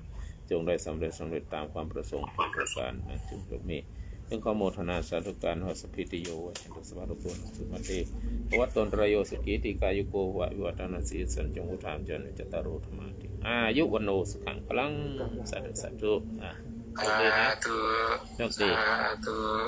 สาธุพูดธรรมะเขาสอนธรรมะทีนี้ต่อนะปฏิบัติธรรมในชีวิตประจำวันเป็นอย่างไรก็คือรักษาศีลห้าศีลแปดไม่ฆ่าสัตว์ให้ตัดชีวิตอะไรต่างๆเนี่ยฝึกสติฝึกยังไงก็มีสติไม่ว่าตอนกินข้าวตอนเดินตอนยืนตอนนั่งนอนให้มีสติอยู่ตลอดเวลา ฝึกตลอดว่าเจริญเมตตาคือไม่โกรธง่ายมีเมตตาต่อผู้อื่นนะเห็นใครก็ไม่ให้เกิดความโกรธความอะไรหรือฝึกสมาธิก็นั่งสมาธิวันละ4-5 นาที10 นาทีอะไรก็แล้วแต่นะอันนี้ในชีวิตวันๆในการปฏิบัติธรรมคือใช้ปัญญาพิจารณาธรรมกับทุกสิ่งอย่างมันไม่เที่ยงให้เห็นทุกอย่างมันไม่เที่ยงนะมันทุกอย่างมันไม่เที่ยงอยู่แล้วนะก็ให้เห็นมันหากก็ยังไม่ได้ไปวัดก็ไม่ไปก็ไม่เป็นไรสามารถปฏิบัติธรรมได้ในทุกวันนะถ้าเข้าใจหลักการของการปฏิบัติธรรมทุกสิ่งนี้สรุปในที่นี้นะปริยัติคือการเรียนรู้ธรรมะหรือการศึกษาก็เป็นการเรียนรู้ธรรมะเป็นเหมือนแผนที่เป็นการศึกษาแผนที่ปฏิบัติคือการฝึกฝนธรรมะ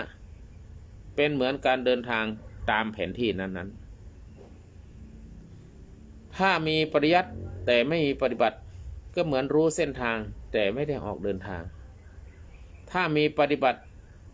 แต่ไม่มีปริยัติก็เหมือนเดินทางแบบไม่มีแผนที่อาจจะหลงทางก็ได้อาจจะไปถึงก็ได้หลงทางก็ได้แล้วแต่เนี่ยการเรียนรู้ธรรมะอย่างไรก็คือทำให้เข้าใจธรรมะนั่นแหละการเรียนรู้ธรรมะทำอย่างไรก็คือให้เจ้าเข้าใจธรรมะแล้วนำไปใช้ในชีวิตจริง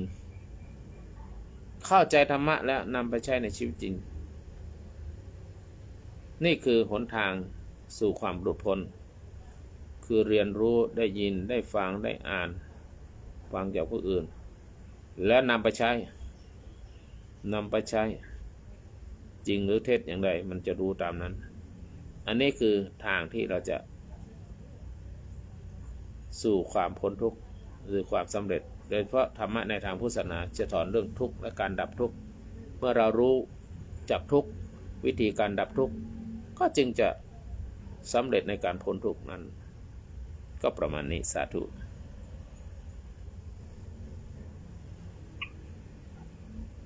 สาธุครับ สาธุ ขอบพระคุณครับเดี๋ยวผมขอลงนะครับขอฟังอันนี้เลยครับเชิญใช่คุณต้องลงถวยนะท่านอื่นเป็นยังไงบ้างท่านอื่นอยากขึ้นมาก็ได้นะขอขึ้นมาได้คุณนินทรฟังแล้วเป็นไงช่วยเปิดกล้องด้วยข้าศึกจบดีหลวงพ่อแล้วเปิดได้ไหมไม่ได้กลับมายังไม่กลับจบข่าวกลับมาแล้วค่ะพระอาจารย์แต่ว่ายังไม่ค่ะพระอาจารย์ชิดบิณฑบาตอยู่หรือเปล่าคุณแก้วการเกษตรเปิดได้ไหมชุกคิดเปิดได้ไหมได้แล้วสาธุละ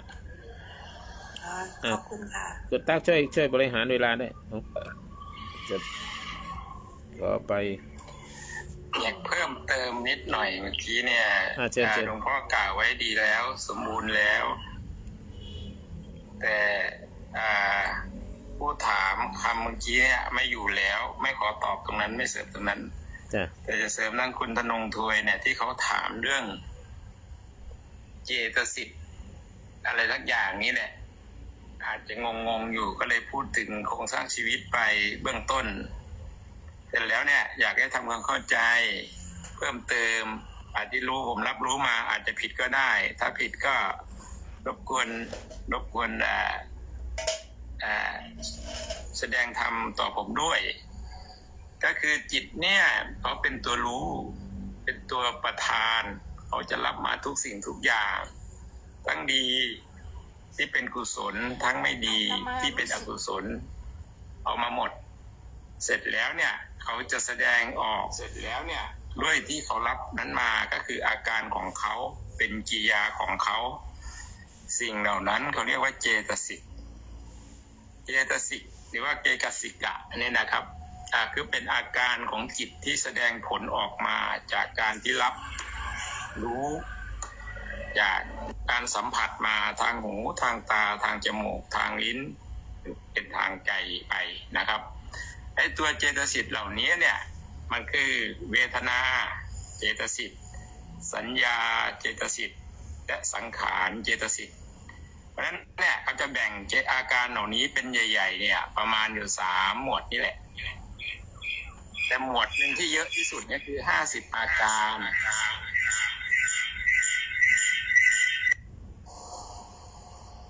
50 อาการเป็นของสังข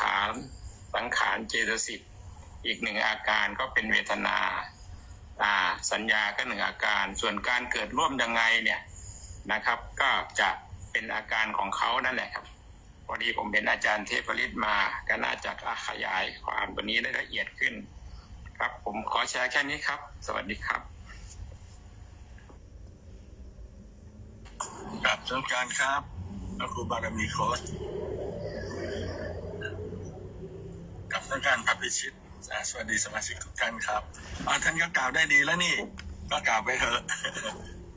ก็แสดงไม่ถูกต้องแล้วไปรับมาจากอาจารย์นั่นแหละครับ แล้วก็มาจำไว้ตัวนี้ก็เป็นหมวดเป็นหมู่ให้ชัดเจน แต่ผมยังไม่รู้จิตเยอะมันเยอะจำชื่อไม่ได้ครับอาจารย์ ขอบคุณมากครับที่ไม่ได้ก็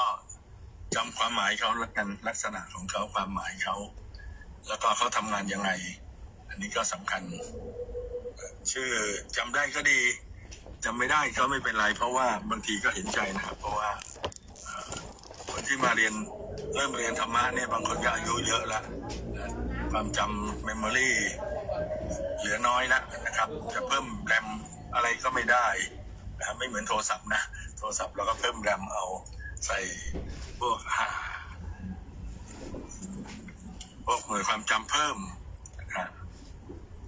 แล้วก็สามารถเพิ่มเนื้อที่ความจำได้ส่วนของเราไม่ได้ละแต่ก็มีวิธีทำให้เราความจำดีขึ้นนะครับก็คือการมันทบทวนบ่อยๆคิดบ่อยๆการคิดมากๆคิดบ่อยๆเนี่ยคิดทำความเข้าใจคิดเชื่อมโยงสภาวะธรรมบ่อยๆมันจะทำให้ว่าโดยหลักทางวิทยาศาสตร์นะครับบอกจะทำให้สมองมันทำงานเยอะๆแล้วมันก็จะเพิ่มเนื้อที่เซลล์สมองขึ้นมาเหมือนกับเราไปเพิ่มแรงขึ้นมาได้นิดหน่อยพอช่วยได้นะครับแล้วก็ทำให้ไม่เสื่อมเร็วด้วยดังนั้นพวกนี้เรียนธรรมะแล้วต้องทบทวนบ่อยๆอ่านบ่อยๆเขียนบ่อยๆแล้วก็จะจำได้แม่นขึ้นดังนั้นอย่างพระครูบารมีโค้ชเห็นไหมท่านเวลาพูดเนี่ยโอ้โหพูดแบบต่อเนื่องเป็นเรื่องสเต็ปต่อเนื่องโดยไม่ต้องการตำราอะไรท่านก็อธิบายพูดได้ทำไมท่านจำได้เพราะว่าท่านเข้าใจสภาวะธรรมและท่านก็เอาความเข้าใจมากล่าวก็เลยจำได้แม่นโดยไม่ต้องเปิดตำราครับส่วนถ้าเรายังไม่แม่นเราก็ต้องเปิดอาศัยตำราในเบื้องต้นไปก่อนนะครับพอเราทบทวนบ่อยๆพอเราแม่นเราก็พูดได้โดยไม่ต้องใช้ตำราเช่นเดียวกับท่านนะครับสาธุครับ อาจารย์เทพฤทธิ์ครับเข้ามาก็ดีกันนะอยากรบกวนอาจารย์เทพฤทธิ์อธิบายคำว่าบุญกับกุศลมันมีข้อแตกต่างยังไงกันครับอาจารย์รบกวนหน่อยจริงๆมันเป็นไวยพจน์ที่ใช้แทนกันได้นะบางทีก็บอกไปทำบุญทำกุศลนะครับแต่ว่าท่านมีแยกก็เรียกว่าคำจำกัดความนะ คำว่ากุศลคือธรรมชาติใดย่อมกำจัดซึ่งบาปธรรมอันเป็นดิบทั้งหลายไม่ยินดีนะครับสภาพธรรมที่ขจัดซึ่งบาปธรรมอันบัณฑิตทั้งหลายไม่ยินดีธรรมชาตินั้นชื่อว่ากุศลส่วนธรรมชาติใดย่อมชำระขันธสันดานให้ขาวสะอาดธรรมชาตินั้นชื่อว่าบุญ ซึ่งดูและใกล้เคียงกันมากเลยเนาะขจัดบาปอกุศล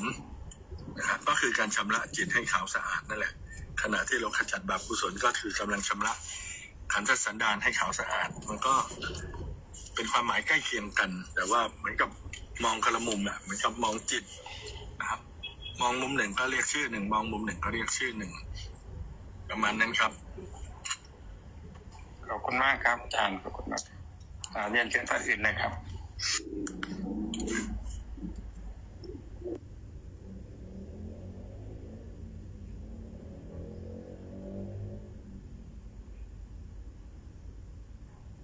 ขออนุญาตทำหน้าที่แทนพระคุณเจ้าชั่วคราวนะคะ สวัสดีกัลยาณมิตรทุกท่านนะคะ19 user ที่กำลังฟังอยู่นะคะตอนนี้มี กราบนมัสการพระอาจารย์พิชิตเจ้าค่ะ แล้วก็คุณกัปตันนะคะค่ะพระอาจารย์ พระอาจารย์ครับ สวัสดีทุกท่านครับ เดี๋ยวผมขออนุญาตถามอาจารย์ที่ประนิดนิดนึงครับว่าไอ้บุญกิริยา10เนี่ยทำแล้วได้กุศลใช่ไหมครับ ครับสิ่งนี้กุศลน่ะมันมีส่วนที่เขาเรียกว่ากุศลกรรมบท10นะครับแต่ที่เรียกว่าบุญท่านแสดงโดยความเป็นบุญกิริยาวัตถุ10ก็เรียกว่าแสดงตัวละมุมมองกันนะครับกุศลกรรมบทก็คือการงดเว้นจากอกุศลกรรมบท10นั่นแหละเรียกว่ากุศลกรรมบท10นะครับส่วนบุญกิริยาวัตถุ10ก็คือที่ตั้งวัตถุอันเป็นที่ตั้งแห่งการทำบุญ10ประการถ้าจะว่าจริงๆนะครับ กุศลกรรมบท10อยู่ในสับเซตของบุญกิริยาวัตถุ10ก็อยู่ในข้อศีลกุศลกรรมบท10เป็นข้อสงเคราะห์อยู่ในข้อศีลละไมอยู่ในบุญกิริยาวัตถุข้อ2นะครับดังนั้นบุญกิริยาวัตถุ10จะกว้างขวางกว่ากุศลกรรมบท10ประมาณนี้ครับ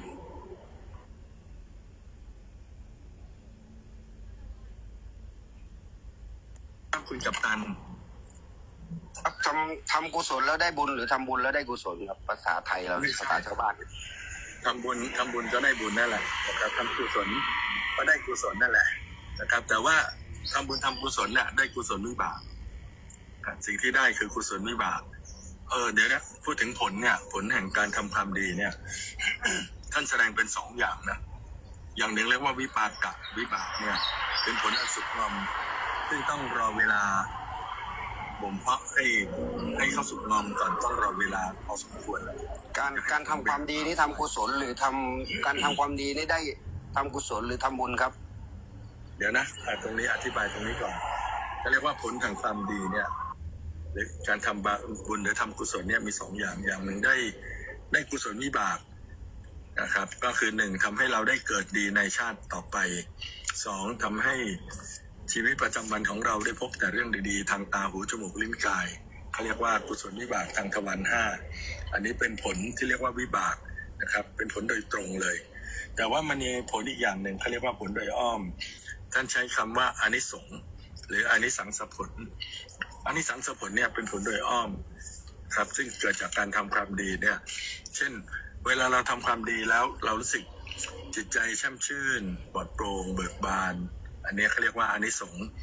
ทำความดีปุ๊บอานิสงส์ได้ทันทีเลยเดี๋ยวนั้นนะครับแล้วก็คนที่ทำความดีมากๆบ่อยๆนะฮะคนเขารู้เขาเห็นว่าคนนี้เป็นคนดีคนก็จะชื่นชมยกย่องสรรเสริญอันนี้ก็เป็นอานิสงส์ที่ไม่ใช่วิบากนะครับเป็นอานิสงส์ที่ไม่วิบากดังนั้นส่วนนี้เขาเรียกว่าอานิสังสผลส่วนวิบากก็คือเราจะได้เกิดดีบ้างเราจะได้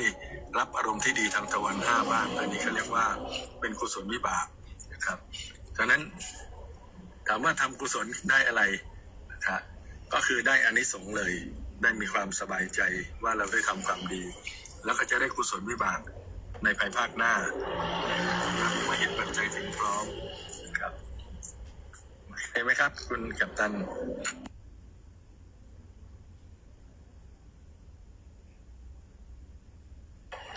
คือผ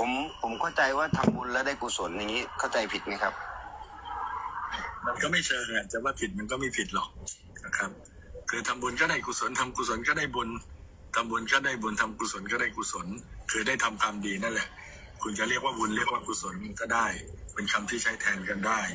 นะครับเหมือนคำอธิบายเมื่อกี้อาจารย์จะวิธีว่าบุญเนี่ยส่งผลระดับหนึ่งกุศลส่งผลวิบากได้ไ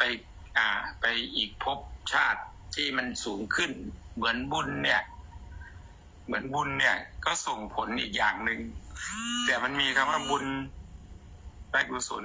ได้บุญอะไรเงี้ยผมก็ยังงงอยู่อาจารย์รบกวนเพิ่มเติมตัวนี้นะครับขอบเขตของมันนะขอบเขตของการทำบุญขอบเขตของการกุศลโอเคเมื่อกี้พอเข้าใจได้นะว่าไอ้ตัวกุศลเนี่ยมันส่งผลไปวิบากในภพหน้าชาติหน้าอะไรก็ว่ากันไปเนาะแต่บุญเนี่ยส่งผลแบบไหนบ้างครับอาจารย์สาธุครับทำนองเดียวกันนั่นแหละบุญก็คือทำบุญกิริยาวัตถุ10ก็ได้บุญวิบากแห่งบุญ ดังนั้นการทำบุญก็คือการทำกุศลนั่นแหละ ที่ผมบอกจริงๆเขาก็คือตัวเดียวกัน แต่ว่าเรียกชื่อคนละชื่อแค่นั้นเอง เหมือนกับเราจะเรียกจิตเรียกว่าวิญญาณก็ได้ เรียกจิตว่ามโนก็ได้นะสภาพเขาคือเขารู้อารมณ์เหมือนกันนะครับ แต่ว่าอาการเขาไปรู้ในมุมมองที่แตกต่างกันนิดหน่อย บุญกุศลก็เช่นกัน ถ้าเราทำความดีอะไรเราบอกคนนี้ชอบทำบุญก็ได้ เรียกว่าเขาชอบทำกุศลก็ได้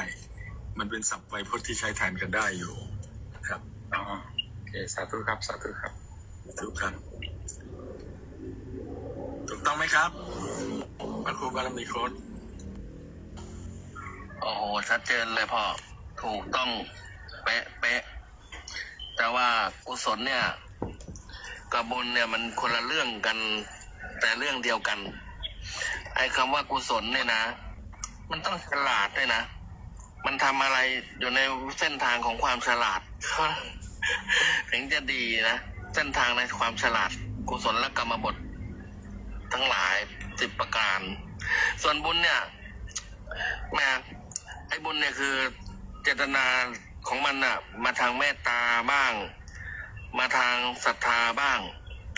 แต่ว่าบุญฉลาดหรือว่าบุญโง่ๆเนี่ยมันก็ต้องอีกทีหนึ่งนะอย่างเมตตาเห็นหมามันโดนรถชนนอนแองแมงเองอยากทำบุญช่วยเหลือชีวิตสัตว์ก็เผลอก็ไปช่วยอุ้มด้วยความเมตตาเป็นบุญนะ แต่ปรากฏว่าหมามันไม่รู้เรื่องนะมันนึกว่าจะซ้ำมันก็งับเขาให้แล้วก็ศรัทธาโง่ๆก็มีนะก็ศรัทธาทางบุญโง่ๆก็มีแบบไปทางงมงายไงเขาก็เลยต้องแยกไว้ว่าบุญเนี่ยมันต้องมีข้อจำกัดชัดเจนเลยนะว่าไอ้บุญที่เอามาเป็นตัวอย่างบุญกิริยาวัตถุ10 ประการเนี่ยมันเป็นบุญที่ข้างฟากกุศล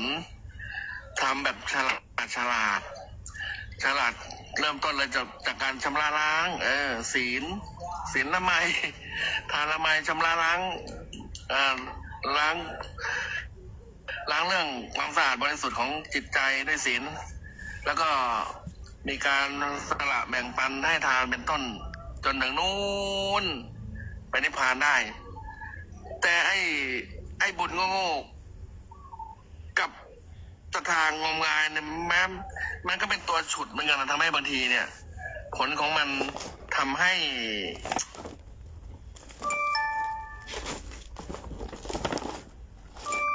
แต่พอเรามาเจอพระพุทธเจ้าเจอปรมาจารย์ต่างๆเนี่ยพออธิบายข้อความต่างๆชัดเจนแบบเนี้ยเราก็ฉลาดขึ้นนี่บุญก็แบบบุญฉลาดบุญไม่โง่นะเพราะนั้นก็คือกุศลเน้นเรื่องทำสิ่งที่เป็นเรื่องฉลาดส่วนเรื่องไม่ฉลาดเขาก็ตั้งไว้เหมือนกันว่าอกุศลบท10เหมือนกันตรงกันข้ามกับกุศลกรรมบท10ขอแทรกแค่นี้แหละมั่มข้าวต่อ ห้ามโกรธนะหลวงพี่พิชิตอธิบายคำที่ไม่เข้าใจหน่อยแอ่งแมงคืออะไรนอนแอ่งแมงนอนยังไงก็คือโดนรถชนแล้วก็นอนพะงาบอยู่แล้วก็ช่วยด้วยคืออาการท่านอนแบบทุรนทุราย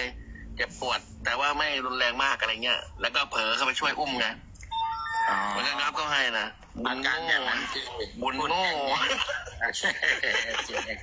สาธุครับแต่พระคุณเจ้าใช้ศัพท์ตรงเหลือเกินนะบุญโง่แต่ทางพิธรรมเขาเรียกว่ากุศลญาณวิปยุตกุศลญาณวิปยุตแปลกุศลที่ไม่ประกอบด้วยปัญญาครับมีศรัทธามีเมตตาแค่นั้นแล้วก็เข้าไปช่วยแล้วก็ไม่ได้พิจารณาถึงผลดีผลเสียจากการกระทำนั้นนะครับเป็นกุศลไหมเขาเป็นนะแต่ว่าเป็นกุศลที่ไม่ประกอบด้วยปัญญาพระคุณเจ้าใช้ศัพท์ชาวบ้านดีนะบุญโง่สาธุเดี๋ยวผมจะรีบไปเรียนเลยครับท่านอาจารย์สาธุครับขอบคุณคุณแก้วการเกษตรมากคุณแก้วขอบคุณมากอาจารย์มาทีนี้ขอ 2-3 นาทีขอขยายความอีกอย่างหนึ่งคือที่อาจารย์ เทพฤทธิ์อธิบายก็ถูกต้องแล้วพระอาจารย์ก็ถูกต้องแล้วแต่ทีนี้ในเจ้าของห้องก็ขอรีรันอีกทีหนึ่งบุญกับกุศลน่ะมักถูกใช้แทนกันในทางพุทธศาสนาซึ่งมีความหมายคล้ายกันและแตกต่างกันบุญน่าจะเน้นส่งผลให้ความสุขความเจริญแต่กุศลเน้นความฉลาดทางจิตใจและความบริสุทธิ์ของจิตก็มีความหมายว่าบุญและกุศลเนี่ยบุญเน้นความสุขให้เกิดความสุขให้เกิดความเจริญกุศลเน้นความฉลาดทางจิตใจให้บริสุทธิ์ในศัพท์คำว่าบุญเนี่ยคือความหมายคือการกระทำให้เกิดผลดี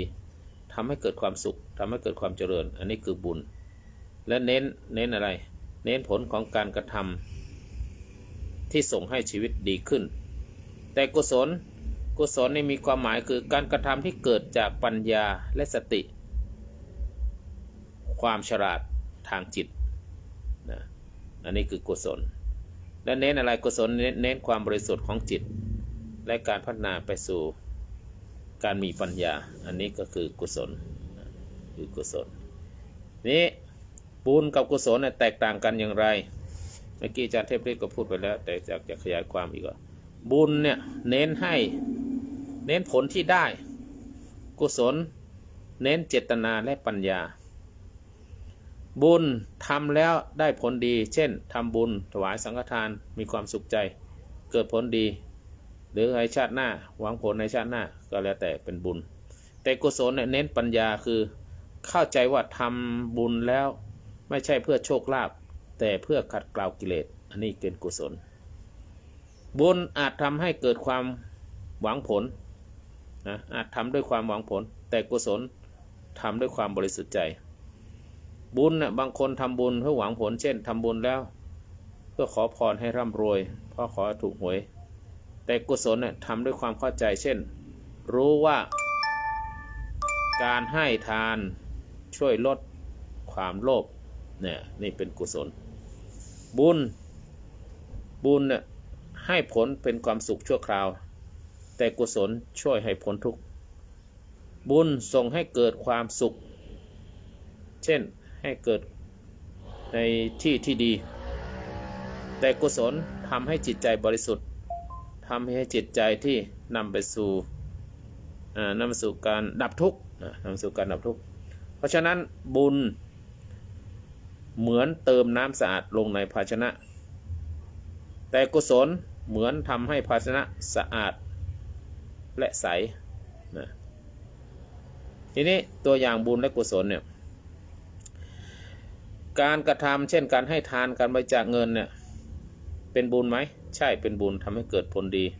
เป็นกุศลไหมถ้าทำด้วยใจบริสุทธิ์โดยไม่หวังผลก็จะเป็นกุศลการรักษาศีล5เนี่ยเป็นบุญไหมใช่รักษาศีล5เป็นบุญทำให้ชีวิตสงบขึ้นเป็นกุศลไหมใช่การรักษาศีล5เป็นกุศลด้วยเป็นการละจากกิเลสการสวดมนต์ขอพรสวดมนต์แล้วก็เพื่อจะขอพรเนี่ยเป็นบุญไหมนะใช่เป็นบุญเป็นกุศลทางเกิดกรรมฝ่ายศรัทธานะเกิดกรรมเป็นบุญเกิดแต่กรรมที่การกระทำที่เป็นกุศลที่ทำให้เกิดศรัทธาแต่เป็นกุศลไหมการสวดมนต์ขอพรไม่ใช่กุศลถ้ายังไม่เข้าใจธรรมะนะขอพรเนี่ยไม่ได้เป็นกุศลทำบุญหวังผลเพื่อขึ้นสวรรค์อันนี้เป็นบุญส่งผลให้เกิดในภพที่ดีใช่เป็นบุญเป็นกุศลไหมไม่ใช่เป็นกุศลเพราะยังยึดติดกับผลลัพธ์คือไปเกิดในสวรรค์นะยังไม่หลุดพ้นนะการปฏิบัติธรรมจนเข้าใจถึงอนัตตาเป็นบุญไหมใช่เป็นบุญเพราะว่าเป็นสิ่งที่ดีเป็นสิ่งที่เห็นความจริงเห็นสภาพความจริงเห็นสภาพของสิ่งทั้งหลายในโลกนี้เป็นอนัตตาและเป็นกุศลไหมใช่เป็นกุศลเพราะว่าช่วยให้จิตใจพ้นจากความทุกข์เพราะฉะนั้นการทำบุญแบบมีปัญญาอย่างที่อาจารย์พระพิชิตว่าเมื่อกี้ได้ทั้งบุญทั้งกุศลนะทำบุญแล้วก็มีปัญญาด้วยทำบุญแบบที่มีปัญญาด้วยได้ทั้งบุญได้ทั้งกุศลเนี่ยอย่างที่อาจารย์พิชิตได้ยกตัวอย่างไปแล้วนะทีนี้วิธีการทำบุญที่จะทำให้เกิดบุญเกิดกุศลเนี่ยทำอย่างไรให้เกิดเป็นบุญและเป็นกุศลนะ ก็คือหนึ่งทำบุญด้วยความเข้าใจไม่ใช่ทำตามธรรมเนียมเช่นให้ทานเพราะเข้าใจในเรื่องการลดความโลภไม่ใช่หวังผลที่ตอบแทนหรือทำบุญพร้อมกันกับพัฒนาจิตใจไปไม่ใช่เพื่อทำแค่นั้นแล้วจบเช่นสวดมนต์ก็ควบคู่กับการพิจารณาธรรมะที่เกิดจากการสวดมนต์ไปด้วยนะก็ได้ทำบุญทำกุศลรักษาศีลและเจริญปัญญาควบคู่ไปด้วยนะการทำบุญแต่ยังผิดศีลอยู่อันนี้ได้บุญแต่ไม่เกิดกุศลถ้าทำบุญและยังฝึกสติไปด้วยนี่เป็นทั้งบุญทั้งกุศลเพราะฉะนั้นกุศลและกรรมบทหรือว่าบุญกิริยาวัตถุทั้งหลายนั่นอีกต่างกันอย่างไรที่เราพูดกันเมื่อกี้กุศลกรรมบทคือหลักการกระทำที่เป็นกุศลเป็นกรรมดีแต่บุญกิริยาวัตถุคือวิธีการทำบุญให้เกิดผลดีกุศลกรรมบทคือหลักการปฏิบัติที่ดีนะบุญกิริยาวัตถุก็คือวิธีการทำบุญเพราะฉะนั้นกุศลกรรมบทเป็นเรื่องของการดำเนินชีวิตให้ดีขึ้นนะแต่บุญกิริยาวัตถุคือเป็นเรื่องของวิธีสร้างบุญให้เกิดผลสูงสุดเพราะฉะนั้นกุศลกรรมบทเน้นการกระทำในชีวิตแต่บุญกิริยาวัตถุเน้นกิริยาวัตถุเน้นการทำบุญเฉพาะกิจกุศลกรรมบทนั้นมีอะไรก็ไม่ขอพูดในที่นี้นะเดี๋ยวก็ไปพูดเป็นเรื่องคนละไปก็ขอโมทนาสาธุกับท่านทั้งหลายเชิญสาธุ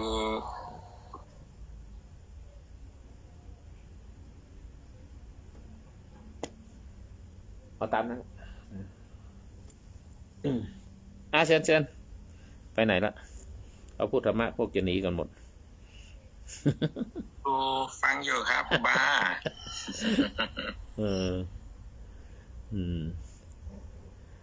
คือเมื่อกี้โยมอาจารย์สายฟ้าเชิญครับอาจารย์สายฟ้าจะมาไม้ไหนมาเชิญเลยสายฟ้านี่น่ารักมากเลยกลับมาเชียงใหม่ยังเนี่ยไม่พูดหญิงใช่แล้วภารกิจคือความหมายกุศลกรรมบทนะคือหลักการทำบุญหลักการทำกรรมบทกรรมดีทั้งกายวาจาใจคือกุศลกรรมบทแต่ถ้าบุญกิริยาวัตถุคือวิธีทำบุญให้เกิดผลดีให้เกิดบุญมี10อย่างวิธีทำบุญกุศลกรรมบทเน้นอะไรเน้นที่ใช้ชีวิตอย่างมีศีลธรรม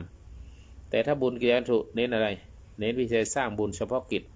ในเรื่องนั้นเรื่องทานเรื่องศีลเรื่องอะไรเป็นเรื่องไปนะผลที่ได้รับถ้ากุศลกรรมบท10ทำความดี10ประการก็ทำให้ชีวิตดีขึ้นและก็ลดกิเลสแต่บุญกิริยาวัตถุถ้าทำครบก็ได้บุญส่งเสริมให้จิตใจสูงขึ้นนะเป้าหมายของกุศลกรรมบท10ก็เป็นคนดีมีศีลมีธรรมแต่เป้าหมายของบุญกิริยาวัตถุก็มีจิตใจบริสุทธิ์เป็นการสร้างสมบารมีนะประมาณนั้นมันจะมาโยงอะไรกูว่ามันจะมาโยงทานกับจาคะรบกวนขยายความเรื่องทานจาคะหน่อยครับผมสาธุครับทานเป็นอย่างไรเหรอประมาณนั้นทานยังไงจาคะยังไง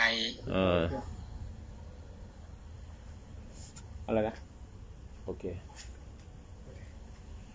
ทานและจาคะต่างกันอย่างไรเหรอคือทานก็คือการให้การเสียสละการแบ่งปันจาคะหมายถึงการอะไรการสละออกทางจิตใจจาคะนี่มันจะมี2 คำคำทานกับจาคะอาจารย์เทพฤทธิ์มีรายละเอียดตัวนี้เปล่าครับไม่จาคะเป็นเรื่องของจิตใจนะคือสลัดออกว่าเปล่าครับอาจารย์ทานเป็นเรื่องของวัตถุมากกว่าจาคะเนี่ยก็จิตใจนะสละภายในนะ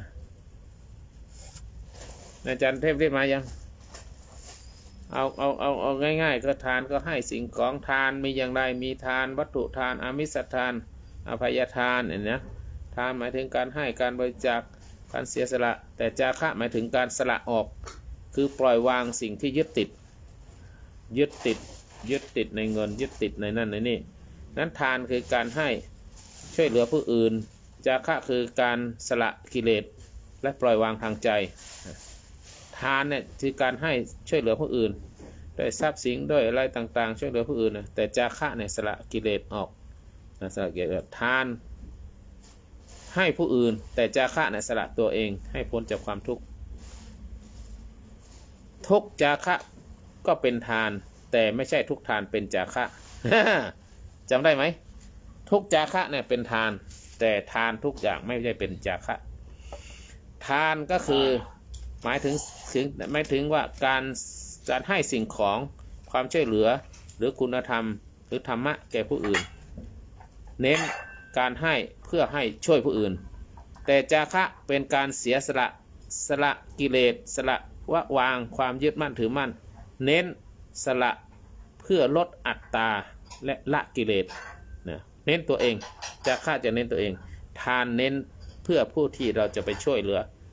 ทานคือให้ผู้อื่นแต่จาคะปล่อยวางตัวเองจากความยึดมั่นถือมั่น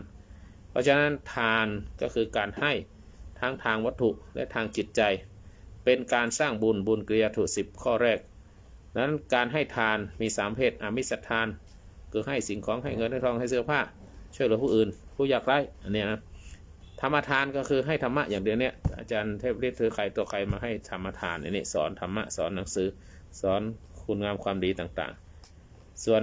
อภัยทานคือไม่โกรธไม่จองเวรเหมือนสายฟ้าเนี่ยไม่โกรธไม่จองเวรหนีลงไปแล้วนะคือไม่ได้พูดหนีลงไปแล้ว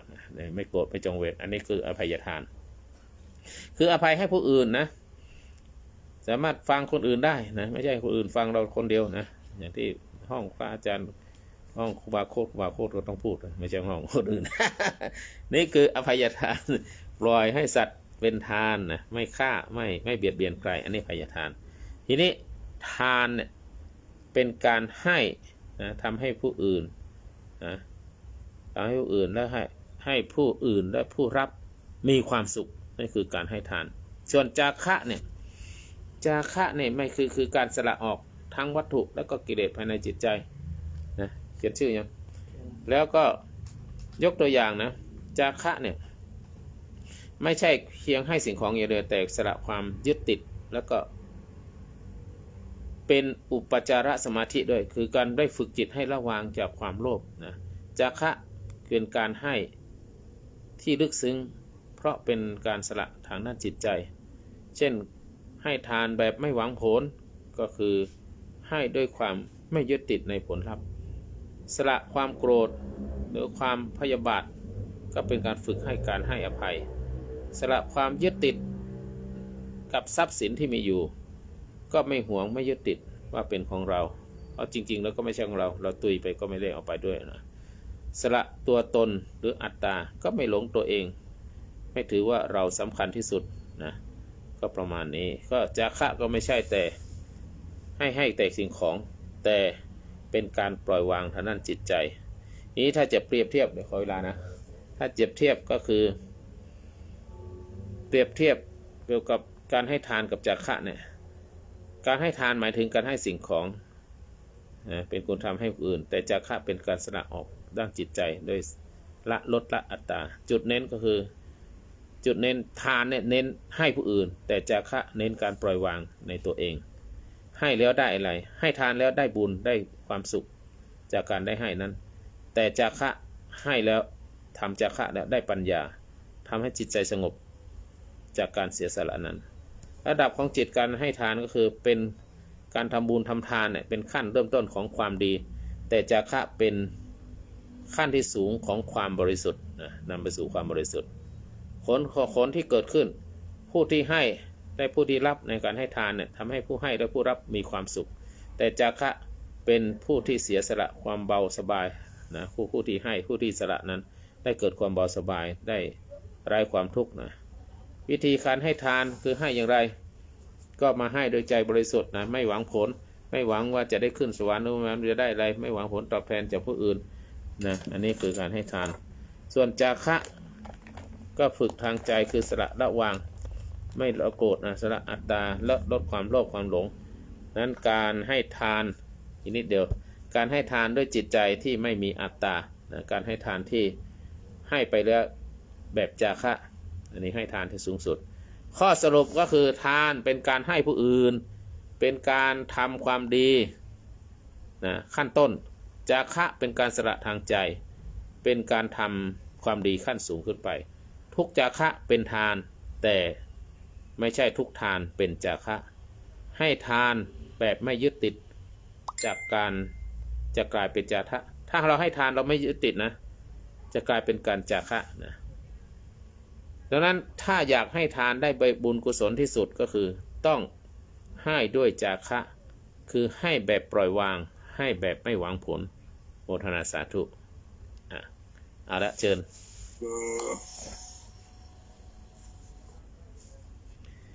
ไม่ชื่อไหนสาธุปนามยะถาวริวหาปุราปริเปรนติสาคลังเอวะเมวะอิโตทินังเปตนังกัปปติอิชิตังทิตังตุมหังคิปะเมวะสมิสตุสเพปุเรนตุสังกปัญจโทปนัสโสยถามณิโชติระโสยถาวันนี้ไม่เคยคุณกรเนาะกรมาทำบุญทำกุศลเป็นบุญผลหายพอเกิดไม่เกิดจะกำเวนอยากติดพี่น้องทั้งหลายบ้านมุดุษย์ต้นตระกูลขอรับส่งสอนให้สุขภาพสุขุมดีสื่อส่งสอนชั้นฟ้าสูงนี้เป็นไปไม่มีความสุขความเจริญไม่หวังผลว่าการในชีวิตของอุทาจานิจละโลกมาเป็นอยู่โนสุขังไม่เห็นมีประโยชน์อะไรเลยมันต้องหวังผลอย่างน้อยต้องเป็นเทวดานางฟ้า500เป็นบริวารมันถึงจะได้ดีแต่ถ้าไม่หวังผลมันก็ลงทุนแบบไม่ได้กำไรมันไม่ได้ดีแล้วมันไม่น่าดีนะจาคะไงหลวงพี่มันเป็นจาคะอย่างเดียวเป็นจาคะไม่ใช่ทานหวังนางฟ้าอยู่นั้นก็ไปทานอย่างเดียวถ้าไม่หวังนางฟ้าเนี่ยก็ไปทำจาคะสาธุดีมากเยี่ยมคือไม่อยากได้นะไม่อยากได้เมียในโลกมนุษย์ไงก็กล่าวว่าทำทานมั่งรักษาศีลมั่งเผื่อจะไปโชคดีไปสวรรค์ไม่ต้องลงอบายไงก็ได้เมียนางฟ้า500นะคิดดูเนี่ยปีนึงมี365วันโอ้โหขี้เกียจจะเบื่อคำหน่อยคำหน่อยเครียดมานาน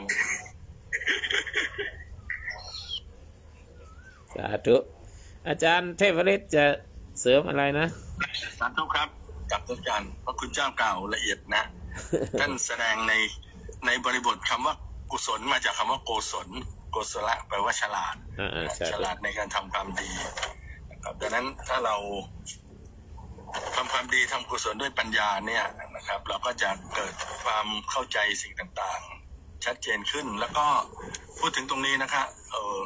การทำความดีทั้งหลายอย่าไปหวังผลของความดีหวังก็คือหวังได้นะหวังว่าทำแล้วขอให้สติปัญญาของเราเจริญก้าวหน้าขึ้นไปเพื่อประโยชน์ในการที่จะละกิเลสต่อไปนะครับอย่าไปหวังกุศลวิบากนะเพราะว่าถ้าเราทำความดีแล้วเราไปหวังความผลทางความดีเนี่ยอยากไปรวยอยากเกิดสวยอยากไปเกิดสุคติต่างๆอันนี้มันเขาเรียกว่ามีความโลภหรือว่าตัวโลภะอกุศลมาเป็นบริวารแต่ถ้าไม่ผลแห่งกุศลนั่นแทนที่จะได้เยอะนะกลับได้น้อยนะครับกลับได้น้อยเขาเรียกว่ากุศลโอมกะแต่ถ้าเราตั้งเจตนาดีทั้ง3การโดยไม่มีอกุศลเข้ามาแวดล้อมแต่ว่ามีปัญญาเข้ามาประกอบร่วมอยู่ทั้งก่อนทำขณะทำหลังทำกุศลเนี่ยจะมีกำลังมากเขาเรียกว่าเป็นกุศลที่เป็นอุคัฏฐะหรือว่ามันจะคำว่าอุกฤษเวลาให้ผลเนี่ยจะให้ผลแบบมหาศาลเลยมากกว่าตนมากมายนะครับดังนั้นทำบุญก็อย่าไปหวังผลเพื่อตัวเราหวังผลเพื่อขัดเกลากิเลสของเราหรือเพื่อประโยชน์สุขของผู้อื่นตามสมควรดีกว่านะครับประมาณนี้ครับสาธุครับดีมากเลยกราบอาจารย์นี่ก็หนักกราบนมัสการกราบนมัสการหนุ่มน้อยพระครู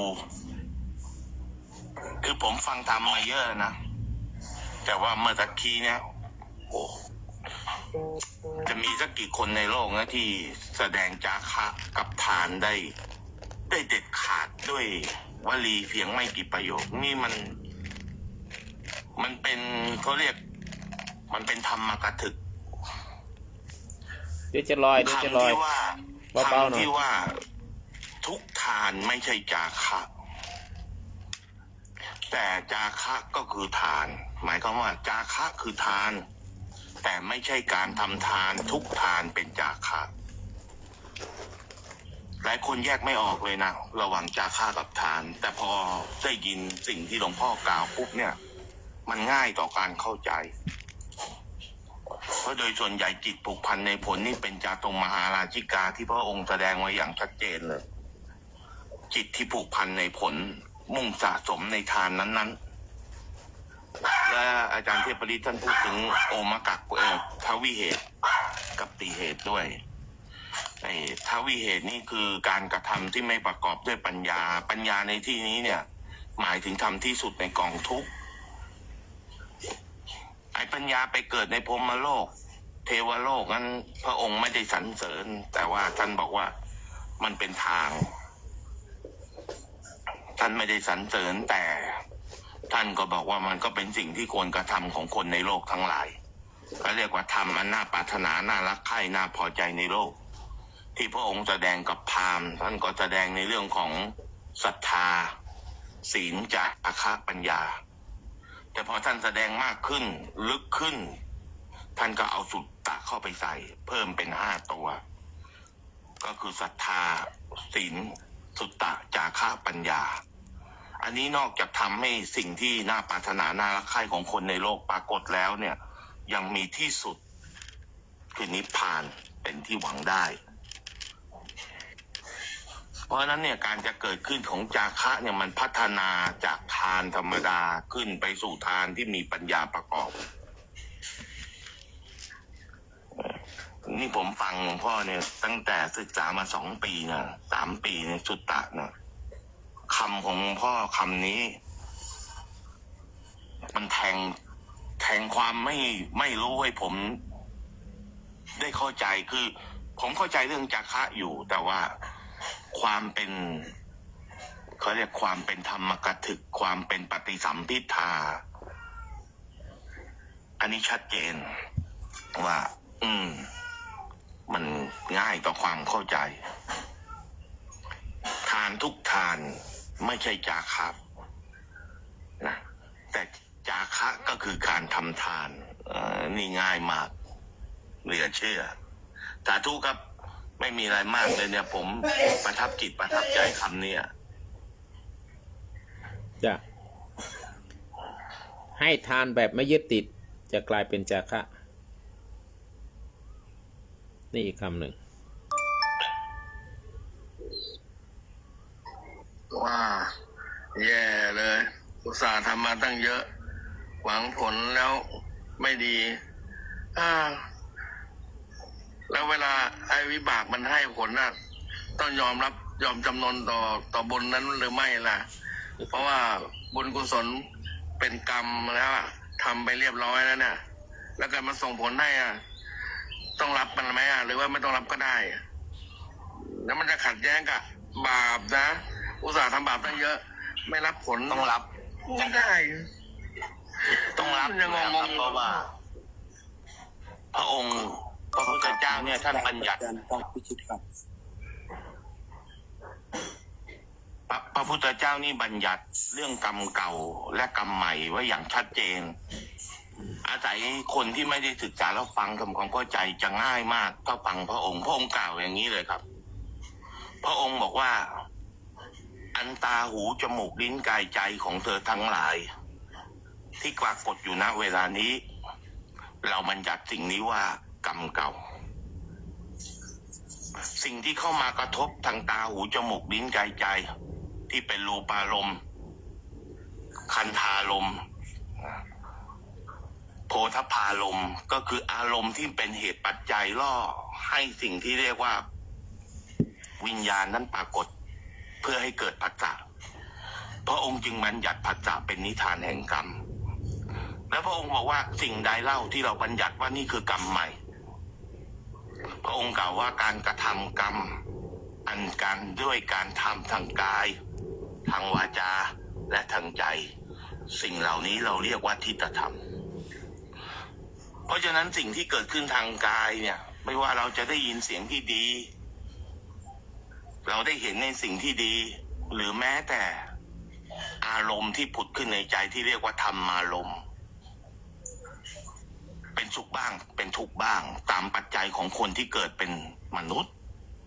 ถ้าเป็นเทวโลกก็จะไม่ได้เห็นสิ่งเหล่านี้ ไม่ใช่ว่าอยากเห็นก็เห็นได้ แต่ว่าด้วยวิบากกรรมจึงนำมาให้เห็น เกิดมาเป็นมนุษย์ก็ต้องรู้จักเย็นร้อนอ่อนแข็งรู้จักหิวรู้จักกระหาย แต่เทวดาอันเป็นทิพย์ก็ไม่ได้ประสบพบเจอกับสิ่งเหล่านี้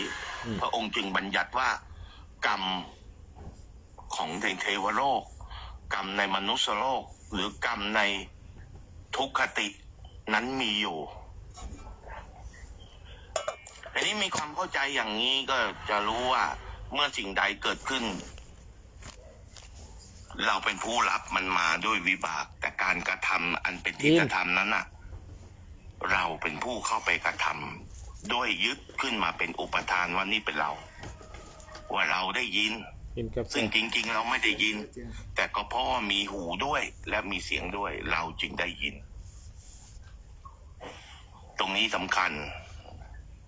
จึงได้เรียกว่ากรรมเก่าและกรรมเก่าแต่ละคนไม่เหมือนกันอย่างที่พระคุณเจ้าบอกมีความปรารถนาตั้งจิตผูกพันในผลไว้เนี่ยสิ่งเหล่านี้ก็ส่งผลครับเป็นวิบากกรรมมาเป็นผู้มีปัญญาดีเป็นผู้มีความทรงจำที่ดีเป็นผู้ที่มีความใคร่ควรธรรมที่ดีเป็นเนื้อบุญเป็นเนื้อกุศลเหมือนลักษณะของอรหันต์3ประเภทจะเรียกแบ่งกันเป็นลักษณะของการประหารกิเลสที่1ก็ชื่ออรหันต์เลย2เป็นชื่อของพระเสขะหรืออาเสขะและสุดท้ายก็เป็นพระขีณาสพอันนี้เขาก็แบ่งอรหันต์3ประเภทมันก็ส่งผลมา3แบบเป็นผู้ไม่ต้องกระทำกิจเป็นผู้ห่างไกลแล้วจากอาสวะหรือเป็นผู้ใสสะอาดบริสุทธิ์เหมือนอรหันต์คำว่าใสสะอาดบริสุทธิ์เนี่ยอย่างเช่นบางคนไม่มีจิตโลภเลยนะครับเกิดมาในโลกนี้เขาไม่โลภเลยนะน้อยมากหรือเบาบางมากนิมนต์ครับหลวงพ่อเจนตัดแต่งเสียบไฟเฉยเรื่องนี้ต้องให้อาจารย์เทพฤทธิ์ท่านอธิบายในเชิงอภิธรรมท่านเป็นครูบาอาจารย์สอนอภิธรรม แต่คนเราเกิดมาอย่างอยู่ในเนี้ย10 คนเนี่ยไม่มีใครเหมือนกันนะครับต่างกันคนบางคนโกรธง่ายโมโหง่ายคนบางคนวางง่ายวางเร็วคนบางคนฟังอะไรก็เป็นปัญญาไปหมดคนบางคนฟังปั๊บก็เกิดอิสสะเกิดปราทะโดยอุปกิเลสทั้งหลายเหล่านี้ไออุปกิเลส16เนี่ยมันประกอบไปด้วยสิ่งที่เป็นกิเลสซ่อนอยู่ในใจเราซึ่งไม่ใช่เนื้อของเราเลยโดยแท้นะครับแต่มันมีการถือเอาไว้อย่างเช่นถือความคิดเอาไว้เป็นอุปทานที่ถูกประทานนะครับเมื่อยึดถือตรงนี้เอาไว้เนี่ยแล้วไม่วางเนี่ยก็จะเป็นเหตุเป็นโทษต้องให้อาจารย์เทพฤทธิ์ท่านเป็นครูบาอาจารย์สอนอภิธรรมผมนั้นมันนักอภิธรรมที่อยู่นอกห้องเรียนอ่านเอาอย่างเดียวตรงบอกไม่รู้ด้วยค่อยๆศึกษาไปมันก็เก่งขึ้นไปเรื่อยๆนะครับดังนั้นเนี่ยพูดถึงตัวยึดถือกับยึดมั่นเนี่ยอาการไม่เหมือนกันนะฮะยึดถือเนี่ยอาจจะเป็นทั้งกุศลทั้งอกุศลก็ได้แต่ถ้ายึดมั่นถือมั่นเนี่ยอันนี้เป็นอกุศลอย่างเดียวเขาเรียกว่าตัวอุปาทานนะครับอย่างเช่นเรายึดถือสิ่งที่ถูกต้องยึดถือคำสอนของพระเจ้า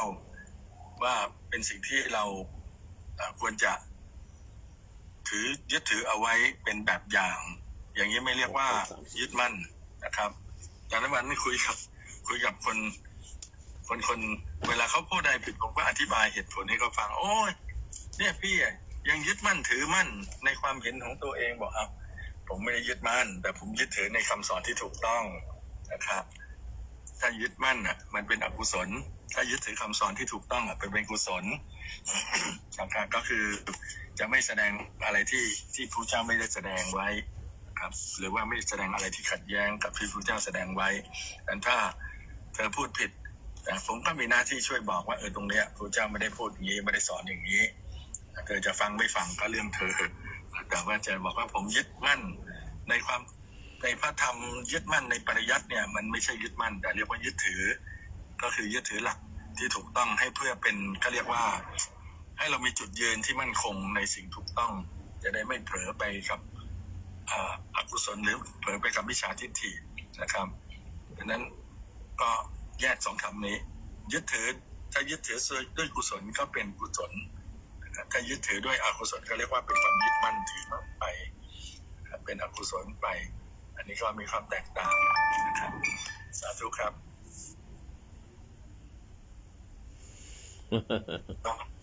ดีมากมีในพระบทครับหลวงพ่อครับว่าปรารถนาสิ่งใดครับ ไม่ได้สิ่งนั้นนั่นก็เป็นทุกข์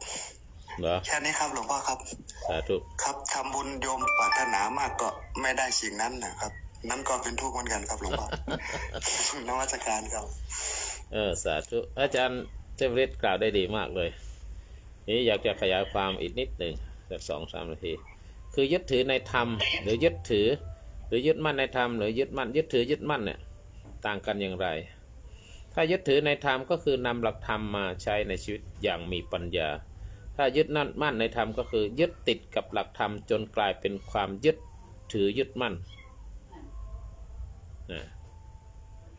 ยึดมั่นในธรรมก็คือการยึดติดกับหลักธรรมจนกลายเป็นความยึดมั่นถือมั่นยึดถือในธรรมอย่างถูกต้องก็คือทำให้เกิดปัญญายึดมั่นในธรรมมากเกินไปก็กลายเป็นอัตตาถ้ายึดมั่นเกินไปนะคือยึดถือในธรรมก็คือการเอาธรรมะมาใช้โดยที่ไม่ยึดติดคือศึกษาธรรมะและปฏิบัติให้เหมาะสมกับชีวิตนี่คือยึดถือในธรรมคือการใช้หลักธรรมอย่างยืดหยุ่นไม่เคร่งครัดจนทำให้เกิดทุกข์ตัวอย่างการยึดถือในธรรมก็คืออย่างที่ว่ายึดถือในธรรมอย่างถูกต้องก็คืออะไรก็คือว่าปฏิบัติธรรมตามศีล 5เพราะเข้าใจว่าเป็นพื้นฐานของชีวิตที่ดีหรือยึดถือในธรรมเช่นว่านั่งสมาธิหรือเจริญสติเพื่อจิตสงบได้เห็นความจริงของชีวิตยึดถือในธรรมก็คืออย่างเช่นว่าฟังธรรมและศึกษาธรรมเพื่อพัฒนาปัญญาให้เกิดความเข้าใจเพราะฉะนั้นยึดถือธรรมอย่างมีสติทำให้พ้นทุกข์และเกิดปัญญาได้ยึดมั่นในธรรมคืออะไรยึดมั่นในธรรมนี่ก็คือว่ายึดติดกับหลักธรรมแบบตายตัวจนกลายเป็นอัตตาถ้ายึดมั่นจริงๆนะแล้วก็ยึดติดกับหลักธรรมแบบตายตัวก็คือกลายเป็นอัตตาในที่สุดนะคือยิ่งคิดว่าธรรมะที่ตัวเองเข้าใจเท่านั้นที่ถูกต้องอันนี้อันตรายหรือใช้ธรรมะไปตัดสินผู้อื่นแทนที่จะใช้พัฒนาตัวเองและพัฒนาคนอื่นตัวอย่างการยึดมั่นในธรรมก็คือว่ายึดมั่นในธรรมจนเป็นโทษก็คือว่าคิดว่าทุกคนต้องปฏิบัติธรรมแบบเดียวกันกับตัวเองอันนี้ยึดมั่นในธรรมอย่างอาตมาคิดว่าคนจะต้องรู้เหมือนอาตมาหมดเลยแต่มันไม่ใช่นะอันนี้จังทุกขังอนัตตาอันนี้ยึดมั่นหรือเคร่งครัดในศีลมากเกินไปจนเครียดและเป็นทุกข์อันเนี้ยยึดมั่นถือมั่นหรือว่าใช้ธรรมะไปตำหนิคนอื่นแทนที่จะขัดเกลากิเลสของตนเองอันนี้ก็ยึดมั่นถือมั่นนั้นการยึดมั่นในธรรมมากเกินไปนะเน้นมากเกินไปนะพ่อเทพฤทธิ์ไม่ใช่พ่อเทพฤทธิ์นะหมายถึงว่าเน้นมากเกินไปเนี่ยอาจกลายเป็นอัตตาอาจนะไม่ใช่ว่าเป็นทั้งหมดอาจกลายเป็นอัตตาก็ได้นะหรือไม่เป็นก็ได้แต่อาจจะเป็นก็ได้และทำให้เกิดทุกข์ได้นะถ้ายึดมั่นเกินไปนะก็เราเชื่ออย่างนี้แล้วเราเรียนมาอย่างนี้มีอย่างนี้ถ้าเขาไม่เชื่ออย่างเงี้ยมันก็ต้องกระแทกเข้าไปต้องแบบมันใช่จริงๆนะเรียนมามีหลักเดี๋ยวนี้แต่มุ่งเข้าไปอันนั้นเป็นอัตตาไปละนะดังนั้นเปรียบเทียบการยึดถือธรรมและการยึดมั่นในธรรมเนี่ยก็คือว่าการยึดถือธรรมก็ใช้ธรรมะอย่างมีปัญญา แต่ถ้ายึดมั่นในธรรมแล้วก็ติดอยู่กับในธรรมะจนเกิดอัตตามันต้องแบบนี้มันต้องอย่างนี้มันต้องปรุงแต่งขึ้นมาแล้วผลลัพธ์เป็นยังไงถ้ายึดถือในธรรมทำให้จิตใจสงบและเข้าใจธรรมะขึ้นถ้ายึดมั่นในธรรมก็ทำให้จิตใจเครียดและก็เคร่งเกินไปนะถ้าท่าทีของผู้อื่นนะต่อผู้อื่นยังไงถ้าเรายึดถือในธรรมแล้วก็จะเคารพความแตกต่างในความคิดของผู้อื่นแต่ถ้ายึดมั่นในธรรมแล้วตัดสินเองว่าคนอื่นนะต้องเห็นเหมือนเราเหมือนตนเองนะเขาต้องเรียนเขาไม่เรียนเขาเลยไม่เห็นตัวเองเนี่ยความยืดหยุ่นในการที่ยึดมั่นในธรรมก็คือสามารถยืดหยุ่นได้คือเข้าใจว่าธรรมะต้องใช้ให้เหมาะสมแต่ถ้ายึดมั่นในธรรมก็คิดว่าทุกอย่างต้องเป็นไปตามกฎเป๊ะเป๊ะเป๊ะเป๊ะเป๊ะเป๊ะเป๊ะต้องอย่างนี้ต้องอย่างนี้นะจะทำให้เครียดทำให้เป็นอัตตาไปถ้าการปฏิบัตินะยึดถือในธรรมก็ปฏิบัติได้ด้วยใจที่เบาสบาย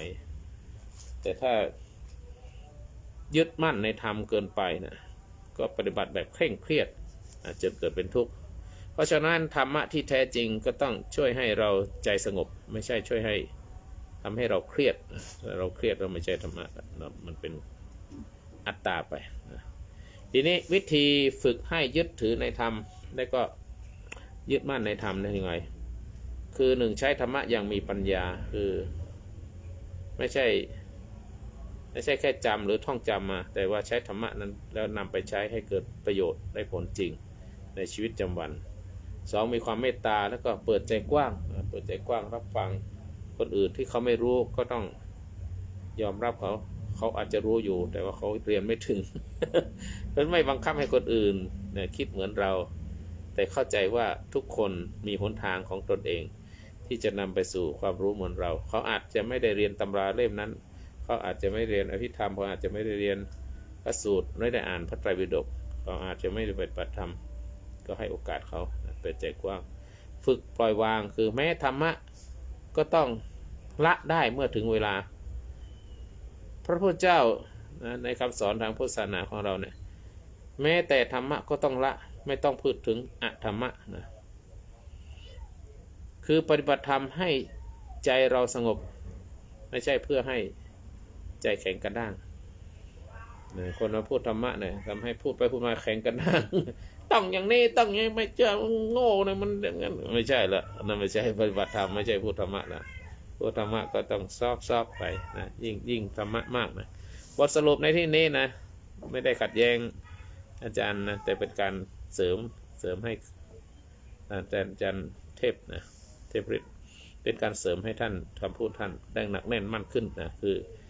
ยึดถือในธรรมะก็คือใช้ธรรมะให้เป็นประโยชน์แล้วก็ไม่ยึดติดหรือยึดมั่นในธรรมก็คือติดธรรมมากเกินไปจนกลายเป็นอัตตาถ้าเราไม่ยึดมั่นมากเกินไปก็คือธรรมก็คือธรรมะที่แท้จริงคือทำให้ใจเราสงบไม่ใช่ทำให้เราเป็นทุกข์ใจเราเป็นทุกข์เพราะฉะนั้นการใช้ธรรมะมาปฏิบัติก็เพื่อให้พ้นทุกข์นะก็คือถ้าธรรมะนั้นปฏิบัติให้ทุกข์แล้วนั่นไม่ใช่ธรรมะที่ถูกต้องนะเพราะฉะนั้นการศึกษาธรรมไม่ใช่แต่ที่ว่าใช้ธรรมะที่ยึดมั่นถือมั่นในธรรมนะให้ตัดสินกับมันว่าต้องเป็นงี้ต้องเป็นงี้จนกลายเป็นทำให้ตัวเองมีความทุกข์นะมีความทุกข์เพราะฉะนั้นเช่นเป็นพันธการเป็นอะไรมาผูกพันให้เราเครียดนะนั่นไม่ใช่ธรรมะเราต้องสบายใจเรื่องนี้ที่ว่าพูดธรรมะแล้วทำไมคุณไม่เข้าใจทำไมความหลักฐานไปอย่างนี้อันนี้ไปอย่างนี้นี่คุณโง่คุณไม่ได้เรียนคุณไม่ใส่ใจคุณเข้าใจผิดอันนั้นไม่ใช่แล้วนะอันไม่ใช่ก็ส่งเสริมคำพูดของอาจารย์สาธุอาจารย์ยังอยู่นะไม่หนีไปไหนสาธุครับอาจารย์กล่าวถูกต้องคือนี่ดูอาการของความยึดถือกับยึดมั่นครับมันมีความต่างกันคือถ้ามีความยึดมั่นในหลักธรรมเวลามีคนกล่าวแย้งมันจะเกิดปฏิฆะเกิดความโกรธเขานะครับยิ่งถ้าเขาเถียงโอ้ยของขึ้นโทสะว่ากันแรงๆอันนี้เขาเรียกว่ายึดมั่นเพราะว่าไอ้ตัวยึดมั่นคือตัณหาเนี่ยมันเป็นปัจจัยให้เกิดตัวปฏิฆะนะครับพอเขาไม่เห็นด้วยก็ กล่าวผิดแล้วก็ไปปฏิฆาไปโกรธเขาอันเนี้ยยึดมั่นชัดเจน แต่ถ้ายึดถือความถูกต้องใครกล่าวผิดเราก็ช่วยกล่าวชี้แนะด้วยความเมตตาและความกรุณานะครับก็จะเชื่อไม่เชื่อก็เรื่องของเขาเรากล่าวแล้วก็รักษาใจของเราไม่ให้ขุ่นมัวกับในสิ่งไม่ถูกต้องนะครับเพียงแต่ว่าก็ฉันมีหน้าที่บอกฉันก็บอกแค่นี้แหละฉันก็บอกด้วยความสุภาพส่วนเธอจะเชื่อไม่เชื่อก็เป็นเรื่องของเธอเพราะว่า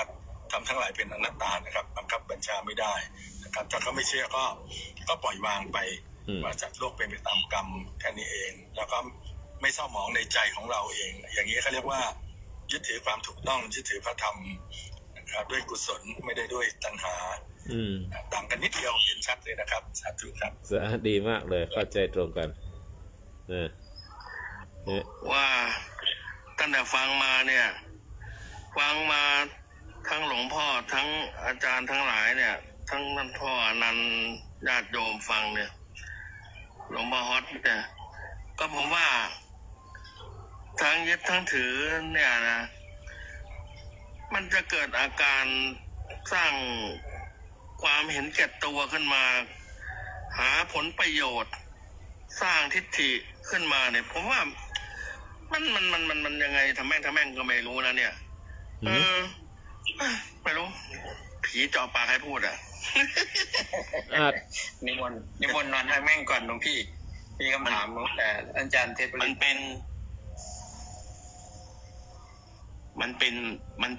มัจฉริยะครับมันเป็นความตนีที่ถือเอาไว้หมายถึงว่ามันมีการถือเอาไว้คนเราอย่างว่าเราทำอะไรแล้วเราไม่ได้ผลเนี่ยมันจะไม่ทำอันนี้เป็นอาการหนึ่งที่เรียกว่ามัจฉริยะคือความตระหนี่และเป็นไปในทุกๆเรื่องทีนี้พระองค์ท่านบัญญัติตรงเนี้ยเพื่อให้แยกระหว่างมัจฉริยะนะครับแต่ว่ากับความที่เรียกว่ากุศลโดยพระองค์เนี่ยอธิบายในอภิชาเวลาท่านแสดงธรรมเนี่ยท่านบอกว่าอภิชาและโทมนัสอภิชาเนี่ยคือความโลภเพ่งเล็งแต่พระองค์ให้นิยามคำว่าโลภเพ่งเล็งในที่นี้เนี่ยต้องตั้งไว้ในสิ่งที่ไม่สมควรได้นี่ท่านอธิบายไว้เพื่อให้เห็นได้ว่าคำว่าฉันทะในปัจจินกะเจตสิกฉันทะเนี่ยแปลว่าความพอใจเนี่ยยังไม่ได้บอกว่าเป็นอกุศลหรือกุศลเพราะฉะนั้นเนี่ยในสัมมาทิฏฐิจึงต้องเอาสิ่งที่เรียกว่าความเข้าใจในกุศลมาอธิบายความว่าฉันทะตัวนี้สำคัญตรงนี้ไม่อย่างนั้นเดี๋ยวมันจะวางผิดวางถูกทีนี้การวางผิดวางถูกเป็นนิวรธรรมนิวรณ์ตัวนี้เรียกว่าโกกุจจะเป็นโทจตุกะเจตสิกโทสะตุกะเจตสิกนี่มีอารมณ์ความไม่ปรารถนาคือเป็นทุกข์พระองค์จึงบัญญัติทุกข์ให้เรารู้จักว่าความประสบพบเจอกับสิ่งไม่น่าพอใจเป็นทุกข์มีความปรารถนาสิ่งใดไม่ได้สิ่งนั้นเป็นทุกข์เพราะนั้นเมื่อทุกข์ปรากฏเนี่ยย่อมได้ซึ่งทุกขติสมบัติสัตว์จึงไม่รู้อาการของโกกุจจะเนี่ยจึงมีคำอธิบายในเถระท่านจะอธิบายว่าโกกุจจะนั้นคืออาการผู้ที่ประพฤติปฏิบัติในส่วนของกุศลแล้วยังทำไม่สำเร็จมีความทุกข์ลงไปว่าฉันยังทำไม่ได้ตัวนี้ก็เป็นโกกุจจะหรือกุศลที่ทำไปแล้วขออภัยอกุศลที่ทำไปแล้วเป็นเหตุให้ระลึกได้แล้วระลึกในอกุศลนั้นก็เป็นเหตุให้เกิดความไม่พอใจตัวนี้ก็เป็นทุกข์จ้ะสาธุจ้ะคือตอบคำถามของอาจารย์พีระเราช่วยตอบให้ตรงคำถามอาจารย์พิชิตถามว่ายึดถือธรรมะก็ยึดธรรมะล้วนแต่เป็นการเห็นแก่ตัวหลวงพ่อตอบอันนี้หรือเปล่าหรือไม่ตอบเดี๋ยวให้อาจารย์เทพได้ตอบเดี๋ยวคนฟังจะกังขาว่ายึดถือธรรมะก็เห็นแก่ตัวยึดมั่นก็เห็นแก่ตัวคือว่ามีเดี๋ยวผมจะได้ถามทีเดียวเลยอาจารย์เทพฤทธิ์จะได้ตอบด้วยมันเกี่ยวโยงกันเยอะๆครับ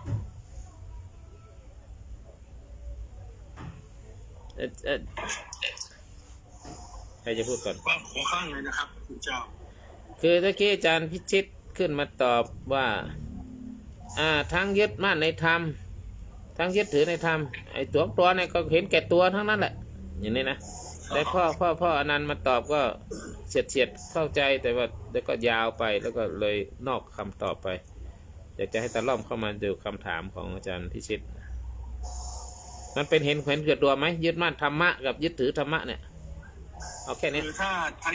ายึดถือยึดมั่นด้วยอกุศลน่ะมันเป็นได้ทั้งหมดเลยนะครับเป็นได้ทั้งหมดเลยก็คือเห็นแก่ความเห็นของตัวเองเท่านั้นจะต้องถูกใครเห็นต่างจากเราไม่ได้นะครับมันก็จะเป็นเหตุให้เกิดที่เมื่อกี้บอกกันปฏิฆะเวลาใครมาขัดแย้งกับความเห็นของเรานะครับแต่ถ้ายึดมั่นขอโทษยึดถือด้วยกุศลยึดถือด้วยกุศลยึดถือความถูกต้องนะครับไม่กล่าวสิ่งที่ไม่ถูกต้องนะครับหรือไม่คล้อยตามสิ่งที่ไม่ถูกต้องที่พระองค์ไม่ได้ทรงแสดงไว้ด้วยกุศลอันนี้ไม่เป็นนะครับไม่เป็นความเห็นแก่ตัวแต่ว่าเป็นความเห็นแก่ประโยชน์ของผู้อื่นด้วยครับให้เขาได้ประโยชน์ในส่วนนี้ครับสาธุครับอาจารย์พิชิตยังยืนยันคำถามไหมยังยืนยันแน่นอนผมต้องยืนยันได้ว่าเห็นแก่ตัวกันทั้งคนแหละแถมยังหาผลประโยชน์ด้วยเนี่ยหวังผลประโยชน์กันทั้งนั้นแหละแล้วก็สร้างทิฏฐิกันทั้งนั้นแหละแล้วหลวงพ่อจะแย้งผมแย้งแน่อาจารย์พิชิตแย้งได้หลวงพ่ออาจารย์พิชิตเดี๋ยวผมจะให้อาจารย์เทพฤทธิ์อธิบายสิ่งนี้อาจารย์พิชิตอาจจะเข้าใจอาจารย์เทพฤทธิ์ครับมันมีครับเชิญครับมันมีปปยุตโตเนี่ยเขาแบ่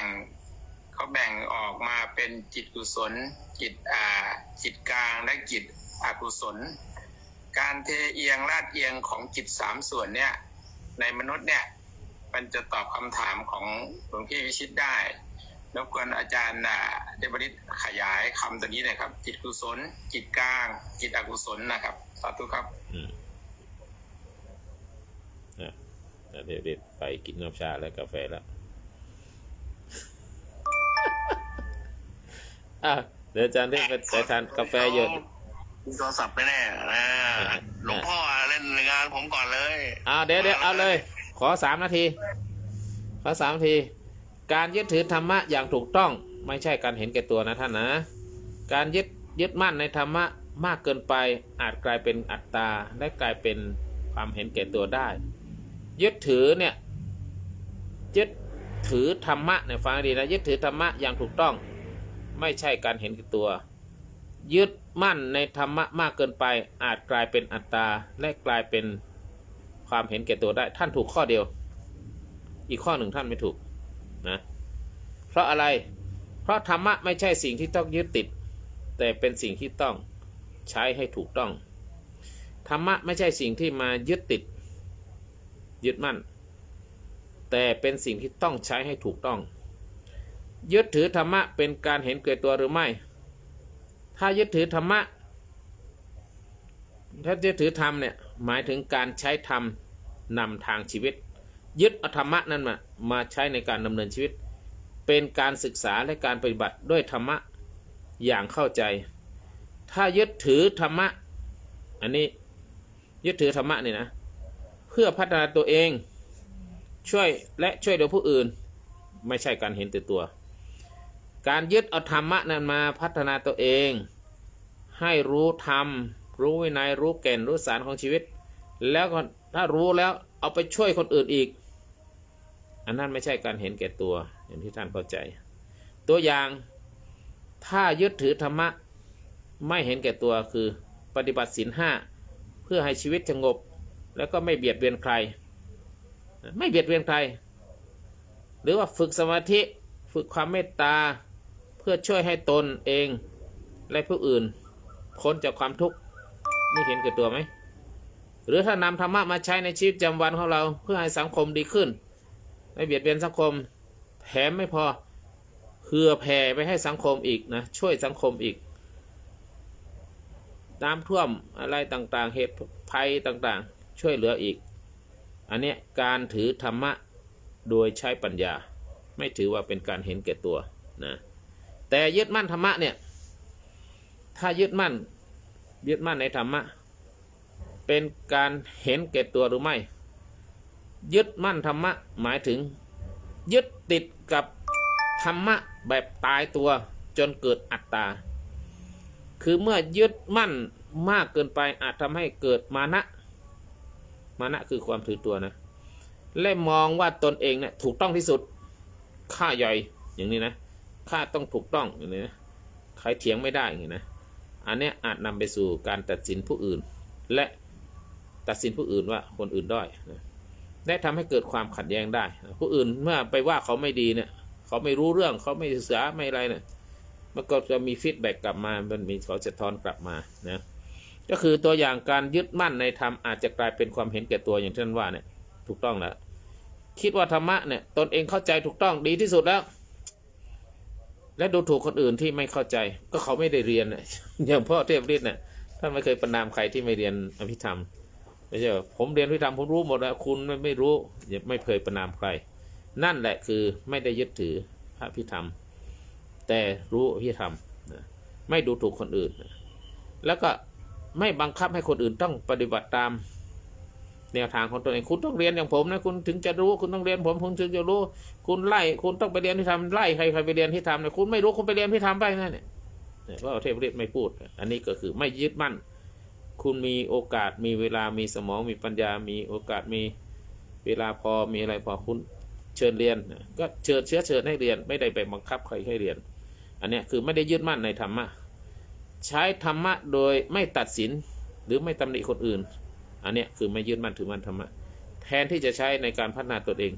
ที่จริงพันธรรมะนะใช้พัฒนาตัวเองไม่ใช่ไปตัดสินคนอื่นว่าคนอื่นรู้หรือไม่รู้นะเพราะนั้นการยึดมั่นธรรมะจนแข็งกระด้างอาจกลายเป็นการเห็นแก่ตัว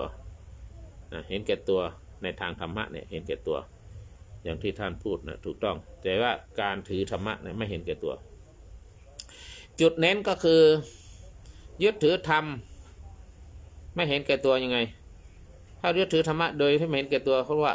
ใช้ธรรมะพัฒนาตนเองและช่วยผู้อื่น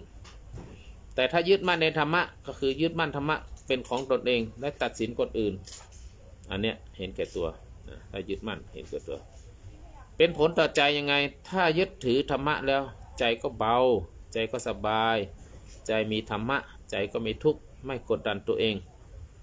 แต่ถ้ายึดมั่นธรรมะแล้วโอ้โหมันเคร่งเครียดนะทำยังไงเขาจะรู้อย่างเรานะมันกดดันตัวเองนะกดดันผู้อื่นด้วยคุณทำไมไม่รู้ทำไมไม่เรียนทำไมนั่นมันง่ายนิดเดียวเนี่ยพิธามมันได้ยากอะไรได้อย่างนี้อันนี้ยึดมั่นแล้วยึดมั่นแล้วท่าทีต่อผู้อื่นคือเปิดใจกว้างถ้ายึดถือธรรมะเนี่ยแล้วก็ยอมรับความแตกต่างนะทุกอย่างสิ่งอย่างในโลกนี้ไม่มีอะไรที่เหมือนกันแต่ถ้ายึดมั่นธรรมะแล้วโอ้โหคิดว่าตัวเองเนี่ยถูกต้องแล้วก็บังคับให้คนอื่นเชื่อตามที่เรายึดถือนะอันนี้อันตรายเห็นแก่ตัวแน่นอนผลลัพธ์ก็คือผลลัพธ์ของการยึดถือธรรมะแล้วก็ไม่เห็นแก่ตัวเนี่ยเขาว่าใช้ธรรมะให้เกิดประโยชน์ในชีวิตทั้งตัวเองและเพื่อผู้อื่นแต่ถ้ายึดมั่นเนี่ยกลายเป็นอัตตาทำให้เกิดความทุกข์ได้เพราะว่ายึดถือธรรมะอย่างมีปัญญาใจก็สงบไม่เห็นแก่ตัวยึดมั่นธรรมะมากเกินไปอาจกลายเป็นอัตตาและก็เห็นแก่ตัวนะเพราะฉะนั้นวิธีปฏิบัติการยึดถือธรรมะหรือยึดมั่นธรรมะเนี่ย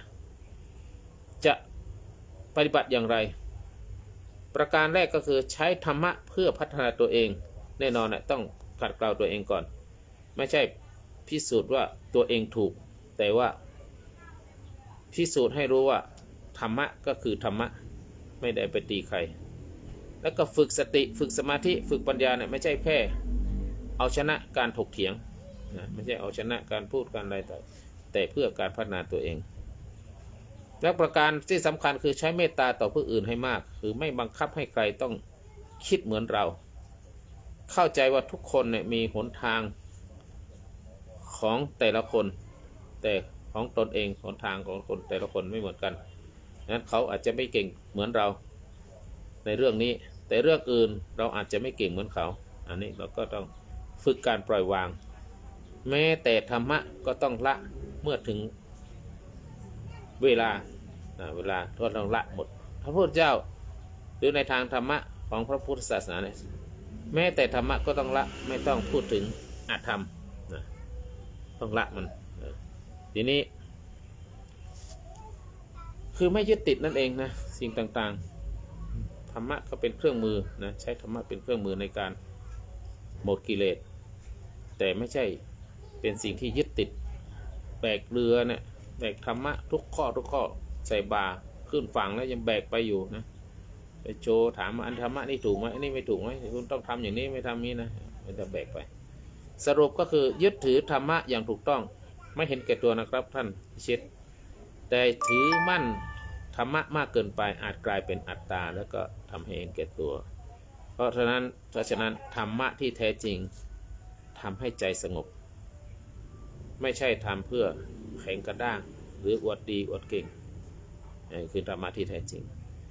ถ้าถือธรรมะจนทำให้เกิดความทุกข์นั่นไม่ใช่ธรรมะที่ถูกต้อง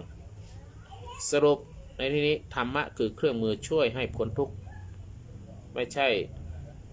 สิ่งที่ถือยึดติดจนกลายเป็นอัตตาสาธุ ทุกครับ จำแจ้งครับในหลวงพ่อเทพประเด็นจะเพิ่งทุบอาตมานะ เดี๋ยวไม่นานนะเนี่ยอย่างท่านพ่อเทพประเด็นท่านพ่ออนันต์นะ กำลังจัดพอดีเลย อย่าเพิ่งทุบอาตมานะพ่ออาตมาเนี่ยไงก็ยังยืนการคำเดิมว่าพวกอาจารย์ครูบาอาจารย์ทั้งหลายญาติโยมทั้งหลายเนี่ยท่านอาจารย์พ่อท่านอาจารย์อนันต์เนี่ยนะเข้ามาเนี่ยประโยคที่2นะบอกว่ามาหวังผลประโยชน์กันทั้งนั้นเนี่ยไงเสียไงก็ต้องหวังผลประโยชน์จริงๆหวังผลประโยชน์เสร็จแล้วก็เกิดทิฏฐิขึ้นมาเพราะนั้นเนี่ยพอมาแย่หลวงพ่อครูบาเล่นเด้ออย่าเพิ่งทุบเด้อ หวังผลประโยชน์ไงก็เห็นแก่ตัวเสร็จแล้วก็ต้องหวังผลประโยชน์แล้วก็มีทิฏฐิขึ้นไง ผมขออนุญาตพระอาจารย์พิชิตหน่อยครับคือท่านผมเริ่มมองเห็นท่านว่าไม่ธรรมดาคือเสียงที่เราได้ยินเนี่ยเป็นพยัญชนะเป็นรูปนามเนี่ยเป็นสิ่งที่ติดตัวมาที่พระองค์บอกว่าเนี่ยสิ่งที่เราบัญญัติว่านี่คือกรรมเก่านี่คือวิธีการคิดของนามพอได้ยินคำว่าเห็นกับตัวเนี่ยมันตีความไม่เหมือนกันแต่ถ้าอาจารย์พิชิตท่านอาจจะมีความหมายว่าเห็นแก่ตัวก็เพราะว่าเนี่ยมันมีประโยชน์การยังเข้ามาโดยเห็นว่ามีประโยชน์มันถึงว่าประโยชน์ที่จะเพียรให้เกิดปัญญาประโยชน์ให้เกิดความศึกษาประโยชน์ในการกระทำซึ่งกุศลกรรมอันเป็นกุศลบท10คือสัทธรรมสวนะหรือสัทธรรมะคือ1เนี่ยได้แน่ๆคือสัทธรรมสวนะการมาฟังธรรมหรือการมาแสดงธรรมที่เรียกว่าสัทธรรมเทศนาอันนี้เป็นประโยชน์ทั้งสิ้นถ้ามองมุมนี้ก็ใช่ทำปัญญาที่ยังไม่เกิดให้เกิดขึ้นอันนี้ก็ใช่ไม่ปฏิเสธอันนี้เป็นบุญกิริยาวัตถุที่ผู้ที่ยังกระทำยังต้องกระทำอันนี้ความเห็นแก่ตัวตรงนี้มีเต็มเปี่ยมเลยแค่เห็นหลวงพ่อผมก็มีปิติแล้ววันไหนไม่มาเนี่ยผมมาแอบมองหลวงพ่อก็ชอบพูดว่ายิงบ้างแหละไปคุยช่องอื่นผมในใจผมมันมีดกรีดใจมันพ่อเตือนลูกเหมือนแบบว่าคนเคยมาเหมือนเราเป็นลูกเป็นหลานเราต้องมาหาพ่อหาแม่ยามเช้ากลับไม่มาอย่างเงี้ยมันก็แต่ว่าเราก็หวังประโยชน์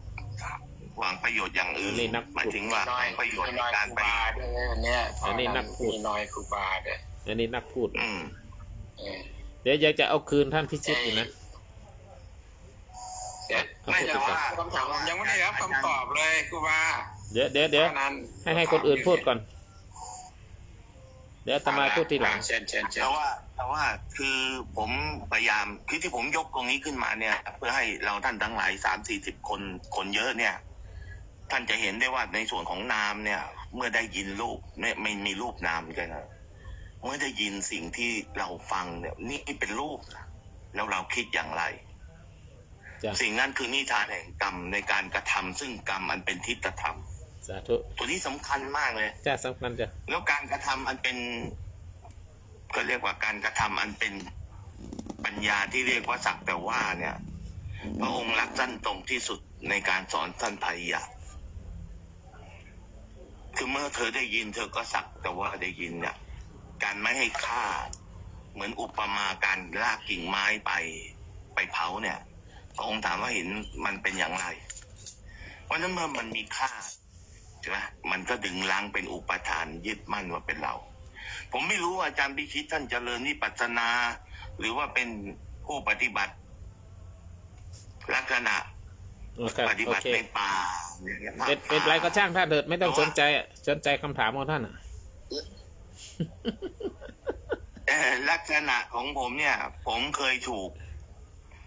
กการฝึกโดยวิธีการแบบลักษณะนี้มา แต่ยังมีความเห็นไม่เห็นพ้องกับครูบาอาจารย์บางแบบนี้ แต่ผมชอบลักษณะการเดินบัญญัติพูดง่ายๆว่า สายตำราเนี่ย เพื่อให้คนได้เห็นตามพุทธวจนะ หมายถึงไม่ใช่พุทธวจนะที่ตัดทอนพระไตรปิฎกนะแต่ผมพูดถึงทั้งหมดในพระไตรปิฎกแล้วผมเชื่อว่าสิ่งที่พระองค์รับรอง หรือว่าคณะสงฆ์รับรอง ถือว่าเป็นคำจากพระโอษฐ์ โอ เหมือ เคน กัน โอเคเอาคำตอบนะพ่อถูกต้องถูกมากเลยพ่อพูดเป็นชั่วโมงทั้งวันนี้พ่อพูดถูกหมดเลยแต่อยากได้คำตอบของท่านพิชิตเนี่ยทำไมถึงอาจหารมากล่าวว่าการสอนธรรมะทุกคนหวังผลประโยชน์และเห็นแก่ตัวนะมันจริงหรือไม่ตอบสองอย่างจริงหรือไม่จริงก็แค่นั้นจะอธิบายก็ได้ 3 อย่างหลวงพ่อ3 อย่าง 3 อย่างนอกจากจะเห็นแก่ตัวแล้วนะ ยังหวังผลประโยชน์นะ เสร็จแล้วก็ยังมีทิฏฐิเกิดขึ้นมาด้วยหลวงพ่อ 3 อย่างเลย แต่ผมก็ยังยืนการคำเดิม โอ้ขนาดนั้นเลยเหรอท่านพิชิต คืออย่างนี้ท่านกล่าวอ่ะมันถูกอยู่ส่วนหนึ่งถูกตรงไหน คือเห็นแก่ตัวเนี่ยมันก็ถูกส่วนหนึ่งคือเห็นแก่การพูดคุยธรรมะเนี่ยเพื่อเห็นแก่ความรู้ความเข้าใจของเรานะครับ ก็คือถ้าเรากล่าวบ่อยๆแล้วพูดบ่อยๆไอ้ความจำในธรรมะของเรามันจะไม่ลืมเลือนนะครับก็เห็นแก่ปัญญาของเราเองเนี่ยจะสงเคราะห์ท่านว่าเห็นแก่ตัวก็ได้ เห็นแก่ผลประโยชน์หวังผลประโยชน์ก็ได้เหมือนกันก็คือหวังผลประโยชน์ให้กับผู้อื่นนะได้ประโยชน์ในสิ่งที่เรากล่าวให้เขาเกิดปัญญาก็จะเรียกโดยโวหารว่าหวังผลประโยชน์ก็ได้แต่ว่าไม่หวังผลประโยชน์เพื่อตัวเราแต่เพื่อปัญญาของผู้อื่นจะได้รู้เหมือนกับที่เราได้เรียนมา อันนี้ก็เรียกว่าได้นะครับแต่ว่าเป็นปัจจัยให้เกิดทิฏฐิเนี่ยมันไม่ใช่แล้วล่ะท่านเพราะทิฏฐิในที่ท่านว่าเนี่ยมุ่งเอาถ้ามิจฉาทิฏฐิอย่างเดียวนะมันไม่ใช่ละนะครับเพราะว่าการคุยธรรมะพูดธรรมะเพื่อหวังประโยชน์นะครับเพื่อประโยชน์เพื่อปัญญาของตนเนี่ยก็เรียกว่าเห็นแก่ตัวก็ได้ปัญญาของตนเพื่อประโยชน์ผลประโยชน์ของคนอื่นนะครับอันนี้มันเป็นปัจจัยให้เราละทิฏฐิไม่ใช่สะสมทิฏฐินะไหนท่านอธิบายหน่อยสิว่าการคุยธรรมะพูดธรรมะกันเนี่ยมันเป็นเหตุให้เกิดทิฏฐิคือยังไงครับคุณเจ้า แหมผมรู้ทันกันหมดเลยอ่ะ ยังไม่ได้บาย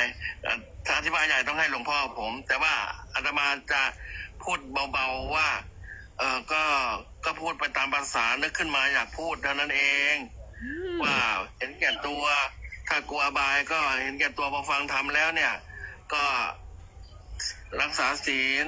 ให้ทานเป็นเสบียงบุญไปในภพหน้าเผื่อชาตินี้ยังไม่นิพพานส่วนหาผลประโยชน์ก็คือประโยชน์ที่จะได้ก็คือประโยชน์เราเองประโยชน์ผู้อื่นแล้วก็จะได้ประโยชน์ที่เรานึกไม่ถึงคือประโยชน์สูงสุดหรือว่าปรมัตถประโยชน์นะจ๊ะส่วนทิฏฐิที่จะเกิดขึ้นเนี่ยมันเป็นผลดีก็สัมมาทิฏฐินั่นแหละมันจะเกิดขึ้นมาให้เราเนี่ยพอได้สดับได้รับฟังแล้วมันจะเกิดอาการขึ้นนี้ขึ้นมาแต่ไม่ได้คันปากเลยพูดย่อๆเพื่อแกล้งหลวงพ่อครูบาญาติโยมนั่นเองขออภัยด้วยเขาผิดไปแล้วเอางี้ครับเดี๋ยวขอ3มีวางหมากล่อไว้ด้วยนะเดี๋ยว3 นาทีทิฏฐิก็เข้าใจว่าเป็นมิจฉาทิฏฐิแต่ ท่านรองสัมมาทิฏฐิเนี่ยถูกต้องเลยครับสาธุครับ ขอ3 นาที ขอ3 นาที ขอ3 นาทีว่า คือก็แสดงความนับถือท่านนะการสอนธรรมะคือหวังผลประโยชน์และการเห็นแก่ตัวเนี่ยจริงหรือไม่คำถามนี้เป็นคำถามที่สำคัญมากและเป็นการสอนธรรมะเนี่ยมีเป้าหมายเพื่ออะไรถ้าเพื่อช่วยผู้อื่นให้พ้นทุกข์แต่ถ้าบางคนสอนด้วยเจตนาอื่นเนี่ยแน่นอนเห็นแก่ตัวสอนเพื่อจะได้กันเทศอย่างนี้นะไม่ได้สนใจว่าเขาจะพ้นทุกข์หรือไม่พ้นทุกข์นะนี่เห็นแก่ตัวแน่นอนธรรมะที่แท้จริงไม่ใช่เพื่อประโยชน์ส่วนตัวแต่เพื่อความเข้าใจและการปล่อยวางอันนี้คือธรรมะที่แท้จริงหากสอนเพื่ออัตตาตัวตนของเราเพื่อจะได้มีหน้ามีตามีตำแหน่งแห่งหนหวังผลตอบแทนอันนี้อาจจะเป็นมิจฉาทิฏฐิหรือมิจฉาธรรมไม่ใช่สัมมาธรรมไม่ใช่สัมมาทิฏฐิเพราะฉะนั้นการสอนธรรมต้องมาจากจิตที่บริสุทธิ์ถ้าพระพิชิตสอนไม่จิตได้ไม่บริสุทธิ์นั่นแหละเห็นแก่ตัวนะแสดงว่าสอนต้องการให้เหนือกว่าผู้อื่นนั่นเห็นแก่ตัวนั้นการสอนธรรมะที่แท้จริงไม่ใช่การเห็นแก่ตัวพระพุทธเจ้าพระองค์ทรงสอนธรรมะตลอด45 พรรษาที่พระองค์ได้ตรัสรู้หลังจากตรัสรู้เดินทางไปทุกหนทุกแห่งทั้งที่เป็นกษัตริย์แต่ก็เดินด้วยพระบาทด้วยเท้าไปทุกหนแห่งถึง45 พรรษาถูกคนขว้างปาถูกคนด่าทออะไรต่างๆนั่นคือการเห็นแก่ตัวหรือเปล่าการไปสอนธรรมะสอนให้คนอื่นนั้นจิตของพระพุทธเจ้าที่เผยแผ่ธรรมะเพื่อประโยชน์แก่ชาวโลกไม่ได้สอนให้ละอัตตาไม่หวังผลตอบแทนถ้าหวังผลตอบแทนต้องการสิ่งของพระองค์ไม่ต้องมาประนวดแล้วนะเป็นกษัตริย์โอ้โหมีเป็นจักรพรรดิยิ่งใหญ่มีของเยอะแยะนะดังนั้นการสอนธรรมะเนี่ยก็ทำด้วยใจบริสุทธิ์ของพระพุทธองค์ด้วยปัญญาพระกรุณาพระมหากรุณาต่างๆพระพุทธเจ้าเองก็สอนธรรมะด้วยความเมตตาต่อสรรพสัตว์โลกนะไม่ใช่ไปสอนไปเพื่อให้มีใครมาสรรเสริญและไม่ไปเพื่ออำนาจหวังจะเป็นผู้แทนหวังจะเป็นอะไรต่างๆนี่เป้าหมายก็คือช่วยให้คนเข้าใจความทุกข์และพ้นจากความทุกข์อันนี้เป็นเป้าหมายหลักของพระพุทธเจ้าตัวอย่างการสนทนาธรรมหรือธรรมะที่ไม่เห็นแก่ตัวอย่างเช่นว่าพระพุทธเจ้าเทศให้โดยไม่คิดค่าตอบแทนนะไม่คิดนะไปเทศที่นั่นที่นี่นะเพื่อช่วยคนให้พ้นทุกข์จริงๆนะแล้วพระอาจารย์สอนธรรมะเพื่อให้ได้สิทธิ์มีปัญญาอย่างนี้ไม่ใช่เพื่อสิทธิ์ได้บูชาตนเองเป็นพระอาจารย์หรือไม่ใช่เพื่อจะได้นั่นได้นี่นั้นการเผยแผ่ธรรมะผ่านหนังสือหรือผ่านการบรรยายหรือผ่าน TikTok เนี่ยก็เพื่อให้เกิดความสว่างทางปัญญาไม่เคยมีใครเอาเงินมาให้เป็นหมื่นเป็นแสนเลยนะคืออาจจะมีท่านพิชิตคงจะได้นะแบบนี้อันนั้นเป็นแค่แสงสว่างนะสอนธรรมะที่แท้จริงคือไม่ใช่การที่จะเอานะคือการสอนการเผยแผ่ธรรมแบบนี้เป็นต้นทีนี้ตัวอย่างของการสอนธรรมะที่ไม่เห็นแก่ตัวคือที่พระพุทธเจ้าสอนทรงสอนเวนยสัตว์45 พรรษาท่านก็ไม่เห็นแก่ตัวนะการเผยแผ่ธรรมะก็ไม่เห็นแก่ตัวอะไรต่างๆในการสอนธรรมะที่ผิดนะอาจจะเป็นการเห็นแก่ตัวถ้าสอนที่ผิดนะบางครั้งการสอนธรรมะที่ถูกสอนธรรมะที่ถูกต้องเนี่ยก็เป็นการสอนธรรมะที่ตรงไปตรงมาแล้วก็ธรรมะเพื่อใช้เป็นประโยชน์ถ้าไปใช้เป็นประโยชน์ส่วนตัวนะคือการเห็นแก่ตัวนะแต่ว่าเพื่อสร้างชื่อเสียงหรืออำนาจหรือผลตอบแทนทางวัตถุอันนั้นก็เป็นการเห็นแก่ตัวหรือว่าสอนเพื่อให้มีความศรัทธาตัวเองมากขึ้นให้เขารู้ว่าเราเรียนมากขึ้นให้เรารู้ว่าปฏิบัติมากอย่างนี้มากกว่าใครนะในธรรมะอาจเป็นการเห็นแก่ตัวก็ได้ยกตัวอย่างเช่นว่าใช้ธรรมะเพื่อสร้างลัทธิหรือสร้างศรัทธาหรือให้บุคคลมาเคารพนับถือ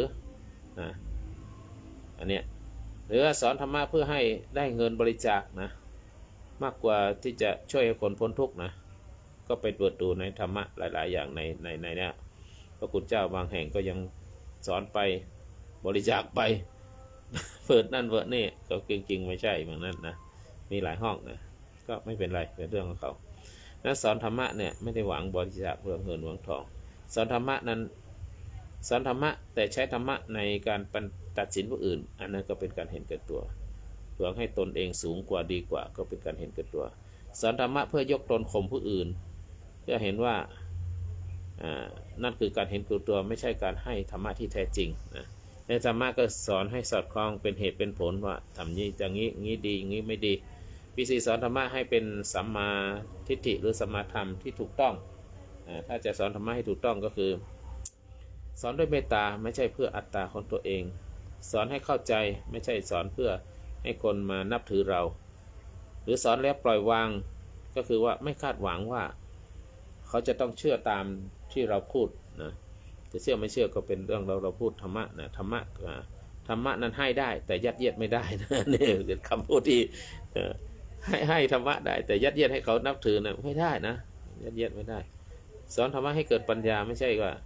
หวังผลที่จะได้มาตอบแทนแทนหลังนะหมายความว่าไม่ใช้ธรรมะนั้นเพื่อลาภยศไม่ใช่เพื่ออิทธิพลทางสังคมสอนธรรมะที่แท้จริงก็คือการให้โดยไม่มีเงื่อนไขที่จะ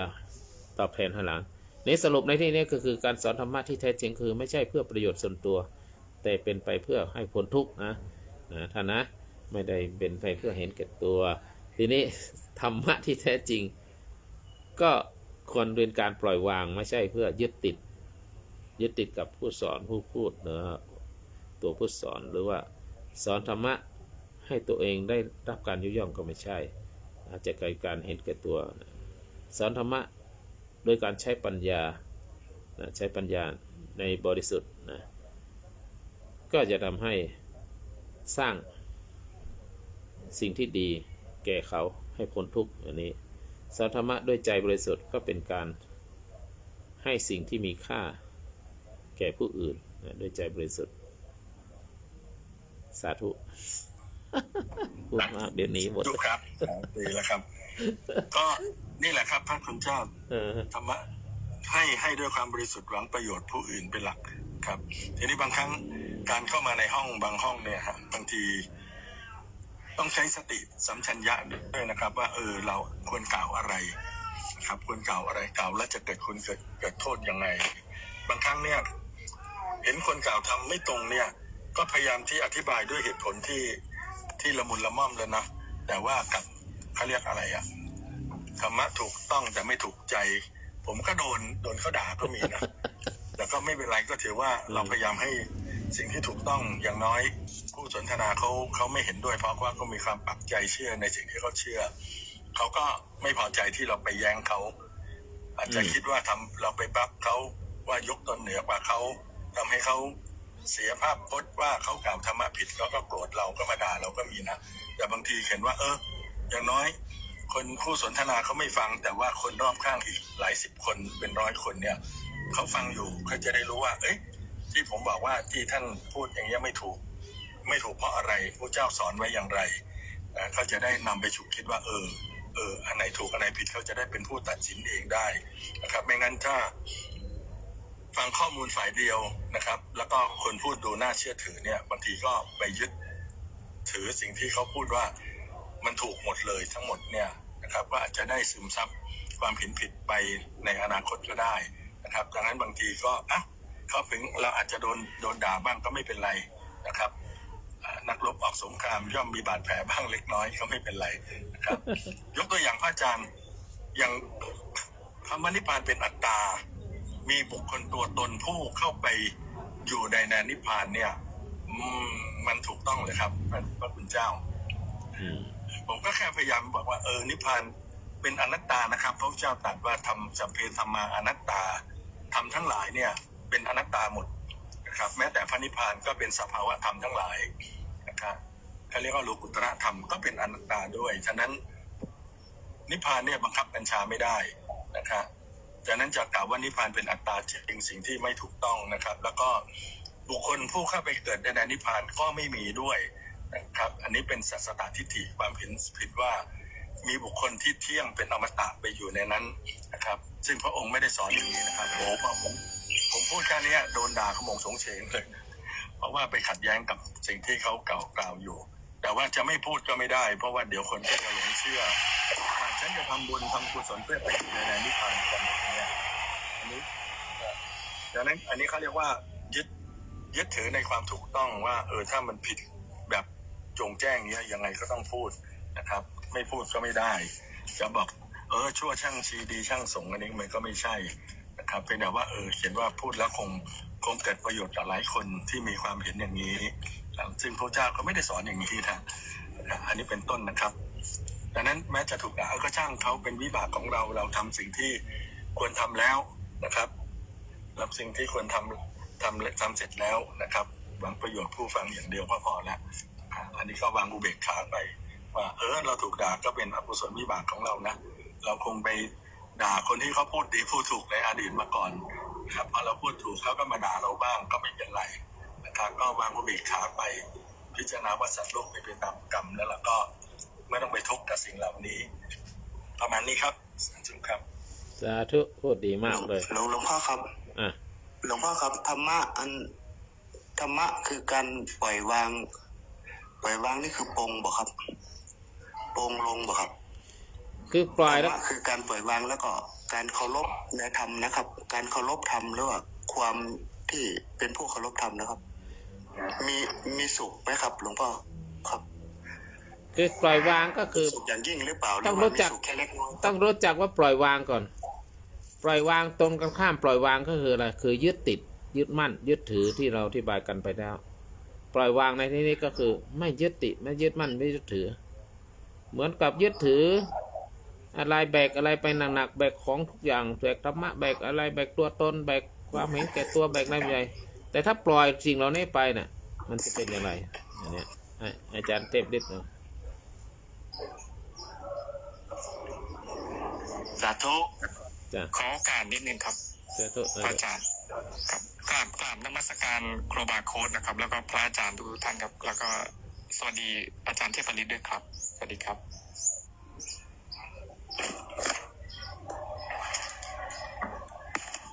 สาธุครับสาธุครูบาโค้ดครับผมมีคำถามนิดนึงครับอย่างถ้าคนที่เขาเข้าใจว่าสภาวะพระนิพพานเนี่ยเป็นดินแดนอะไรเงี้ยก็คือเขาต้องการอยากได้ภพนั้นใช่ไหมครับคือผมก็คิดว่ามันก็น่าจะมีอะครับแต่มันมีในความเข้าใจของเขาอะครับที่เขาปฏิบัติด้วยความที่ยังไม่เข้าใจจริงหรือเปล่าอันนี้ผมถามนะผมเป็นคำถามเปิดหน่อยครับคือหลวงพ่อนิมนต์อย่าเพิ่งตอบเดี๋ยวยกคำถามนี้ไว้นิดนึงผมมีอยากที่จะพูดเรื่องของประโยชน์เดี๋ยวข้ามไป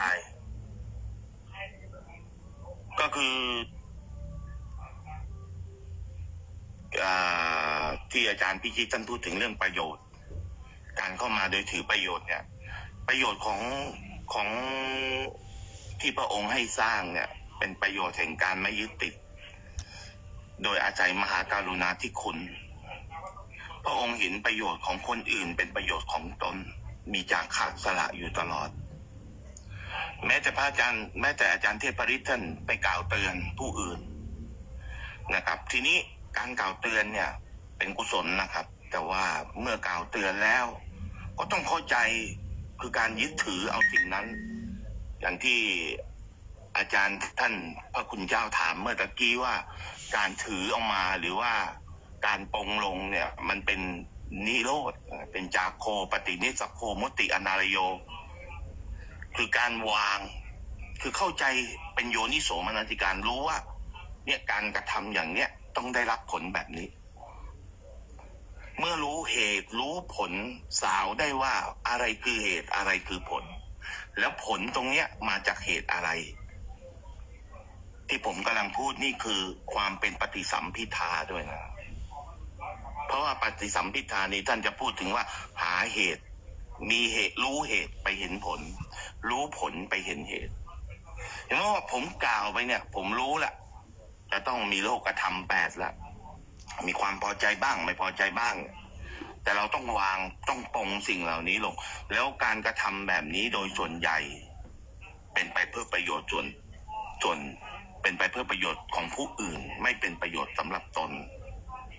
แต่การจะวางซึ่งประโยชน์สำหรับตนได้เนี่ยที่พระองค์แสดงกับพระราหุลว่าไม่เป็นการเบียดเบียนตนต้องจาคะอย่างบริบูรณ์เลย เหมือนที่พระสัมมาสัมพุทธเจ้าท่านเรียกพระมหากัปปิยะว่ากัปปินะเธอคิดอย่างนั้นจริงๆหรือนี่ท่านกำลังแสดงธรรมอยู่กับเอกคัตถะอสีติ ผู้เลิศทางด้านการแสดงธรรมที่สามารถทำให้คนบรรลุธรรมได้มากที่สุดในพุทธศาสนารองจากพุทธเจ้าถามว่าทำไมต้องไปเรียกท่านพระมหากัปปินะออกมา เพราะว่าต้องเข้าใจบารมีของผู้บรรลุอรหันต์นะครับว่าสัมมาสัมพุทธะเป็นผู้เป็นอรหันต์ประเภทหนึ่งที่กระทำซึ่งบารมีมามากหนึ่งในนั้นคือมหาการุณาธิคุณซึ่งเหนือกว่าอรหันต์ประเภทอื่นพระองค์จะสอนให้คนที่มีปัญญาเนี่ยมีเท่ากันคืออาสวะขยายานครับแต่บารมีไม่เหมือนกันท่านก็จะนำแนวทางตรงนี้ให้เป็นข้อปฏิบัติของเราภิกษุสาวกทั้งหลายเพราะนั้นเนี่ยเราจะเห็นได้ว่าสาวกบางประเภทอย่างเช่นท่านนาลกะเป็นผู้ที่กระทำซึ่งเนยโมเนยะท่านเป็นผู้บรรลุธรรมแล้วไม่สอนเก็บตัวอยู่สงบเพราะว่าเห็นประโยชน์บางอย่างคือเบื่อหน่ายกับสิ่งที่เป็นอยู่แต่พระองค์ไม่ใช่นะครับพระองค์เป็นหัวเรือที่ต้องฟาดฟันกับกระแสน้ำคือกิเลสทั้งหลายแล้วมารทั้งหลายเพื่อจะนำคนที่อยู่ข้างหลังเนี่ยเอาไปด้วยเพราะนั้นสิ่งที่พระองค์ทำไม่ได้มุ่งหวังอะไรเลยมุ่งหวังให้ทุกคนได้มีความสุขในวิมุตติเหมือนกันหมดประมาณนี้ครับนิมนต์พระคุณเจ้าจำคำถามพี่ท่านได้ไหมทวนอีกสักครั้งจะได้ไขไอ้นั่นไปเรื่องนี้นิมนต์หลวงพ่อตอบคำถามท่านคือตอบให้ตรงโจทย์นะคือเราคุยกันน่ะเขาคุยเรื่องน้ำเราก็พูดเรื่องน้ำเขาคุยเรื่องนิพพานไม่ผมคุยเรื่องเก่าให้จบแต่เรื่องใหม่ที่เขาถามพระคุณเจ้าเขาถามหลวงพ่อสภาวะนิพพานเนี่ยการยึดถือนิพพานว่าเป็นสถานที่โอเคอาจจะตอบแล้วขอ3 นาทีนี่คือคำถามขอ3 นาทีคือสภาวะนิพพานเป็นดินแดนหรือไม่เนี่ยอาจจะเป็นคำถามแบบนี้ก็ได้หรือว่าพระนิพพานเนี่ยไม่ใช่ดินแดนไม่ใช่สถานที่ไม่ใช่โลกอื่นถ้าภาวะพระนิพพานเนี่ยถึงผู้พูดหรืออาตมาเนี่ยไม่เป็นนิพพานนะอย่าไปเข้าใจว่าเป็นนิพพานแต่เทียบเคียงได้เทียบเคียงจากตำราเทียบเคียงจากการเรียนรู้ว่าสภาวะนิพพานเป็นอย่างนั้นอย่างนั้นถึงแม้ว่าเรายังไม่ไปนิพพานอันนี้คือพูดออกตัวว่าเราสามารถเทียบเคียงได้ว่าสภาวะนิพพานเนี่ยหมายถึงสภาวะที่พ้นจากความเกิดความแก่ความเจ็บความตุยพ้นจากกิเลสและทุกข้ออย่างสิ้นเชิงเพราะฉะนั้นพระนิพพานไม่ใช่ของใครไม่ใช่อยู่ที่ใครแต่เป็นภาวะที่ไม่มีตัวตนไม่มีการยึดมั่นไม่มีอะไรที่ต้องยึดถือนั้นนิพพานไม่ใช่สถานที่แต่เป็นภาวะจิตที่บริสุทธิ์จิตบริสุทธิ์จากกิเลสโดยสมบูรณ์นิพพานไม่ใช่ดินแดนเพราะอะไรเพราะดินแดนเป็นสถานที่เมื่อเป็นสถานที่ก็ต้องมีขอบเขตกี่ไร่กี่งานกี่เท่ากับประเทศเท่ากับจักรวาลเท่ากับนั่นเดือนนี่อันนี้ดินแดนมีขอบเขตมีสถานที่มีเกิดแล้วก็มีดับแต่นิพพานไม่มีขอบเขตนะนิพพานไม่มีขอบเขตไม่มีการเกิดไม่มีการดับถ้านิพพานเป็นสถานที่เป็นดินแดนแปลว่าต้องมีตัวตนอยู่ไปอยู่คัดกับคำสอนเรื่องอนัตตาถ้าคนที่ศึกษาพุทธศาสนาจริงๆจะรู้เรื่องอนัตตานั้นนิพพานไม่ใช่ที่ไหนแต่เป็นภาวะที่อยู่ในตัวกูและไม่มีของกูนั้นนิพพานจึงไม่ใช่ดินแดนสภาวะนิพพานคืออะไรสภาวะนิพพานก็สามารถที่จะพูดได้ว่าเป็นสภาพของสิ่งนั้นไม่ใช่สถานที่สภาวะนิพพานหมายถึงสภาวะที่ไม่มีตัวตนไม่มีสถานที่ไม่มีดินแดนและไม่มีทุกข์ไม่มีการเกิดการดับเป็นภาวะที่จิตได้หลุดพ้นจิตได้หลุดพ้นไม่ยึดติดกับสิ่งใดนะ ไม่ว่าจะเป็นการเวียนว่ายตายเกิดในวัฏสงสารไม่มีแล้วนะนิพพานคือการสิ้นสุดของความทุกข์นิพพานคือการสิ้นสุดของความทุกข์ไม่ใช่สถานที่ที่ต้องไปนะไปอยู่ไปกินไปแต่ที่ต้องไปถึงถ้าเราจะเปรียบนิพพานเปรียบเทียบนิพพานกับดินแดนอย่างที่คำถามมาคือถ้ามีขอบเขตไหมถ้าดินแดนที่ไปอยู่เนี่ยหรือสถานที่เนี่ยถ้านิพพานเป็นสถานที่มีขอบต้องมีขอบเขตนะต้องมีขอบเขตแล้วก็มีพิกัดอยู่ตรงไหนอยู่ไหนแห่งจักรวาลแล้วก็นิพพานเนี่ยไม่มีขอบเขตไม่มีพิกัดไม่มีที่ตั้งนะมันเป็นสภาวะจิตนะอันนี้คือนิพพานแล้วก็มีการเกิดดับไหมดินแดนเนี่ยยังมีการเปลี่ยนแปลงอยู่นะดินแดนอาจจะหดเข้าขยายออกดินแดนจะการเคลื่อนจะเป็นทรงกลมทรงรีทรงอะไรก็แล้วแต่นิพพานนะไม่มีการเกิดไม่มีการดับเป็นที่อยู่ของใครนิพพานนะเป็นที่อยู่ของใครไหมดินแดนเนี่ยมันเป็นที่อยู่ของสิ่งที่มีชีวิตนะถ้าเดียนสิ่งนั้นเป็นดินแดนนั่นหรือไม่มีชีวิตเนี่ยแต่นิพพานไม่มีใครไปอยู่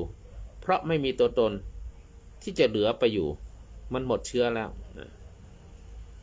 และการเข้าถึงได้อย่างไรดินแดนเนี่ยอาจจะเดินทางเข้าไปอยู่ทางกายภาพเราขี่เครื่องบินไปนั่งจรวดไปนั่งเคลื่อนนั่งเกวียนนั่งอะไรหรือเดินไปแต่นิพพานเนี่ยต้องดับกิเลสแล้วก็ปล่อยวางยิ่งดับกิเลสได้เร็วเท่าไหร่มากเท่าไหร่ปล่อยวางมากเท่าไหร่ใกล้ไปนิพพานได้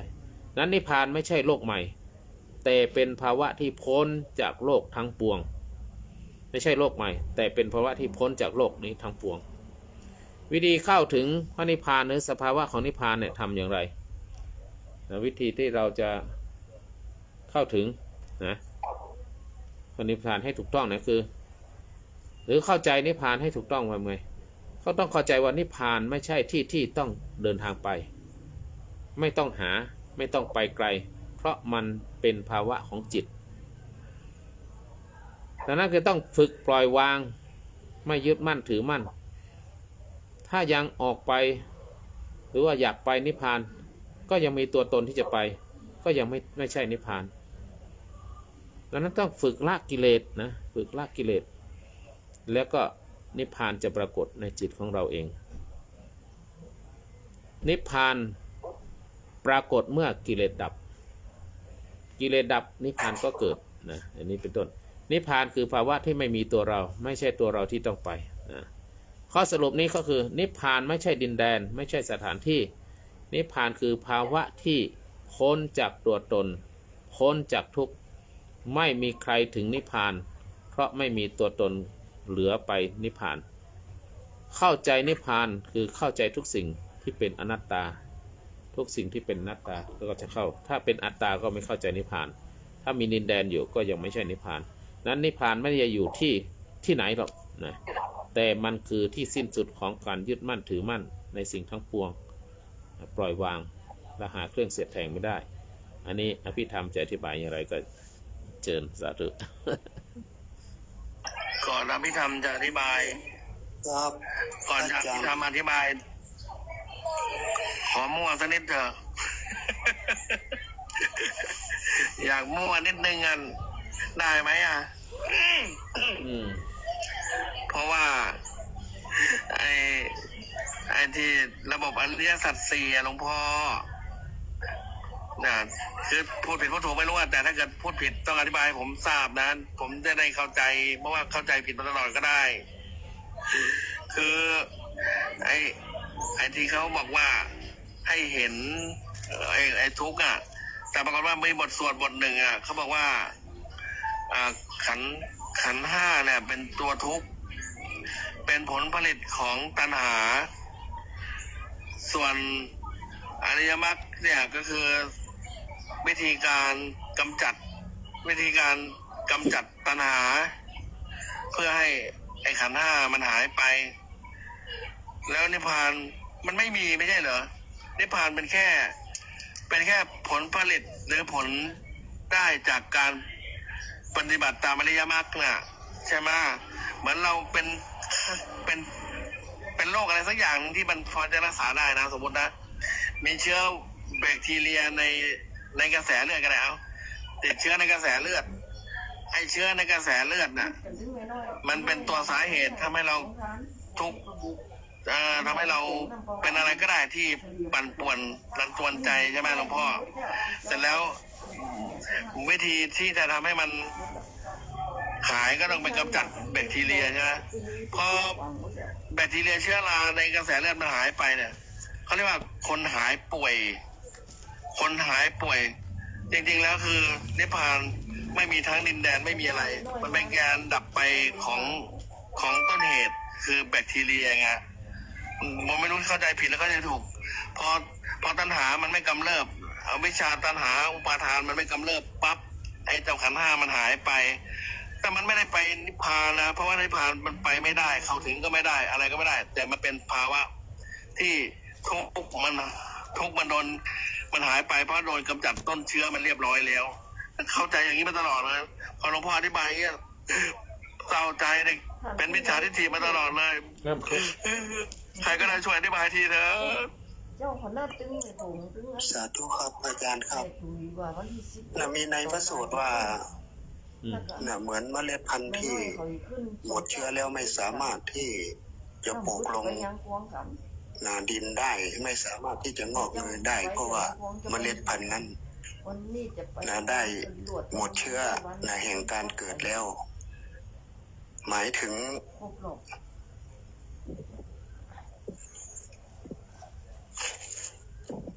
เมล็ดเชื้อนั้นไม่มีเกิดแล้วใช่ไหมครับหลวงพ่อ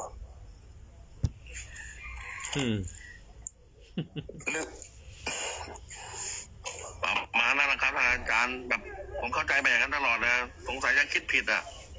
คิดว่านิพพานจริงๆมันไม่มีจริงๆเนี่ยก็คือนิพพานเป็นอาการของเรียกว่าต้นเหตุสมุทัยเนี่ยคือตัณหาเขาหายไปแล้วรอเวลาว่านามารูปที่มันเป็นผลผลิตของตัณหาเนี่ยเขาดับไปในที่ใดคือแก๊งอวิชชาตัณหาอุปาทานเขาดับไปในที่ใดแล้วขันธ์ห้ามันไม่ยุ่งเกี่ยวนะคือไม่มีขันธ์ห้าไม่มีขันธ์สี่ไม่มีขันธ์หนึ่งไม่มีขันธ์อะไรเลยขันธ์ระดับที่ไปมันก็ตรงนั้นแหละเรียกว่านิพพานแต่ไม่ใช่ที่มันเป็นแค่ภาวะแล้วมันก็ไม่มีจิตอะไรไปอยู่ไปคลองอะไรเดิมๆแล้วไม่ใช่มาจิตบริสุทธิ์จิตนิพพานจิตดั้งเดิมปะแต่เนี่ยไปคิดอย่างนั้นนะผมก็สับสนจริงๆหลวงพ่อช่วยอธิบายหน่อยเถอะใครก็ได้ช่วยทีผมก็สับสนคำถามของท่านด้วยนะสับสนว่าท่านถามเรื่องอะไรเนี่ยท่านก็อธิบายไปหมดแล้วก็ท่านจะถามอะไรก็เลยถามหลวงพ่อครับหลวงพ่ออธิบายซะแจ่มแจ้งผมก็เลยเข้าใจว่ามันไม่ผมเข้าใจว่าก็คือหลวงพ่อยังบอกว่ามันเป็นภาวะนิพพานแต่ผมก็เลยเข้าใจผิดว่านิพพานคือไม่มีมันดับไปแล้วสภาวะที่ดับไปแล้วเนี่ยคือสภาวะนิพพานก็ถูกแล้วผมก็พูดไปกวนหลวงพ่อไปงั้นแหละแต่อยากรายละเอียดก่อนเลยผมก็เลยบอกว่าก่อนอภิธรรมจะแสดงขอมั่วนิดนึงกันเนี่ยมั่วแล้วพ่อกลัวไม่ได้ออกซื้อเจนอาจารย์เทพฤทธิ์ก็มีอะไรไหม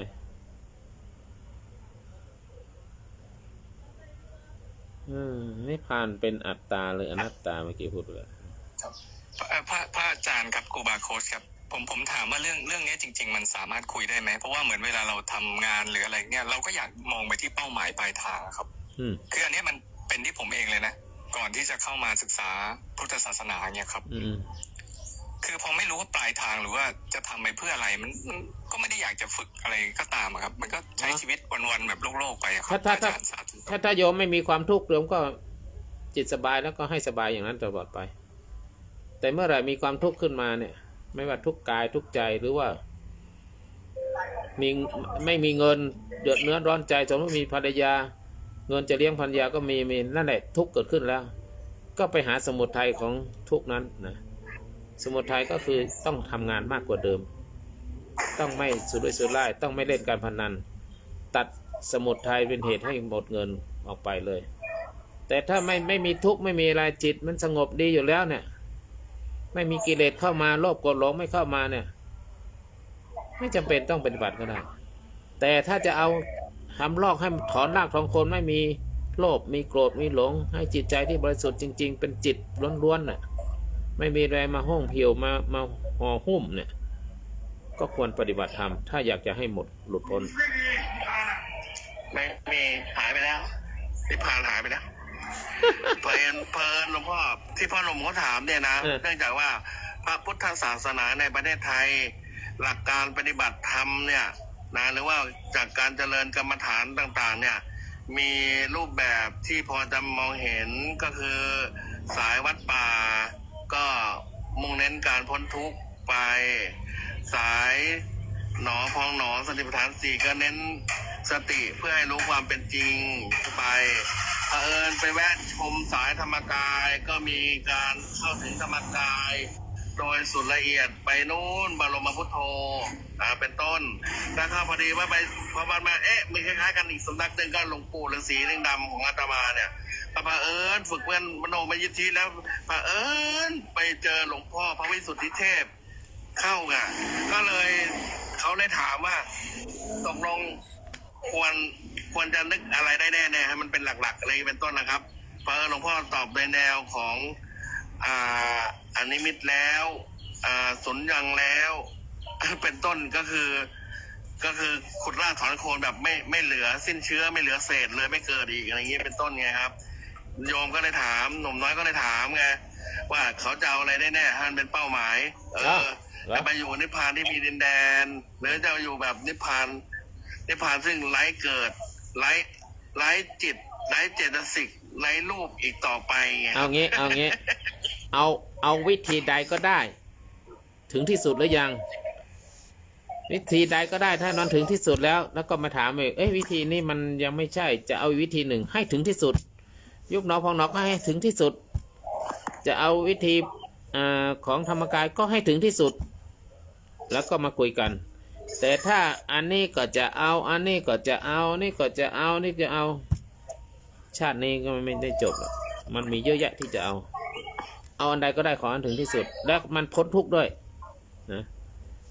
แล้วมันตอบโจทย์คือพ้นทุกข์สิ้นเชื้อแห่งความทุกข์นะพุทธศาสนาจุดเน้นจริงๆคือเพื่อความหลุดพ้นแห่งความทุกข์อริยสัจสี่แล้วก็เห็นพระไตรลักษณ์มันเห็นนะมันทำถ้าสายไหนก็ได้ถ้าทำแล้วเห็นพระไตรลักษณ์แล้วก็พ้นจากความทุกข์ได้นะเอาเลยสายนั้นเลยจะไปทางอภิธรรมก็ได้นะถ้ามีปัญญาพอมีท่านอื่นจะตอบเชิญหนุ่มน้อยไม่ถามต่อเลยหนุ่มน้อยเร็วถามต่อดิให้ผมชงต่อเลยครับไม่ต่อเลย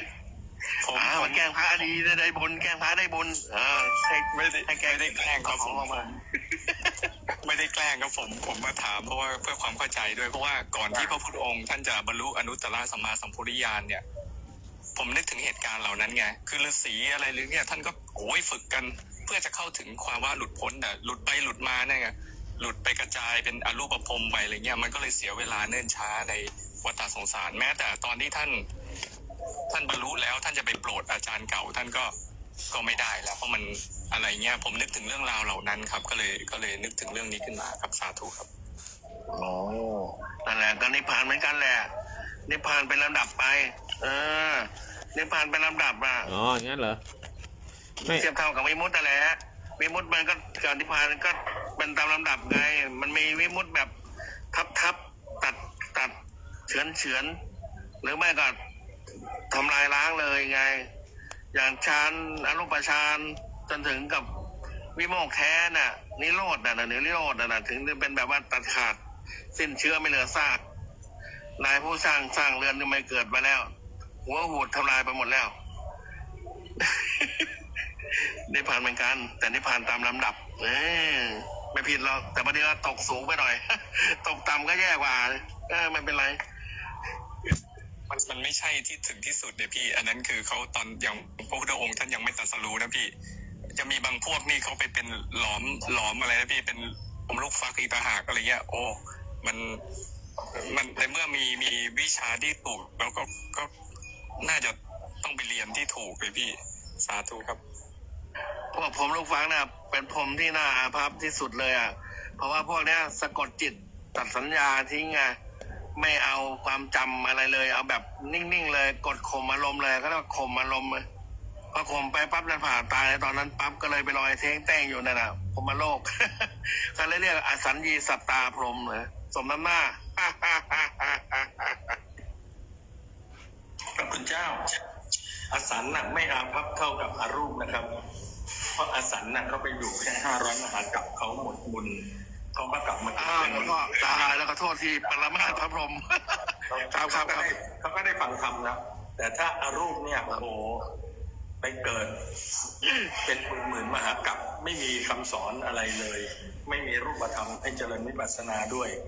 แถมยังทำแต่อรูปฌานทำไปตุยไปก็กลับไปเกิดเป็นอรูปพรหมอีกทำอรูปฌานตุยไปก็เกิดเป็นรูปพรหมอีกดังนั้นพระองค์ต่อเนื่องอาจารย์ชิบหายใหญ่แน่เพราะว่าคือมันต่อเนื่องของมันเองเป็นฟิวชั่นในตัวของมันเองเหมือนดวงอาทิตย์ที่ไม่รู้จักจบโอ้ ว่าอาภัพจริงๆเลยมีน่าเรียกว่าอาภัพภาพบุคคล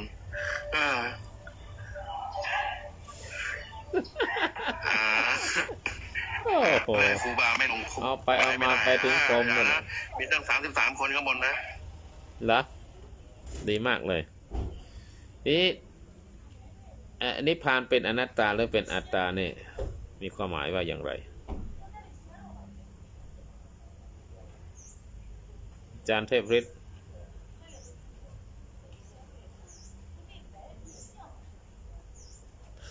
เจ้านิพพานยังไงก็อนัตตาอยู่แล้วถูกต้องพระองค์ไม่เคยตัดเลยว่ามีทำอะไรบ้างที่เป็นอัตตาได้พระองค์บอกว่าสัพเพธัมมาอนัตตาติทำทุกอย่างเป็นอนัตตาหมดนะครับส่วนอัตตาเนี่ยคือความเห็นผิดในสิ่งที่เป็นอนัตตาว่าเป็นอัตตาขึ้นมาครับโดยขาดสุตตะขาดการศึกษาคำสอนพระองค์ก็ไปเข้าใจตามคำสอนของครูบาอาจารย์บางท่านที่ท่านไปหลงนิมิตบางอย่างของสมาธิแล้วก็เข้าใจว่าได้เคยเข้าเฝ้าพระพุทธองค์บนแดนนิพพานเนี่ยแล้วก็มาสอนต่อกันลูกศิษย์ก็เลยอยากไปเฝ้าพระเจ้าในแดนนิพพานบ้างก็เลยมีความเชื่อว่าเราปฏิบัติถึงที่สุดเราจะได้ไปอยู่กับพระพุทธเจ้าในแดนนิพพานอันนี้เขาเรียกว่าเชื่อในคำสอนของครูบาอาจารย์ที่ท่านไม่มีปริยัติแล้วก็เอาความเห็นที่ตัวเองไปสัมผัสมาด้วยอำนาจของนิมิตบางอย่างแล้วก็ไปยึดว่าอันนั้นคือตัวตนขึ้นมาจริงๆดังนั้นนิพพานยังไงก็เป็นอนัตตาครับพระคุณเจ้าสาธุดีมากนี่ใครไม่นิพพานเป็นอัตตาใครอยากจะพูดไปนิพพานนะยังไม่ไปนิพพานนะมันก็เป็นเรื่องดีที่นั่นแหละนะเป็นเรื่องดีที่นั่นแหละนะก็เกาะไว้ก่อนก็ได้นะพอถึงเวลารู้ความจริงขึ้นมาปล่อยก็ได้นะเกาะไว้ก่อนขอให้เกาะไว้ก่อนยังไงก็เป็นพระพุทธเจ้าเกาะไว้ก่อนเพราะว่าเราไม่รู้ว่าเราจะนิพพานเมื่อไหร่ใช่ไหมหรือว่าบรรลุนิพพานได้เมื่อไหร่ตอนนี้เกาะไว้ก่อนอย่างน้อยก็ได้นางฟ้า500เป็นบริวารแล้ววะกล่าวนมัสการครับพระอริยสงฆ์ทุกท่านครับผมเอาอีกแล้วมาอีกแล้วคือท่านเนี่ยมาอีกโลกหนึ่งแล้วครับผมมาอีกโลกหนึ่งแล้วแต่ว่าจะขอคำแนะนำว่าจะใช้ชีวิตในการเป็นฆราวาสเนี่ยให้ราบรื่นเนี่ยอย่างไรต่อเนี่ยแหละมันก็ขึ้นอยู่ที่กับผมจะเลือกเอาแหละแต่ว่าผมก็แบบแม่มันยังวัยรุ่นอยู่นะครับผมยังแค่37แต่ทีนี้แฟนก็มีทีเนี้ยแต่ไม่มีลูกแล้วทีนี้จะเอาอะไรดีหมายถึงว่ามันบางครั้งมันก็เห็นใจเขาอะนะเพราะว่าเขาก็ยังไม่ได้อายุเยอะแต่เราก็มันไม่มีความต้องการตรงนั้นแล้วเราก็อึดอัดอยู่ครับท่านอริยเจ้าทั้งหลายก็เลยไม่รู้จะยังไงแต่ก็ แต่ก็พอเห็นทางอยู่บ้างแหละครับ แต่ไอความทุกข์ของโลกนะมันไม่มีแล้ว มันไม่มีแล้ว ครับผมขอคำแนะนำครับ อันนี้ต้องให้กระวาดแนะนำนะเทพ เสร็จ ฤทธิ์ แล้วครูบาเอ้ยเสร็จแล้วหลวงพ่อเสร็จแล้วต่อ ใช่ ว่า ครับ ได้ ใช่ เนาะ ครับคารวาสมี คนบวช ท่าน เรียน ผู้ มา ใด ตั้งแต่เด็กโอ๊ต เราเป็นภิกษุด้วยอะเดเนาะหลวงพ่อ ใช่ เนาะ ครับ ให้ท่านคารวาสอยู่ในนี้มีท่านไหนเนี่ย ถ้าพิสูจน์แนะนำเนี่ยผมก็เกรงใจอยู่เพราะคงจะยากอยู่แหละแต่ทีนี้ว่าแต่ท่านก็แนะนำในทางที่แบบว่าไม่เกี่ยวกับเรื่องนั้นก็ได้ครับผมเอาที่เรื่อง ครับให้อาจารย์เทพก็ได้ครับพี่อาจารย์เทพแนะนำเลยครับ ครับผมขอบคุณครับ ท่านเทพแกอายุขาย70แล้วแกแนะนำไม่ได้หรอกเพราะว่าอยู่แบบเดียวกันไง มันจะเอาแบบไหนอ่ะถ้าเอาแบบยังจะครองโลกอยู่ยังจะอยู่กับโลกหรือยังจะมีแฟนใหม่อยู่ ก็ต้องหายาบำรุ มี ง อยู่2 ช้อยครับ ต้องหายาบำรุงนะ ถ้าครองโลกอยู่ แต่ครองตอนนี้ครองตอนนี้ไปก่อนแล้วถ้าถึงจุดที่ไม่อยากครองโลกแล้วก็ค่อยปล่อยตอนนั้นอย่างเงี้ยผม โอเค คิดไว้ โอเค 2 ช้อยครับ โอเคขอ3 นาที ครับ ขอ3 นาทีว่ามีอายุ37 ปีจะใช้ชีวิตในแนวทางพุทธศาสนาหรือใช้ชีวิตอย่างไรที่เหลืออยู่เนี่ยคือตอบอย่างนี้ว่าอายุ31 ปีเนี่ยเป็นวัยที่กำลังสร้างความมั่นคงทางด้านกายด้านจิตใจและด้านปัญญาพุทธวิธีในการใช้ชีวิตก็คือการสร้างความสมดุลระหว่างงานครอบครัวและก็จิตใจงานก็คือที่ทำอยู่ทุกวันครอบครัวคือความมีภรรยาและจิตใจคือหลักพุทธจะเข้าไปปฏิบัติธรรมให้พ้นทุกข์ได้อย่างไรในหลักสำคัญก็คือฝึกสติและปัญญาโดยการปล่อยวางเพื่อให้จิตหรือว่าให้ชีวิตเนี่ยไม่ทุกข์และให้มีความหมายคืออายุ30 ปีในควรใช้ชีวิตแบบมีสติเข้าใจความจริงของชีวิตและเตรียมตัวสู่ความสงบทางจิตใจนะเป้าหมายชีวิตในทางพุทธศาสนาเนี่ยก็คือว่า1อริยสัจ 4เนี่ยหัวใจความทุกข์เนี่ยรู้เหตุของความทุกข์หรือยังและหาทางดับทุกข์ได้ยังแล้วก็เดินทางตามมรรควิธีการดับทุกข์นั้นได้เดินหรือยังนะถ้าเรามีทุกข์นะแต่จริงๆแล้วมีทุกข์อยู่แล้วเกิดแก่เจ็บตัวเนี่ยก็เป็นทุกข์อยู่แล้วแล้วเห็นไตรลักษณ์หรือยังอายุ37 ปีเนี่ยทุกสิ่งอย่างมันไม่เที่ยงเป็นอนิจจังนะมันเป็นทุกข์มันทุกขังมันเปลี่ยนแปลงเนี่ยมันไม่ตัวตนเป็นหน้าตาเห็นหรือยังนะท่านแต่เป้าหมายทางพุทธนะและสร้างโลกธรรมนั้นและโลกธรรมหรือโลกที่เป็นธรรมะแล้วก็สมดุลกันหรือยังทางโลกและทางธรรมใช้ชีวิตโดยที่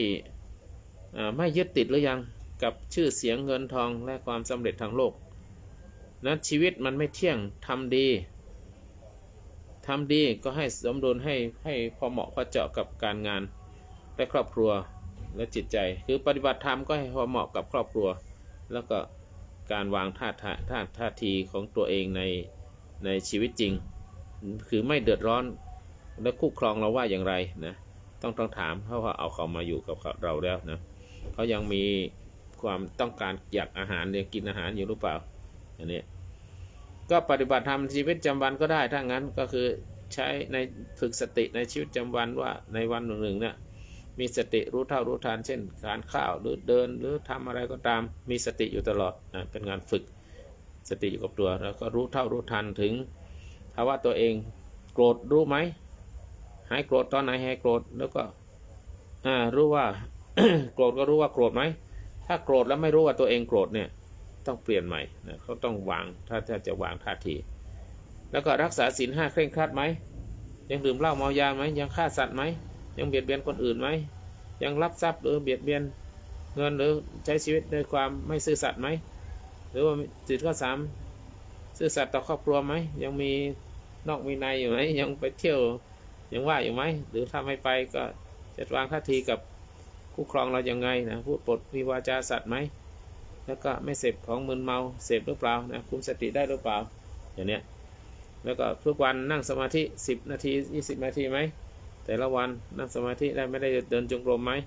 ได้ฝึกอานาปานสติไหมดูลมหายใจเข้าหายใจออกหายใจสั้นรู้หายใจออกรู้ยาวรู้สั้นรู้อะไรต่างๆ ได้ทำไหมนะจิตใจสงบหรือเปล่าเนี่ยอันเนี้ยก็ต้องดูว่าชีวิตประจำวันได้ทำหรือเปล่าหรือตลอดถึงว่าได้เจริญศีลสมาธิแล้วก็ปัญญาได้ทำไหมใจเราสงบไหมใจเราว้าวุ่นไหมอันนี้พวกนี้ต้องถามตัวเองนี่การใช้ชีวิตในครอบครัวในการงานอย่างมีธรรมะก็คือถ้ามีครอบครัวก็ใช้คารวะธรรมมีสัจจะต่อภรรยาของตนเองซื่อสัตย์ไหนในครอบครัวธรรมะข่มจิตข่มใจอารมณ์ไหมไม่โกรธง่ายไหมเวลาเขาพูดไม่ถูกใจขันติอดทนต่อปัญหาครอบครัวไม่ปัญหาเดี๋ยวค่าเช่าบ้านเดี๋ยวค่าไฟค่าน้ำค่าอะไรต่างๆเนี่ยนะพูดกันมาแล้วจะค่าเสียสละในเพื่อครอบครัวของเราไหมเสียสละสิ่งที่ไม่ดีไม่งามสิ่งอะไรต่างๆที่ในจิตใจของเราเนี่ยหรือถ้ามีงานทำก็ใช้สัมมาอาชีพไหมทำอาชีพของเราทำงานด้วยความซื่อสัตย์ทำงานด้วยความไม่โกงไม่เอารัดเอาเปรียบไม่ดูถูกใครนะใช้สติในการ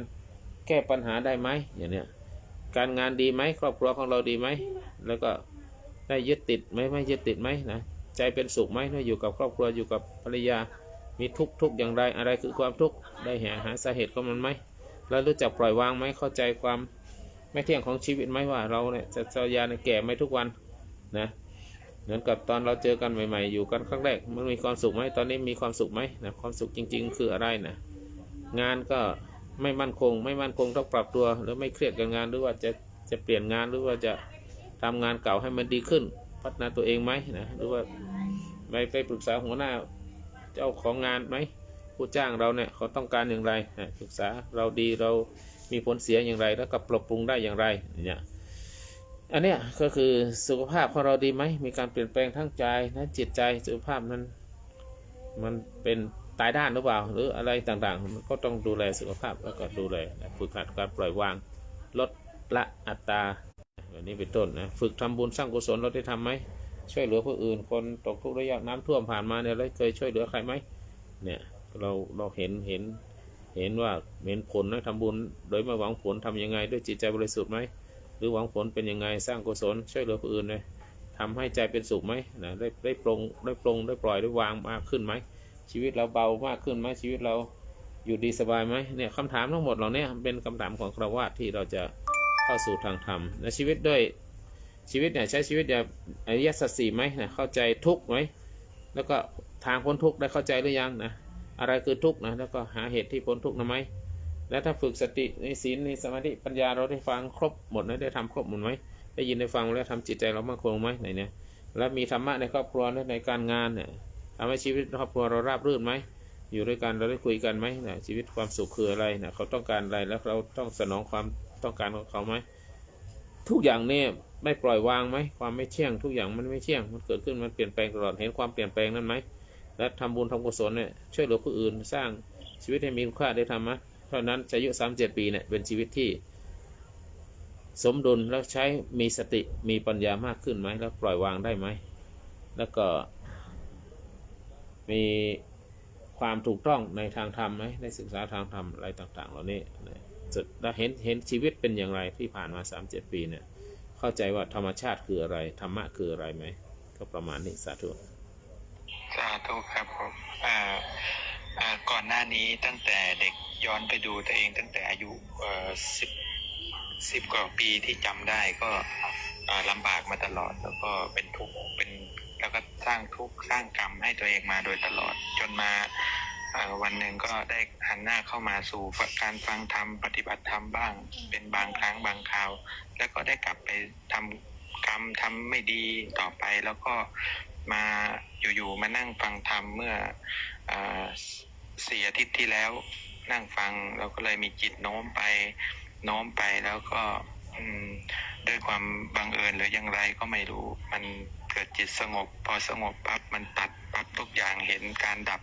ครั้งเดียวเห็นการเกิดครั้งหนึ่งดับครั้งหนึ่งแล้วมันก็เลยหลุดเข้ามาอีกโลกหนึ่งที่ไม่มีเราตื่นปั๊บมันก็มันไม่มีเราอยู่ตรงนี้และไม่มีใครเลยมีแต่ความสมมุติทั้งนั้นก็เลยไปไล่ดูว่าตัวเองอะไรหายไปบ้างก็เลยความอยากตอนนี้ไม่มีความอยากเป็นความต้องการว่าต้องการที่จะรักษาขันธ์ 5นี้ไปต่อแต่ไม่ได้อยากได้นู้นได้นี้แล้วอย่างเหมือนตื่นขึ้นมาก็เหมือนตื่นใหม่ครับผมมัน ก็เลยงวงเงียอยู่ว่าไม่รู้ว่าตัวเองจะเริ่มต้นยังไง ก็เลยตามดูว่าอะไรของตัวเองมันหายไปบ้าง ก็เลยรู้ว่าไอ้ความแค้นที่ตัวเองแค้นกับคนคนหนึ่งอยู่มันหายไป แล้วก็เลยไปดูว่าเรามีศัตรูอยู่กี่คนมันหายไปหมด ก็เลยแบบไปตามดูว่ามันหายไปได้ยังไง ไปดูต้นตอมันก็เลยเห็นว่าต้นตอก็คือเราไปเห็นขันธ์ห้าก็คือเราไปยึดมั่นถือมั่นในขันธ์ห้าตัวนี้แหละแล้วทีนี้มันก็เลยปรุงแต่งทำให้เรายึดกับตรงนี้เอาไว้พอเราเห็นตรงนี้เสร็จก็เลยเห็นตัวหนึ่งที่เป็นตัวปัญญาที่จะลบมันออกไปหมดจากจิตจากใจเนี่ยมันก็เลยมันก็เลยถึงความไปก็เลยเข้าใจว่าพระพุทธเจ้าสอนแก้อย่างเดียวคือสอนธรรมชาติของมันมีเป็นมาของมันอยู่อย่างนั้นก็เลยเห็นอริยสัจสี่เห็นพระพุทธเจ้าคือเห็นธรรมชาติพระพุทธเจ้าสอนธรรมชาติ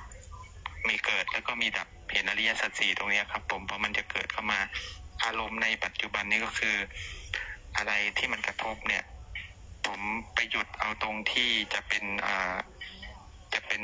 มโนหรือจะเป็นจิตเข้าไปนะว่าผมไปหยุดตรงนั้นนะแล้วมันก็เลยดับไปมันก็เลยไม่ทุกข์ต่อไปเนี่ยผมไปเห็นกุญแจตรงเนี้ยผมไปหยุดอยู่แค่ตรงนั้นคือทุกอย่างภาษาทุกอย่างกระทบเข้ามาผมก็เลยไปหยุดตรงที่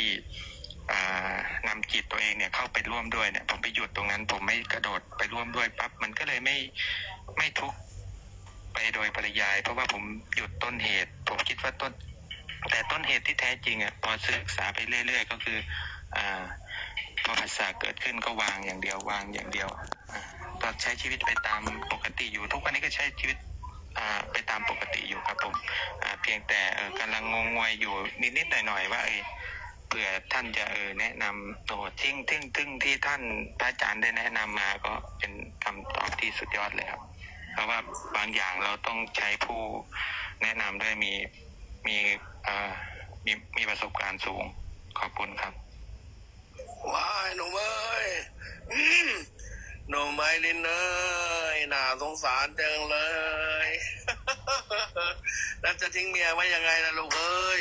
อาการแบบนี้นะไม่ทิ้งครับไม่ทิ้งครับอยู่ไปอย่างนี้แหละแต่ว่าอยู่เป็นนะทีนี้ครับผมอยู่แบบตายด้านแล้วลูกเอ้ยเมียเองมันก็ตาย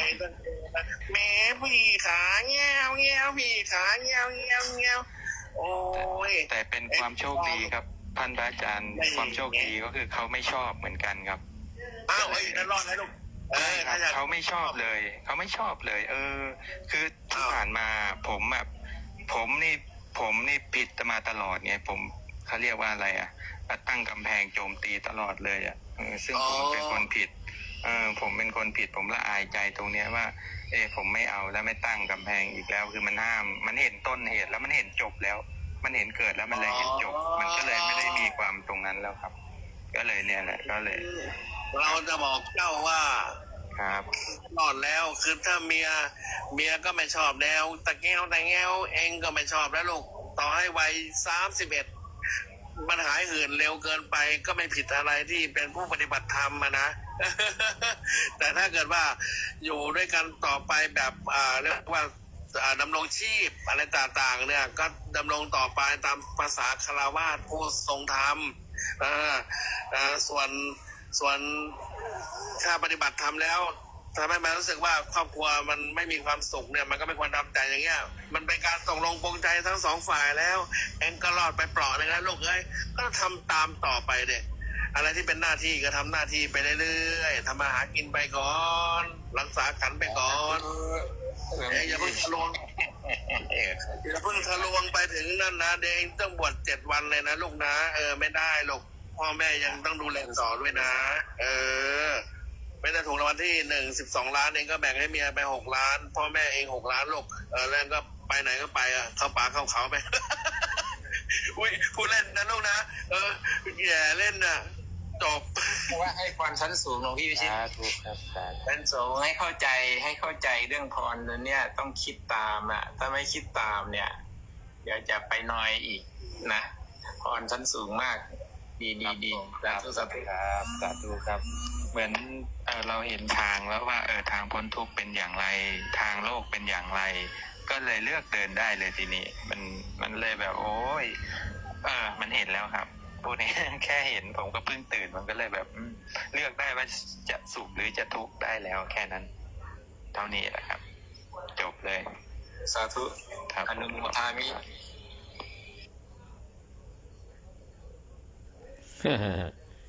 ก็ดีแล้วนะใช้ชีวิตของฆราวาสญาติโยมปฏิบัติไป เมื่อเข้าใจอริยสัจสี่เข้าใจผัสสะก็เป็นบาทเป็นเบื้องเป็นหนทางในการเข้าสู่ความหลุดพ้นได้ แล้วก็ง่ายกว่าคนที่ยังไม่เห็นอะไร คือไม่มีสติอยู่กับปัจจุบันนะจะต้องมีสติอยู่กับปัจจุบันไม่ให้ผัสสะพาใจไหลไปตามอารมณ์จากการได้เห็นได้ดูได้ยินได้ฟังตาหูจมูกลิ้นกายใจมันทำงานก็ให้ควบคุมสติอยู่กับปัจจุบันไม่ไหลไปกับเหตุการณ์ต่างๆที่ได้รู้ได้ยินได้ฟังได้เห็นแล้วก็อีกอย่างหนึ่งต้องฝึกปล่อยวางคือไม่ยึดติดทั้งความสุขความยึดติดความทุกข์ความยึดติดอยู่เหนือความสุขประเสริฐความทุกข์ดำเนินชีวิตแบบเรียบง่าย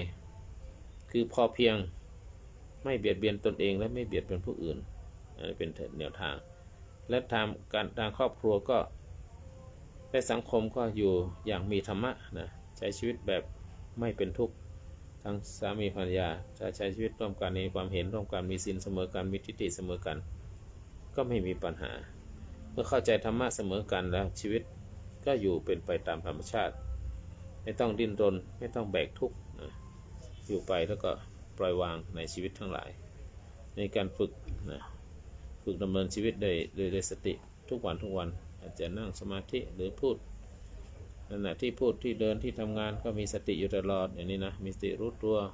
ทำอะไรไม่ได้ทำด้วยอารมณ์แต่ทำด้วยสติและมีอารมณ์อะไรเกิดขึ้นมาก็รู้เท่ารู้ทันมันอันนี้ก็เป็นแนวทางวิธีการเราถึงได้ใช้อานาปานสติฝึกสมาธิฝึกอะไรไปนะเราลดความโกรธมีความเมตตาเจริญเมตตาต่อผู้อื่นในผู้อื่นใช้ชีวิตแบบมีปัญญาก็รู้เท่ารู้ทันวิเคราะห์เรื่องต่างๆทั้งหลายที่เกิดขึ้นตั้งอยู่แล้วก็ดับไปให้ทานนะก็ไม่หวังในบุญสาธุขอมีแต่ความเจริญร่มเย็นเป็นสุขอยู่ร่มเย็นเป็นสุขนะทำอยู่ในศีลในธรรมมีแต่ความสุขความเจริญอายุวันโนสุขังพลังนะสาธุอย่างสาธุครับอาจารย์ครับสาธุก็ด้วยปัญญานะไม่มีความทุกข์ให้พ้นทุกข์นะนี่เอาเลยอันนี้ให้ทานบ้างนะฝึกให้จาคะให้ทานทำบุญทำทานลดความโลภให้อภัยผู้อื่นบ้างนะพ่อพวกโยมผู้ชายที่อยู่ในห้องพวกเนี้ยเว้นจันทร์เทพนิษฐ์นะไม่รู้นะแต่พวก4 คนเนี่ยนะเขาชอบให้ไอ้ระบบ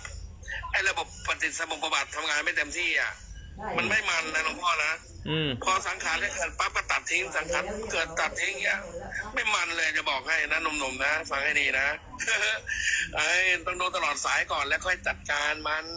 ครับหลวงพ่อจับครับหลวงพ่อพิเทศขอเผื่อแล้วกันนะครับไม่มันก็ได้ครับก็ได้จ้ะ มันคือการฝึกจาคะไปในตัวด้วยเนื่องจากว่าการเกิดของเวทนาเนี่ยสัญญาเก่าดึงมาแล้วก็มันเกิดตัณหาถ้าเราปฏิบัติตามตัณหาเนี่ยมันจะเกิดสิ่งหนึ่งขึ้นมาแล้วมันจะเคยชินสิ่งเคยชินเหล่านั้นเขาเรียกว่าอนุสัยถ้าเราไม่เติมสิ่งนี้ลงไปในอนุสัยนั้นแล้วอ่ะมันก็ค่อยลบไปสุดท้ายแล้วมันก็คงจะตายด้านปกตินะหลวงพี่ปกติเลยนะครับ ประมาณนั้น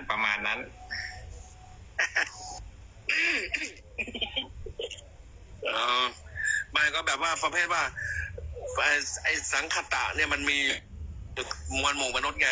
ปกติเราต้องปรุงแต่งให้มันเรียบร้อยส่วนจะมาฝึกปฏิบัติการรู้ทันในมันนะแต่นี่เล่นแบบยกเอาไม่ปรุงแต่งมาเลยอ่ะมันไม่มันไงก็เลยพูดแย่ๆเล่นกันนะพอหลวงเบอร์อย่าโกรธเลยเด้อ ไม่มีเกิดแล้วมีคำถามอภิธรรมถามอาจารย์เทพฤทธิ์หน่อยเผื่อได้เป็นสิ่งที่เปรียบเทียบได้ก็จะถามนานนั่นแหละแต่ยังไม่ได้ถามอาจารย์เทพฤทธิ์ครับไอตัวส่วนของจิตกุศลจิตกลางจิตอกุศลนะครับการเทเอียงลาดเอียงของจิตกลางไปฝั่งหนึ่งฝั่ง ฝั่งใดฝั่งหนึ่งทำให้จิตมันไปอย่างนั้นรบกวนอธิบายตรงนี้หน่อยครับอาจารย์ครับสงสัยเรื่องอะไรครับ หมายถึงว่าการเทเอียงหน้าเอียงของอพยากตาจิตนะครับผมว่ามันก่อให้เกิดช่วยยังไงได้บ้างเกี่ยวกับเรื่องจิตกุศลจิตอกุศลเนี่ยใช่เพราะว่าเราพูดถึงเฉพาะจิตที่เป็นกุศลกับอกุศลใช่ไหมมันจะมีตัวหนึ่งที่อยู่ตรงกลางนะครับอาจารย์สาธุครับตัวที่อยู่ตรงกลางถ้าจะเอาเป็นชาวนะนะเอาเป็นชาวนะตัวที่เสพอารมณ์เนี่ยพวกเราไม่มีชาวนะกลางๆนะครับเพราะพวกเราไม่เป็นกุศลก็เป็นอกุศลเราจะมีชาวนะที่เป็นอภัยกตะไม่ได้เพราะว่าชาวนะที่เป็นอภัยกตะมีแต่พระอรหันต์เท่านั้นนะครับแต่พวกเราครับทำกุศลให้มากกว่าอกุศลอันนี้สำคัญแต่ว่าถ้าเป็นจิตประเภทอื่นนะครับที่ไม่ใช่ชาวนะเช่นพวกวิบากจิตหรือว่าปัญจทวารวัชนะมโนทวารวัชนะอันนี้เป็นกริยาเป็นจิตกลางๆได้แต่ว่าไม่ใช่ทำหน้าที่ชาวนะเสพอารมณ์นะครับก็สรุปว่าเราคนที่ต่อให้เป็นพระอนาคามีก็ไม่มีชาวนะที่เป็นอภัยกตะนะครับต่อเมื่อท่านหมดกิเลสนะฮะกุศลท่านจึงกลายเป็นอภัยกตะเป็นกริยาไปประมาณนี้ครับ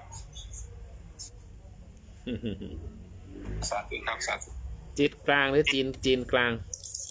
ถ้าจีนกลางนี่ใช้ได้ทั่วจิตตัวที่จะเป็นตัวตัดสินใจว่าอะไรดีอะไรเป็น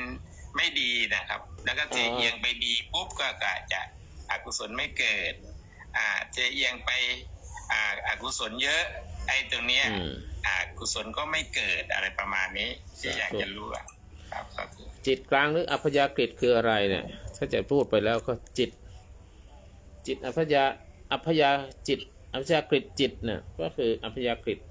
คือไม่จัดว่าเป็นกุศลหรืออกุศลคือจิตที่เป็นกลางไม่เป็นบุญ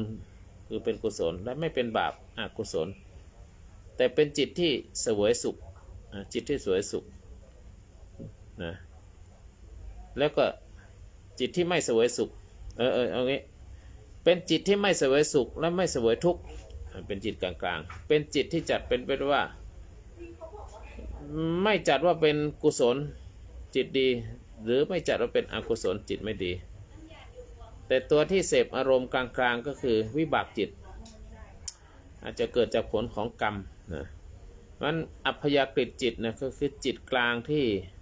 เกิดขึ้นโดยที่ไม่เป็นบุญและไม่เป็นบาปอัพยากฤิจิตคือจิตกลางคือมีกี่ประเภทคือวิบากจิตที่เกิดขึ้นเป็นผลของกรรมเก่าเช่นการได้ยินเสียงดีหรือร้ายก็เป็นผลจากอดีตกรรมนะการเกิดขึ้นมาในสิ่งแวดล้อมดีหรือไม่ดีเนี่ยก็เป็นผลของกรรมเราเกิดมาอยู่ในดงโจรอย่างนี้อยู่ในดงแห่งบัณฑิตเป็นจิตเป็นผลของกรรมที่ชาติก่อนเราได้ทำอะไรไว้นะทีนี้วิบากจิตนะก็คือเป็นผลที่เกิดขึ้นมาและกริยาจิตก็คือจิตที่เกิดขึ้นแล้วจิตที่เกิดขึ้นแล้วไม่ได้เป็นบุญไม่ได้เป็นบุญและไม่ได้เป็นบาปเช่นว่า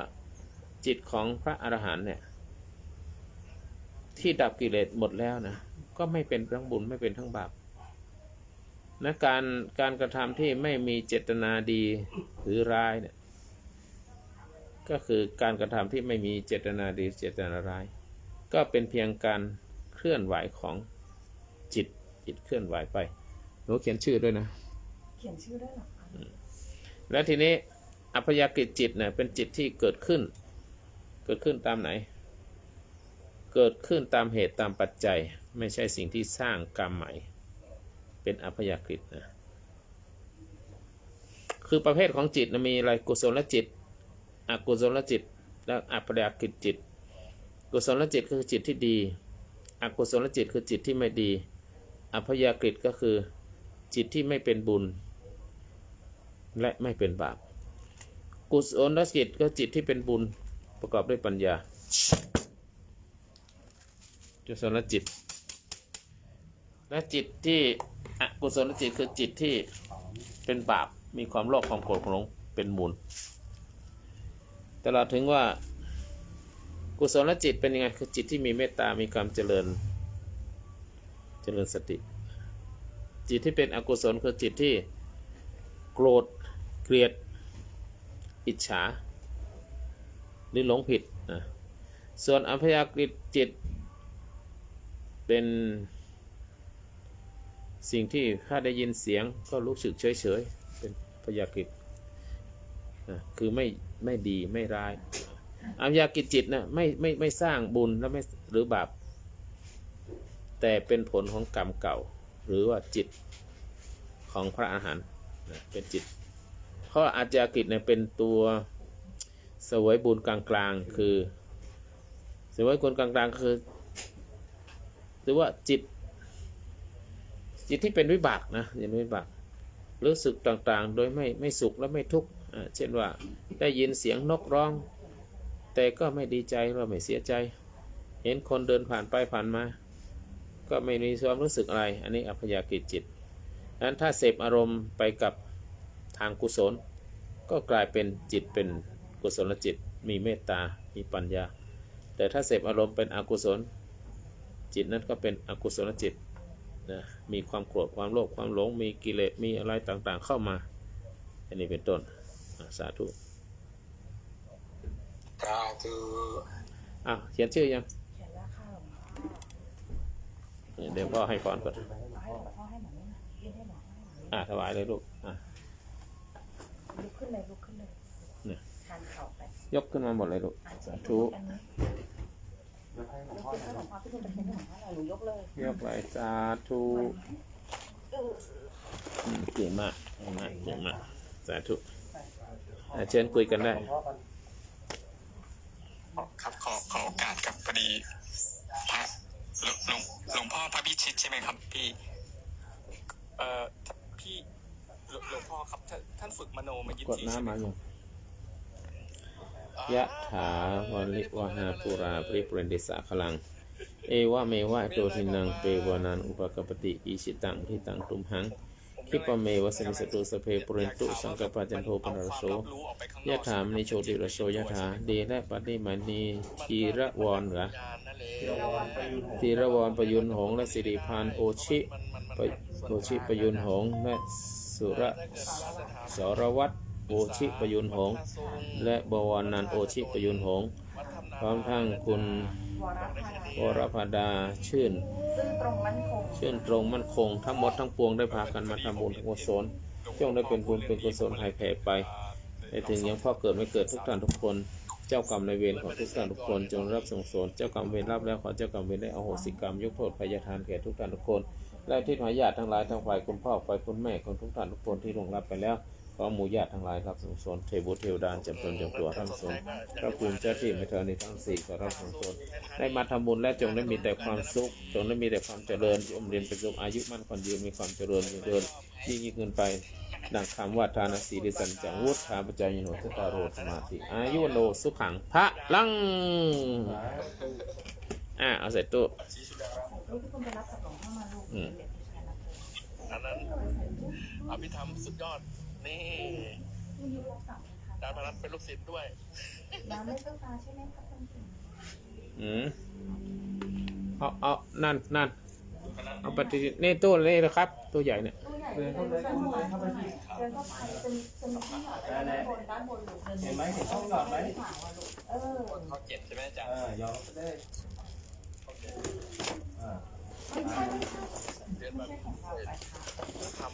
นั่นเอาปฏิทินให้ก่อนปฏิทินมันจะกับมานี่กระจางเลยกระจางไปแล้วถึงแม้เราจะไม่มียาแบ่งน้องกินด้วยตาตุ้ขอบคุณยังขอบคุณยังไม่รู้อดีตอนาคตเนี่ยพอเอาบาลีกับอภิธรรมมาจากกันปุ๊บอะไรมันจะรู้ว่าที่ไม่ต้องมีเป็นเด็กชอบกินเห็นอะไรไม่ได้เห็นของกินไม่ได้พี่ก็สละให้น้องเลยอีกนิดนึงใกล้ตะกะแล้วค่ะจัดเถอะเอาไปทิ้งให้น้องเอาไปดกเอาไปทิ้งไว้ได้วิชาที่ผมกล่าวมาทั้งธรรมกายทั้งมโนมยิทธิเกี่ยวเล่นติ๊กต็อกป่ะเล่นติ๊กต็อกไหม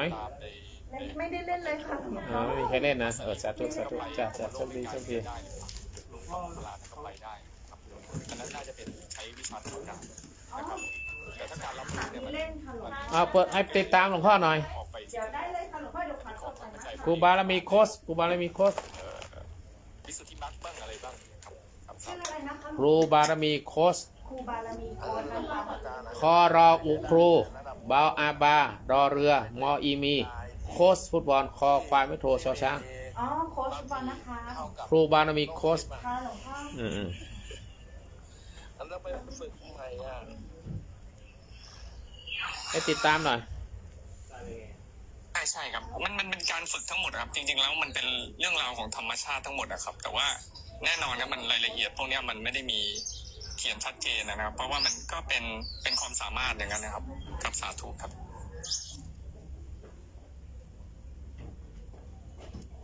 เอาอย่างครูบานั้นบอกกันแล้วกันว่า เอาแนวไหนก็แนวหนึ่งให้มันสุดทางไปเลย สุดทางแล้วก็มาว่ากันก่อนแต่ว่าถ้าชอบของแถมแบบพิเศษแล้วก็เอาแหม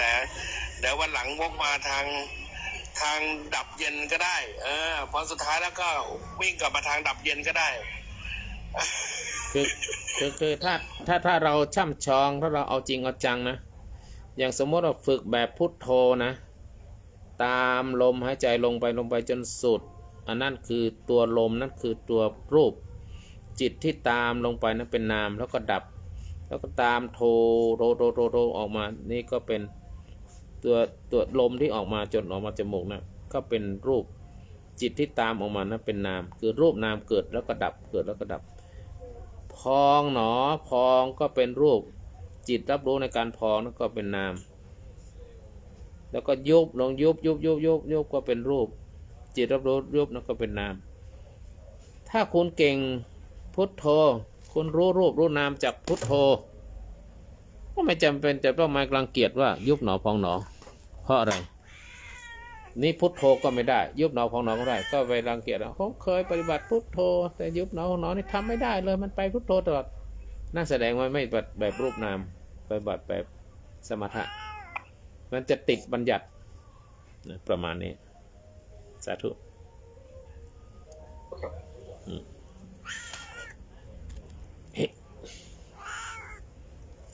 เชิญสาธุครับพระอาจารย์ครับขอบคุณครับ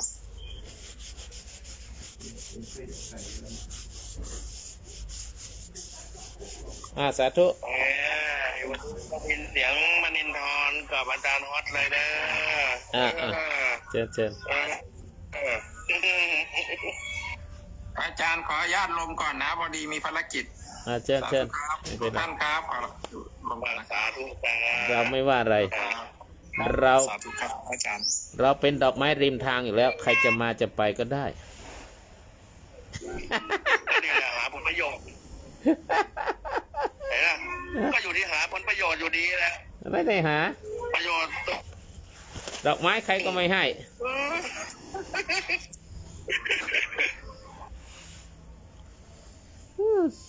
นมัสการพระอาจารย์ค่ะ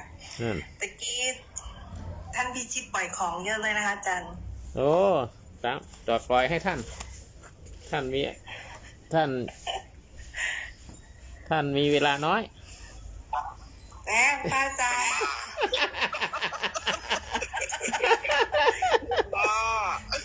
พระอาจารย์นี่ยอดตะกี้โยมไปสกิดไอ้คำเนี่ยค่ะอาจารย์ซุปเปอร์ฟิวชั่นนะคะขอพระอาจารย์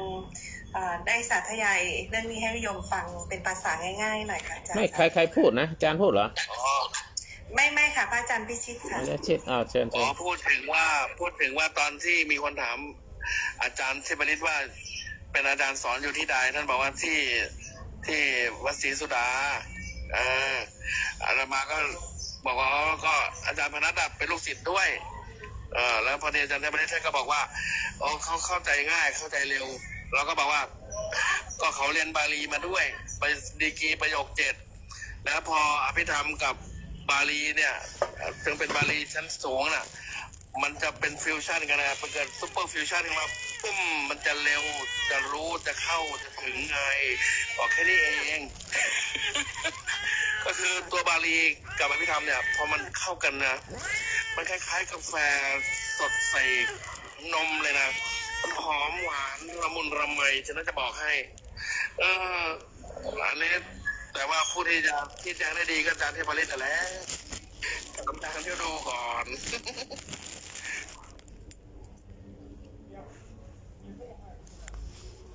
จ้ะ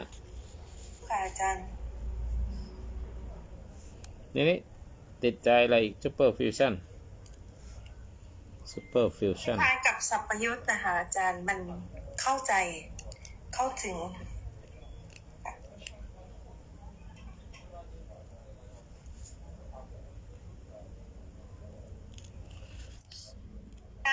Super Fusion อาการมันคล้ายๆกับ Super เข้าใจ Fusion เข้าถึงและพัฒนาได้ไหมคะพระอาจารย์พิชิต Super Fusion ใช่นั่นแหละก็คือมัน Super มันจะ Fusion เข้าใจด้วยทั้ง Super Fusion บัญญัติสุตตะแล้วก็จิตตะและคนมันรวมกันอยู่ในการอ่านที่คนเรียนบาลีสูงๆเขาไปเรียนอภิธรรมเพิ่มอ่ะแล้วในขณะที่ฟังอธิบายน่ะมันก็คือการปฏิบัติไปในตัวโดยการอาศัยสื่อคือหูแล้วก็ไอดอลก็คือมีอาจารย์เทพฤทธิ์ยืนอยู่ตรงหน้ากระดานขาวๆกับแมปที่เป็นเส้นทางของดวงจิตทั้งหลายแหละน่ะมันนั่นแหละมันกำลังทำการปฏิวัติตัวมันอยู่ในนั้นนะปั๊บปั๊บปั๊บปั๊บปั๊บปั๊บปั๊บปั๊บปั๊บมันเป็นอัตโนมัติซึ่งไม่สามารถมีผู้อื่นเกินกว่าคนที่ศึกษาในตอนนั้นน่ะเข้าใจได้ไงแต่พวกนั้นน่ะเข้าใจดีอันนี้คือปฏิไหมคะอาจารย์ได้นั่นแหละ สักค่ะและคนสอนก็นะก็ไม่ใช่ว่าสอนตะพุตะพือนะในขณะที่คนสอนเนี่ยต้องดึงออกมาด้วยอ่ะเอาดึงของแท้มาให้เห็นด้วยอ่ะ แล้วก็ดูเนี่ยปฏิภาณไหวพริบอ่ะเกินมนุษย์มนาเขาไหมนะถามปุ๊บตอบปั๊บถามปุ๊บตอบปั๊บอ่ะเก่งนะ 70แล้วต้องอาจจะเป็นอัลไซเมอร์ไม่ยอมเป็นนะเดี๋ยวเว้ยวิโทษทีครับอาจารย์ได้ยินแล้วมาเนี่ยขอโทษนะครับ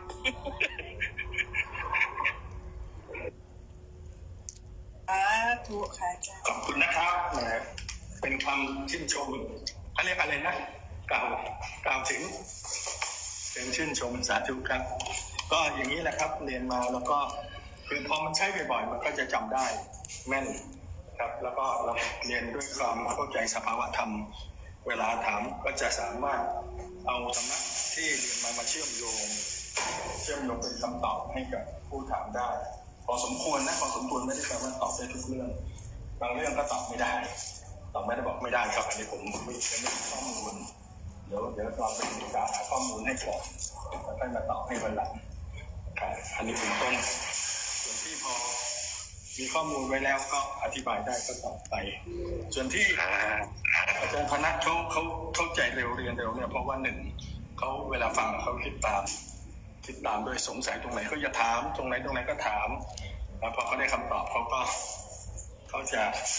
เก็บบันทึกเลยแล้วก็ไอ้ที่เขาแม่นเพราะว่าพอเขาเรียนเสร็จเนี่ยเวลาเขาเป็นไลฟ์เนี่ยเขาจะเอาเรื่องที่เรียนเนี่ยมาพูดให้สมาชิกฟังว่าวันนี้เรียนเรื่องอะไรบ้างก็คือเขาเอาเรื่องที่เรียนมาถ่ายทอดเขาก็ได้ทบทวนเรื่องที่เรียนใหม่อีกทีหนึ่งเขาก็เลยจำแม่นนะครับเข้าใจเร็วสาธุครับนี่เห็นเปล่าเขาไม่ได้เรียนกันอย่างเดียวเรียนไปปฏิบัติไปนะภายในด้วย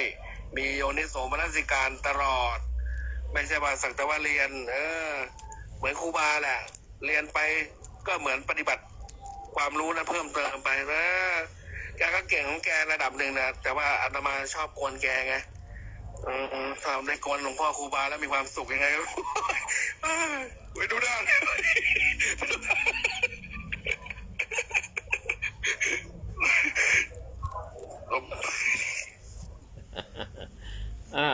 ตะกี้อาจารย์ใช้ Super Fusion นั่นแหละ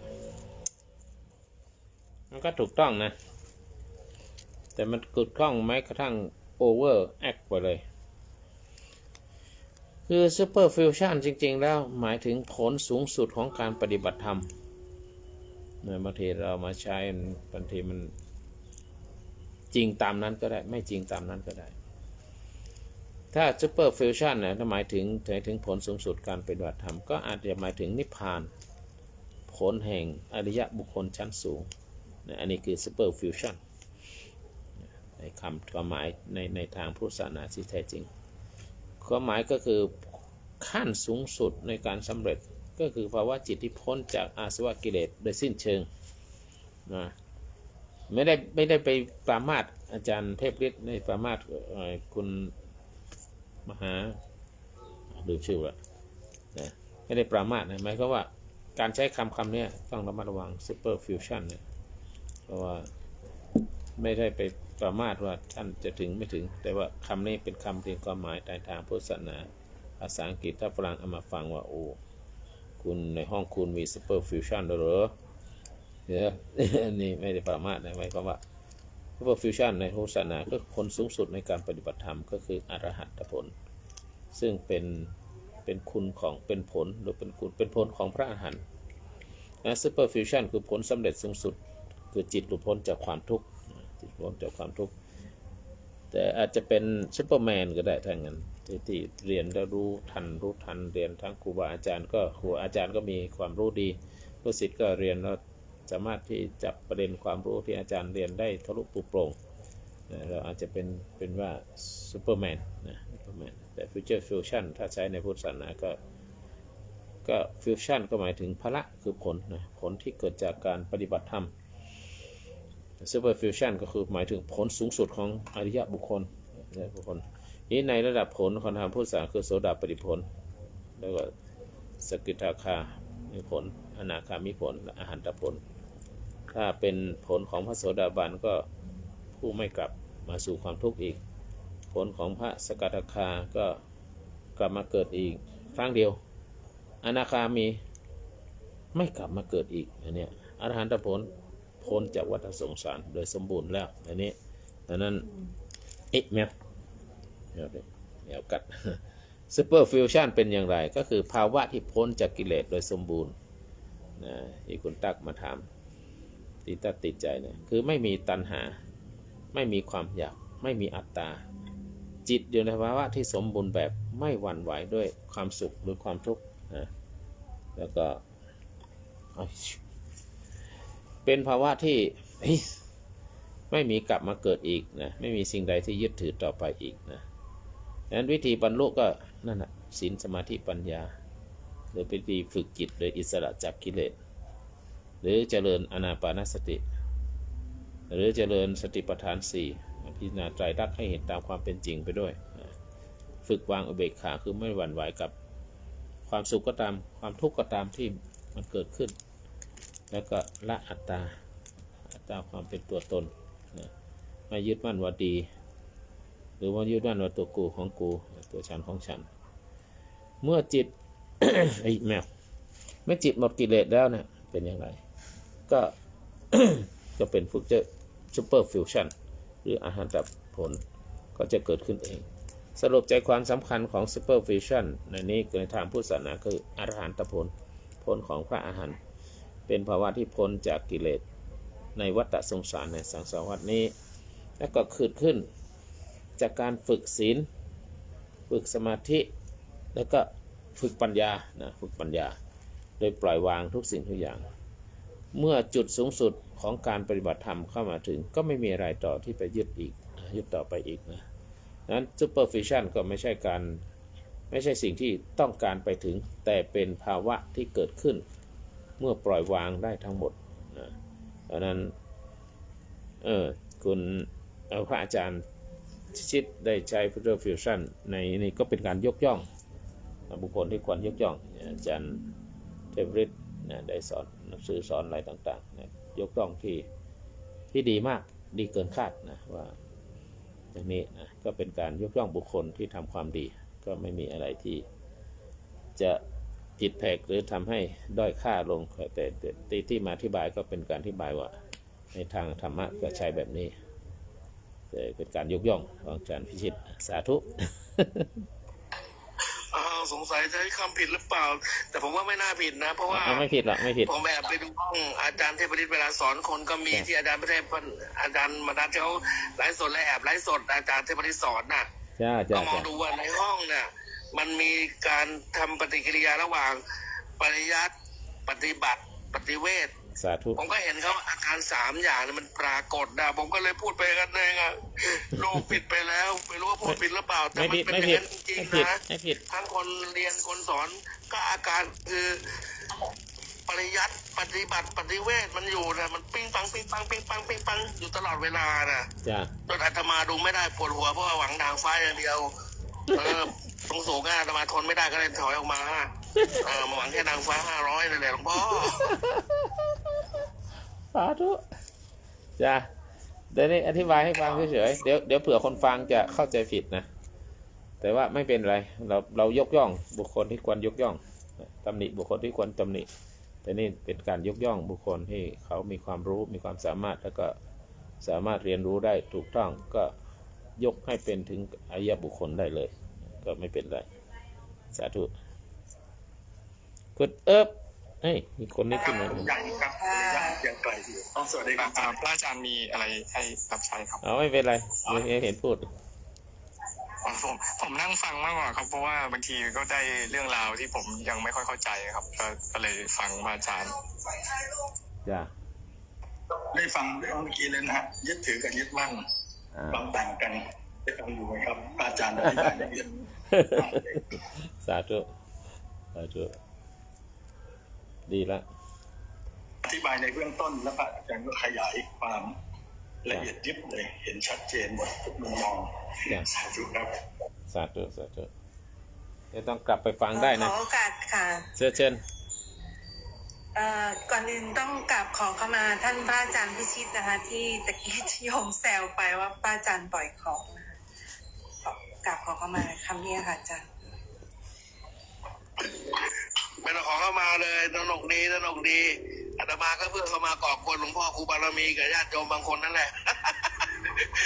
ไม่ได้กวนแล้วมันรู้สึกนอนไม่หลับกระสับกระส่ายร่างกายพิการอาหารไม่ย่อยแต่ถ้าได้แกล้งก่อกวนแล้วมันจะมีความสุขยังไงก็ไม่รู้นะไม่ต้องขอเข้ามาจ้ะ สร้างทำเองรับผลเองสมน้ำหน้าตัวเอง ถ้าถ้าสิ่งที่ท่านทำมันทำให้ท่านอายุยืนขึ้นก็ทำไปเถอะท่านสบายใจอย่าแจ้งนะท่านยกขอโทษยกหมดกรรมไม่ได้แต่อนุโมทนาสาธุเจ้าค่ะสาธุแต่ว่า เหตุที่โยมถามเกี่ยวกับซูเปอร์ฟิวชั่นหรือว่าคำว่าฟิวชั่นเนี่ยเพราะเอิญว่าตอนที่ช่วงที่โยมได้ยินอันเนี้ยมันโยมจะอธิบายว่าไงดีมันเหมือนกับคำว่าสปาร์ค มันต้องมันอะไรโอ๊ยอาจารย์มันเอาไปว่าโยมเข้าใจมากๆค่ะอาจารย์สาธุค่ะสาธุดีมากดีจริง